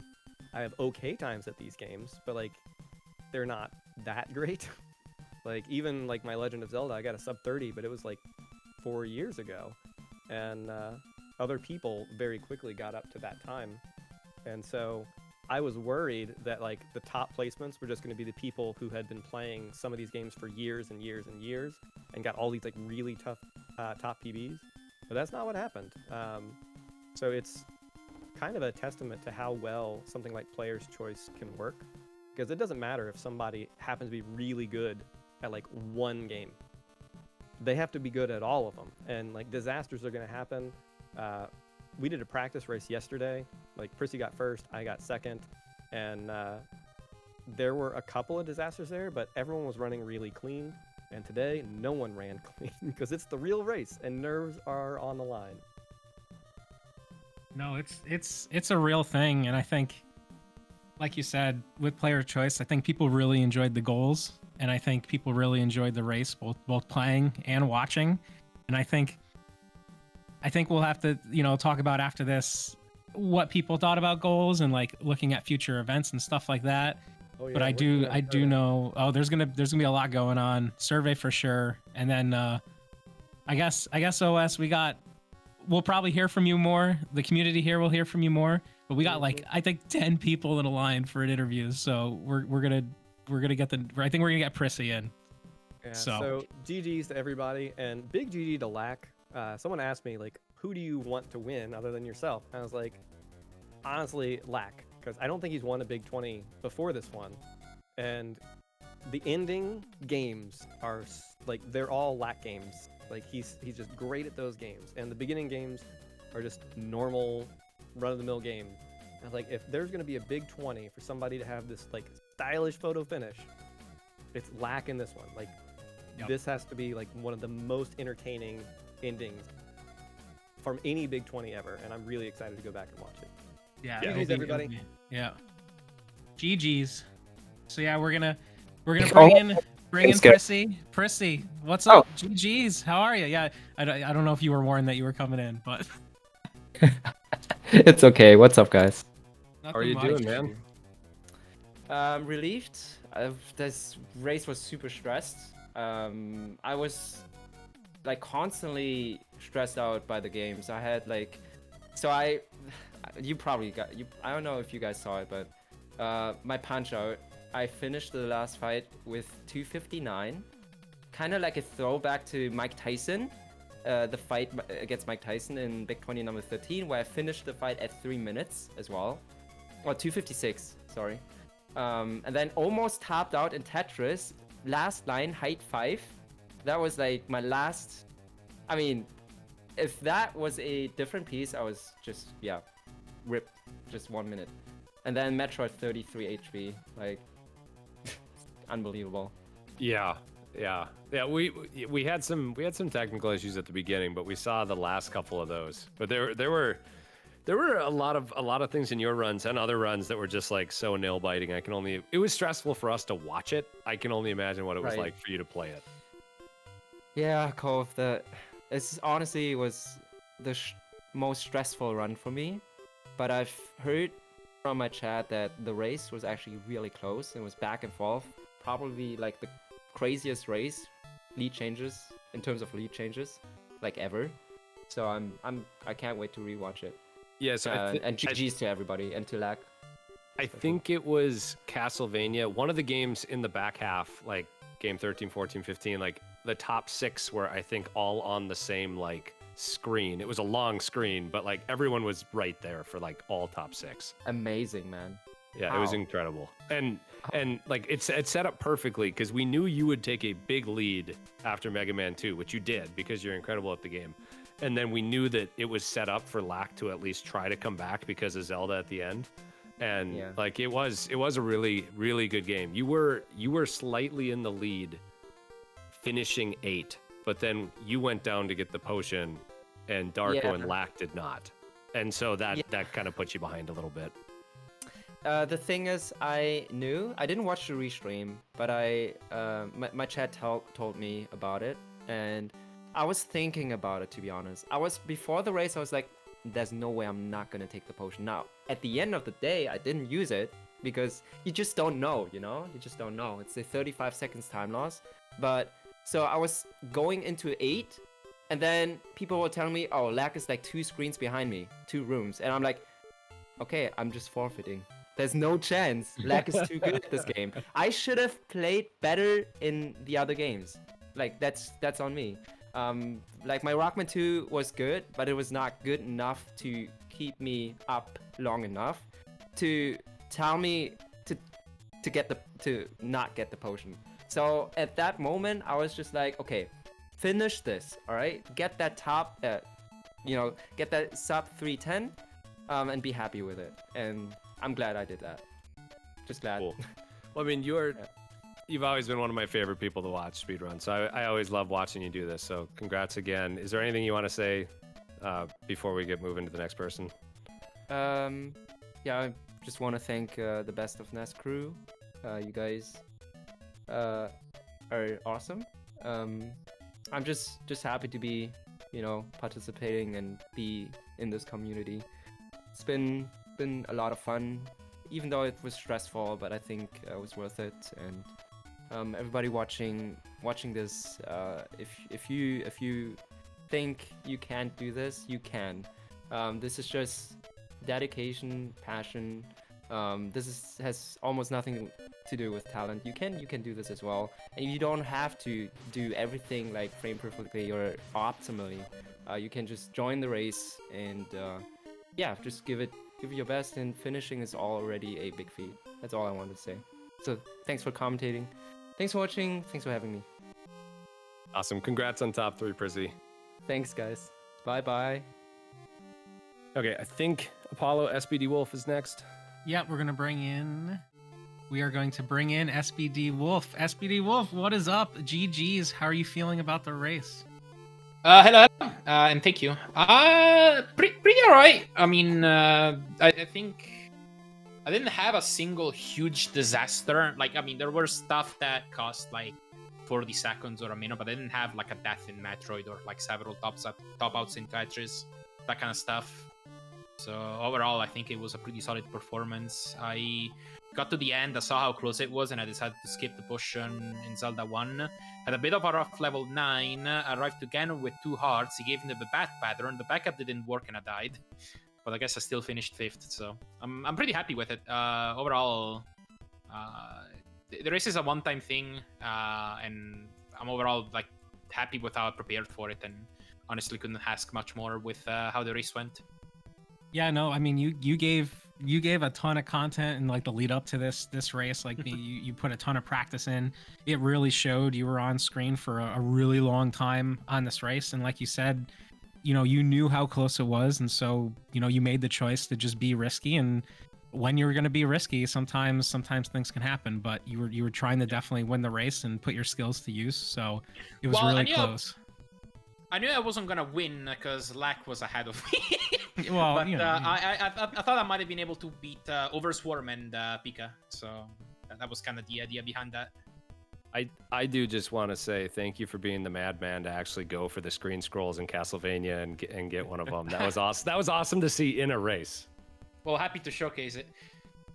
Happy to showcase. I got 2. I got the 2 coolest one probably. The door warp and then the hole in the ceiling that allows you to damage boost up. Yeah, so that was awesome to see. That was one of my favorite parts of the entire day.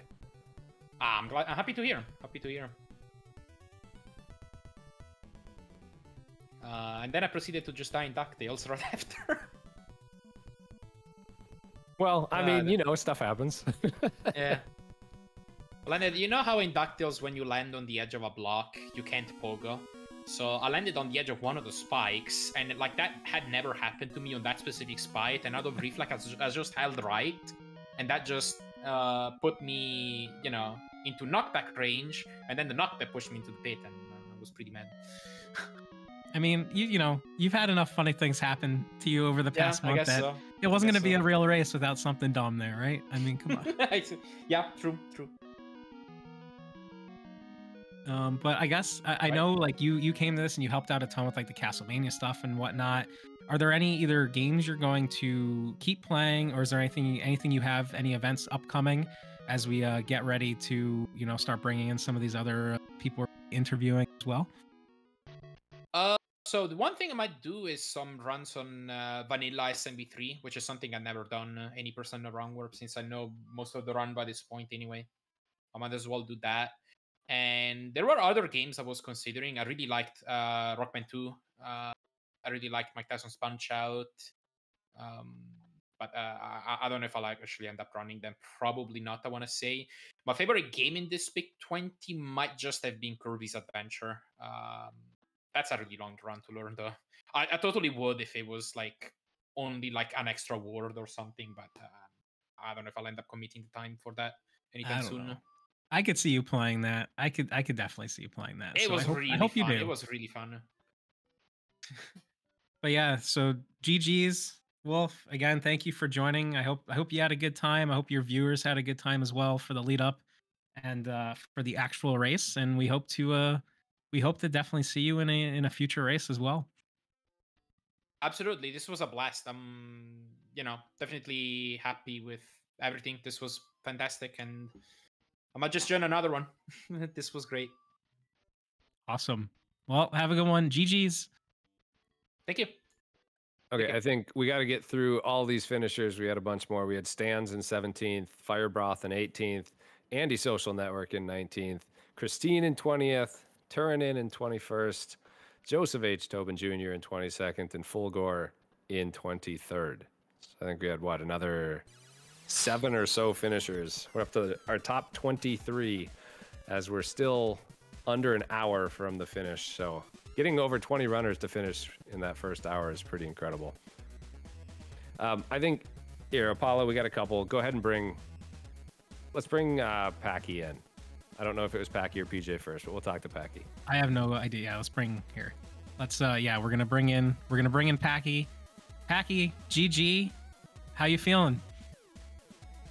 My thumb hurts, but otherwise I feel pretty good. That's good. That's good. So what was, how'd you feel about the race? Did things go as you expected? Were there things that maybe surprised you with how well you played, or what do you think? Honestly, a little bit of both, because I feel like I hadn't gotten enough practice in to truly master the runs, so I knew I was going to make a pretty good number of mistakes, but I PB'd on Castlevania 3 by a large margin, and I immediately got excited. But I had a death in Metroid, and that was pretty costly. But all in all, not a bad run. That is good to hear. I'm glad.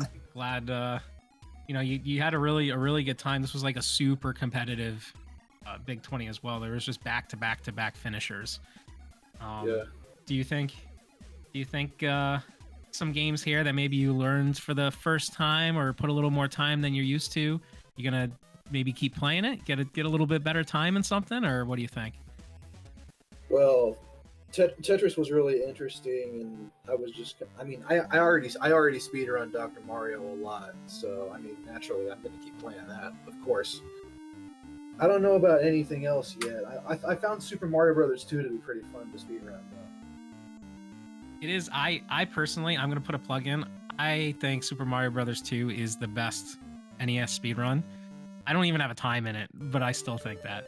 So that would be really cool to see.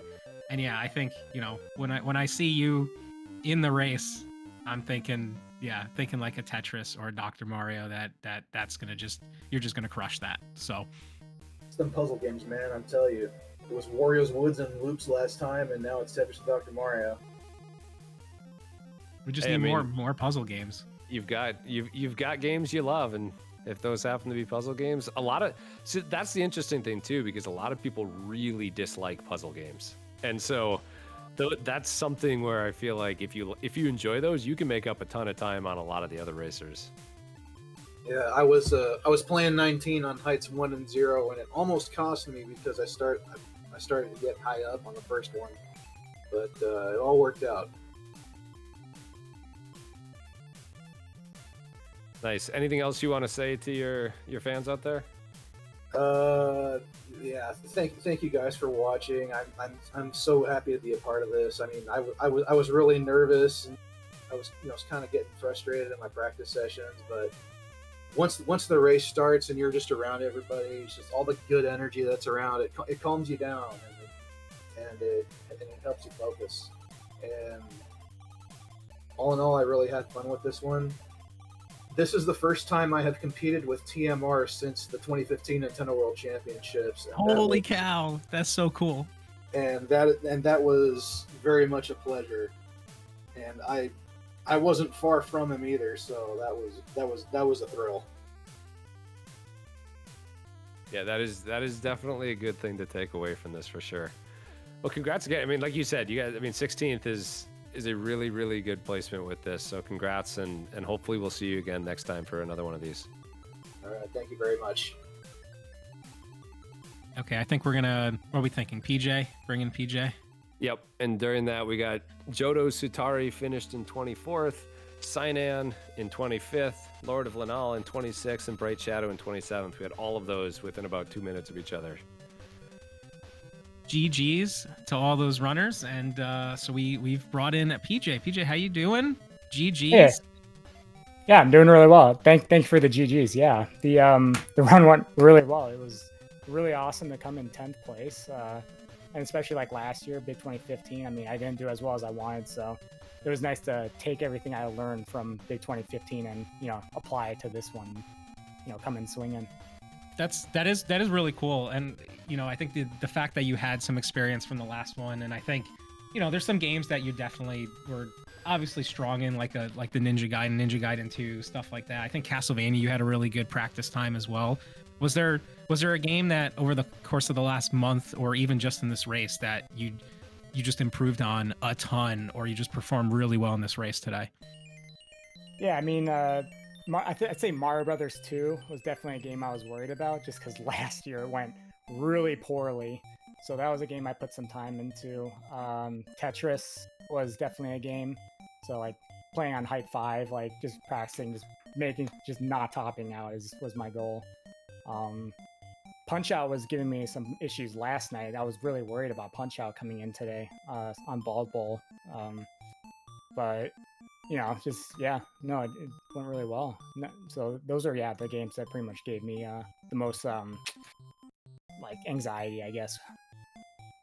I hope even they were giving a little anxiety. I hope they were still, you know, some of these goals are they're tough, but they can be still super fun. Is there, since you said you were in between 15 and now this one, I guess we're going to talk about some of those games. Is there like one game you'd be like, you know what, if there's a big 2019 that's a people's choice, can this game not be in it? I'm done. I've done it in 2 races already. Let's get rid of one of these. I mean, I'm still pretty new to speedrunning. I mean, I think I've been speeding for about a year and a half. So yep. I'm sure with some of the heavy hitters, like, you know, Arcus and Lack, like they've played these games so many times. Like for me, it's still relatively new. I don't know if I can say one game shouldn't be in like Big 20 as much. I think that's a really cool thing where you look at this race and there's like a ton of veterans that have been around for such a long time, and then someone like you said is pretty early and haven't had much experience. So I think something like this, I think one of the reasons it's super cool, it gives like you or others who haven't played as much an opportunity to at least learn portions of games, and then find like maybe the communities they want to go hang with, or you know, spend a little bit more time in those games. So like I said, I'm glad you've been in some of the recent races, and you know, being top 10, that's no easy feat. So. No, and yeah, like coming into this, it was like I knew I had a shot at top 10 just looking at the time tracker and, you know, the sum of best time, and like, but I knew that it wasn't going to be free. It was going to be a fight for it. So it's really awesome to like be among like some of the heavy hitters. You know, I felt like I was definitely hitting above my weight class coming into this. Oh no, you're in the weight class now. It's not above the weight class. You've made the weight class. So. Oh, thank you. I was gonna call that out though. I think you were 13th on like the overall ranking for PBs, and so like good job, kind of like you said, like performing a little better on average on race day than a lot of the others that were ahead of you, because you got up to that to finish out the top 10, which is just an awesome thing to do. Yeah, thank you so much. So I think we have a couple more people coming in. I think we're gonna be getting Pikachu in here, but before you leave, DJ, anything you want to say, friends, fans, viewers, or any upcoming event? Just appreciate all the support I received from like all the guys watching my stream. I appreciate y'all putting this event together. It's really fun, and I'm looking forward to next year. Awesome, GGs. Yeah, come back. We want you back. Be in the next race. We look forward to seeing you. All right, thank you for having me. GGs. I guess we got Pikachu next. Were there any finishers that we got to call out? Have we caught up to finishers? Do you have any idea? We just had Not the Goats in 28th place. Finished a minute ago. Awesome. Okay, so with that, we're going to bring in Pikachu. I think, Pikachu, you were up there for a bit. I hope you're actually there. GG's. How are you? Hello. Okay. Hello. Now that you had a few minutes to kind of, you know, you can breathe a little bit. Race is done. Maybe looking at results. You know, you were on screen for a while that race too, so we saw a lot of your race. How you feeling about it? It was pretty good, I think, but I can say one thing. I'm tired of these games. I mean, 5-6 is too much. Also, I think a lot of people had the same feeling about this list. Same games, it makes a little bit bored me. Also about my ace, it was good. It's still good. Not included death on Ganon twice, and misplaced bomb. I mean, it could be something like House without X, so it's still good. I mean, I have a lot of disasters this time. I 35 on ace. For some reason, I just press one button on my keyboard. Then I should go back. I panic too much. I don't know what to do. I don't know if I'm good, but as you see, I'm still have been good in this one. I'm happy Luck wins this time. So I mean, it's his list. I think he have big chance for this. A lot of his games also. My best for this big 20, I mean, I did a call pool of full runs, 20 or something like that. It was something like 3 hours and yeah, 3 hours per minute with X. It's something like 2:53. Oops, 3 hours 5 minutes. It was insane so I just thought to get something like that on Ace Day, but it's not happening. But it's okay. It's only what I can say. I'm not even mad about my some disasters can happen for everyone. Like as you said before, for me, something like that happened to him on Big 2015. So I just hope next Big 20 people choice could be with another games. Not Z1, Z2, I don't know, Castlevania. Same games, a little bit boring. And 5x. So if you have any questions, feel free to ask. No, I mean I am really glad that you joined again, and because I always love watching you. Like I'll lurk and watch you practice and stuff. I think you practice really well. You play really well, and so I know like Zelda 1 didn't turn out how you wanted, but like you had a really even though you say you had a lot of disasters, like your run was still pretty incredible. So congrats. Yeah, thank you. I mean, I died in Rockman 2 somehow. I just jump for some reason. I don't know why, but it's happened anyway.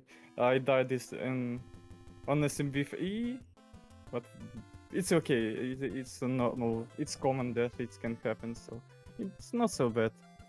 At least I did good stuff in some games, like I almost did glitch in Super C. It's pretty hard to do. It was imperfect, and you know, I almost did it, but not happened. Okay. That would have been fun to see. Well, let me ask you this one question then. You're saying that you're a little tired of some of the games being in year after year. Were there any games on the list that you're like, you know what, I'd like to see that one again? Let me see. I have to say, I like to see Gaiden 2, Castlevania with another goal. I like to see Dr. Mario, Kirby was pretty fun, Super C was pretty fun, Mega Man 3, but I have played this game twice, so maybe I want to see another game. Quant, I don't like this game anymore. Also low percent is boring. That is fine, but it was not his game in my opinion, but I think all people can say the same. Metroid, I want to see Metroid again, but I want to see something like 80%, something like that.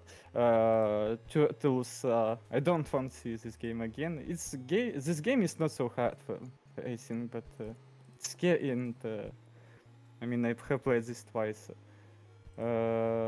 Which game I want to see? Okay, maybe it's all. I don't want to see other games. That Metroid any percent is spicy. I don't know how. I feel like most other people would not be thrilled with that one. No, I think it could be fun. I have played 6E tanks. It's pretty fun. Maybe can do goal something like 6E tanks, something like that. I mean, wow, I forgot what. Anyway. I mean, we started use it on hacks, and you know, it's here more ways to use some games like I don't know, some hacks like Super C, Darkwing Duck 2, something like that. Sorry for my English, we can confuse you a little bit. Nah, we're good. We're Okay, good. okay. Okay, Pika, I think that's it. Do you have anything else you want to say? No. Thank you for asking me to join commentating. Oh, yeah. Anyway. Okay, I'm done, I think. Yeah. Well, congrats again. It was great seeing you race, and hopefully we'll see you next time. Okay, see you. I think we got Christine next, and then we'll be signing off very shortly. If no one else jumps in immediately, we'll probably wrap it up with Christine, and then sign off pretty shortly after and find somebody to go raid. It does look like Blunt Bunny did just finish about a minute ago in 29th, so congrats, Blunt Bunny. Blunt Bunny did.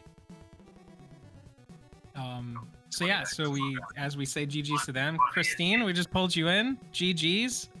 How you feeling? Hey there. Good job. I feel okay. I mean, I think the race went pretty well. Castlevania is a problem for me. It just always is. I died on track like 3 times. So I had green and golds all the way down. But I did lose like 2 minutes on Castlevania. I mean, it is Castlevania. Castlevania's tough. I think, it was a tough. It's definitely a tough goal, and I think, hoping that with some of the last goal, like each Castlevania over the past couple competitions has been a little bit longer, a little bit tougher, a little bit Right. tougher. So it is Dracula. Like that Dracula fight that is not an easy one. It really is. It's the multiplier. That's what really gets you. Is trying to get the multiplier. You have to have Dracula spawn in a certain place, and then if you don't get it with the cross, you have to try to get it with the holy water out of the fire. And it's just a problem. I feel like I want to swear off doing Castlevania for any kind of event in the future. Like gonna if have to it's make got sure- Castlevania, I'm not doing it. We're gonna have to make sure, if there's another people choice or something like that, just the brigade, the anti, no Castlevania, no Castlevania. No but- Castlevania for Yeah. sure. But I mean, other than that, I think I did okay. I got a 3:48, which is a like minus 3 minutes versus my previous PB. I didn't actually really put a whole lot of practice into this one. I've been kind of doing some other personal things offline, and so I didn't like have a sheet on the spreadsheet or anything else like that. And I haven't really been streaming that much lately, so I didn't really take this one that seriously. But I feel okay with a sub 350, I guess. No, that's a great run, and the fact that like still top 20, I think that just shows, because I know you've done other races, you've been around for a while, done other races in the past. It shows that experience where there's a lot of games that you at least knew a little bit, and you were able to kind of turn that into something that was still a super competitive time here today. Yeah, for sure. So yeah, I was actually happy that I was able to come up with that Ninja Gaiden 2 tutorial. So I saw lots of people using it. It's pretty rare that I come into one of these and I actually have expertise that I can pass along to other people. So that was really cool to be able to do that. But yeah. So is there I know you said you haven't been able to maybe stream as much as you would have liked otherwise, but whether it's a game from this list or maybe just like a different game, do you have any plans soon to try and get a little bit more regular on stream, or do you have something coming up that you want your fans to know about or something? I don't have any like speedrun events really planned. So October I usually like to do Castlevania 2. So I'll probably do some of that in October, but I'm not really sure. Haven't been streaming as much. I'd also like to kind of get into doing some iRacing on stream. So we'll kind of see how that goes. But hopefully there'll be another one of these in the spring. No, iRacing's pretty cool. And also, I was surprised you said so it's just Castlevania 1. That's like get rid of 1. 2 is okay, but 1 get rid of. Okay. Yeah, and I'm 3 taking is notes. actually I'm taking notes. The goal that we had for 3 is actually pretty straightforward. That was actually kind of one of the things, because the other 2 People's Choice Big 20s that I've done, I think Big 2013 started with Mario 3 and Big 2015 started with Mario 1. And those are 2 games that are kind of really manic. It's like you just get thrown right into it. But Castlevania 3 is pretty chill, so I think that was a great way to start the list.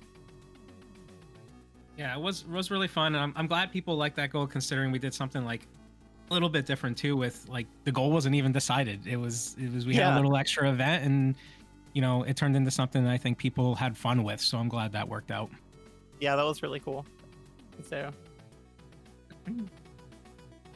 but yeah, I guess other than that, I don't know if you have any more shout outs or anything for anything coming up, but I guess GG's on that top 20 under 4 hours. It's a tough list. I know you've played some of these games multiple times in races, but it doesn't necessarily get any easier. These games are just, well, they're good old hard Nintendo games. So Yeah, for sure. I'll tell you, I want to say GG's to Lack Attack for taking it. That was super awesome. It was a really tight race. I had the restream on the Best of Nest channel on the laptop here while I was playing, and it was really, really close. I was surprised that it actually came down to the Ganon fight at the very end. It was crazy. But yeah, it's funny because when I saw the list, I was really excited about it because I knew so many of the games, but some of them were kind of really tough. Like Mario 2 was low key super difficult. So because I had never played through that game with Mario before, but you really do kind of underestimate how tough that goal is. So, but yeah, thanks so much for having me. Really appreciate you guys putting this on twice a year. It's always super fun. And I guess we'll see you guys in the spring. Yeah, no, it's a fun time. Glad you joined the race, and we hope to see you in the next event. For sure. Thanks so much, you guys. Yeah. Have a good one. Bye. So with that, I think that wraps it up, Apollo. Yeah, I think so. I mean, we have on our screen right now, we have people in a bunch of different games. We're seeing some Metroid, some DuckTales, some Mega Man, some Zelda. So, I would say this was a really cool race to see all 20 of these games. People who are watching, make sure to put the command in ! Runners to be able to see everyone who's still playing. I know people are going to be playing for a little bit still, so I'm going to be hopping around once the stream here ends to just cheer everyone else on. But I just want to say, thanks to everyone watching.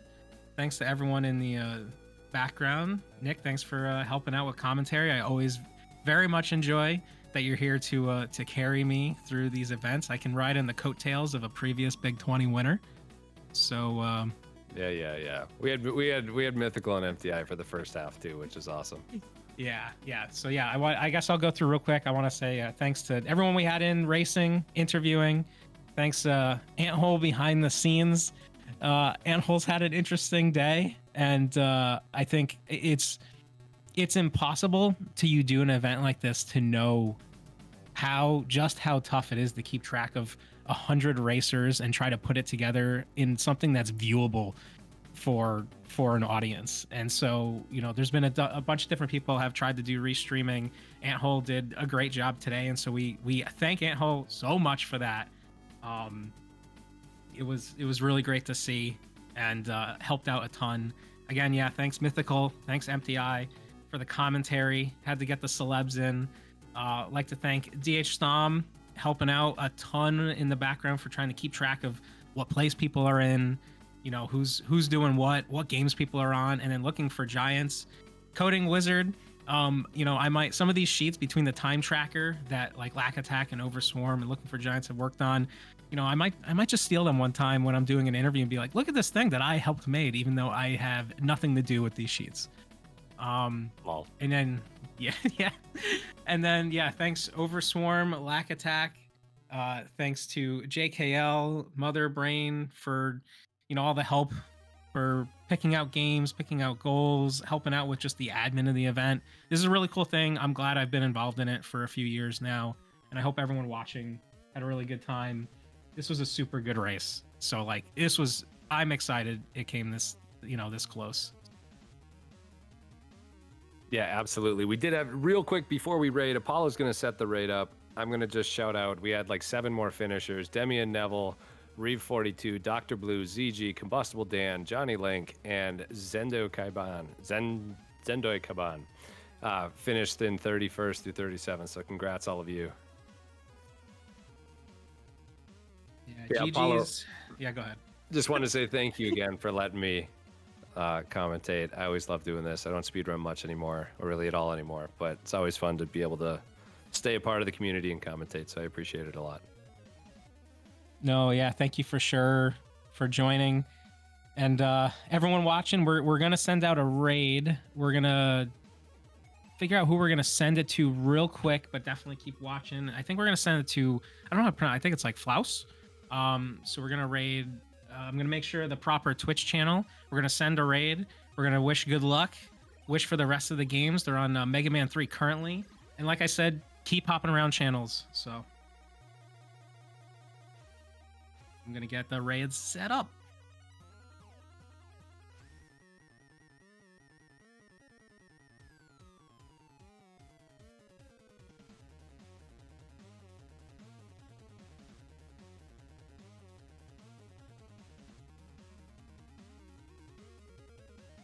And as always, like, I think no announcements just yet, but you know roughly the Big 20 schedule.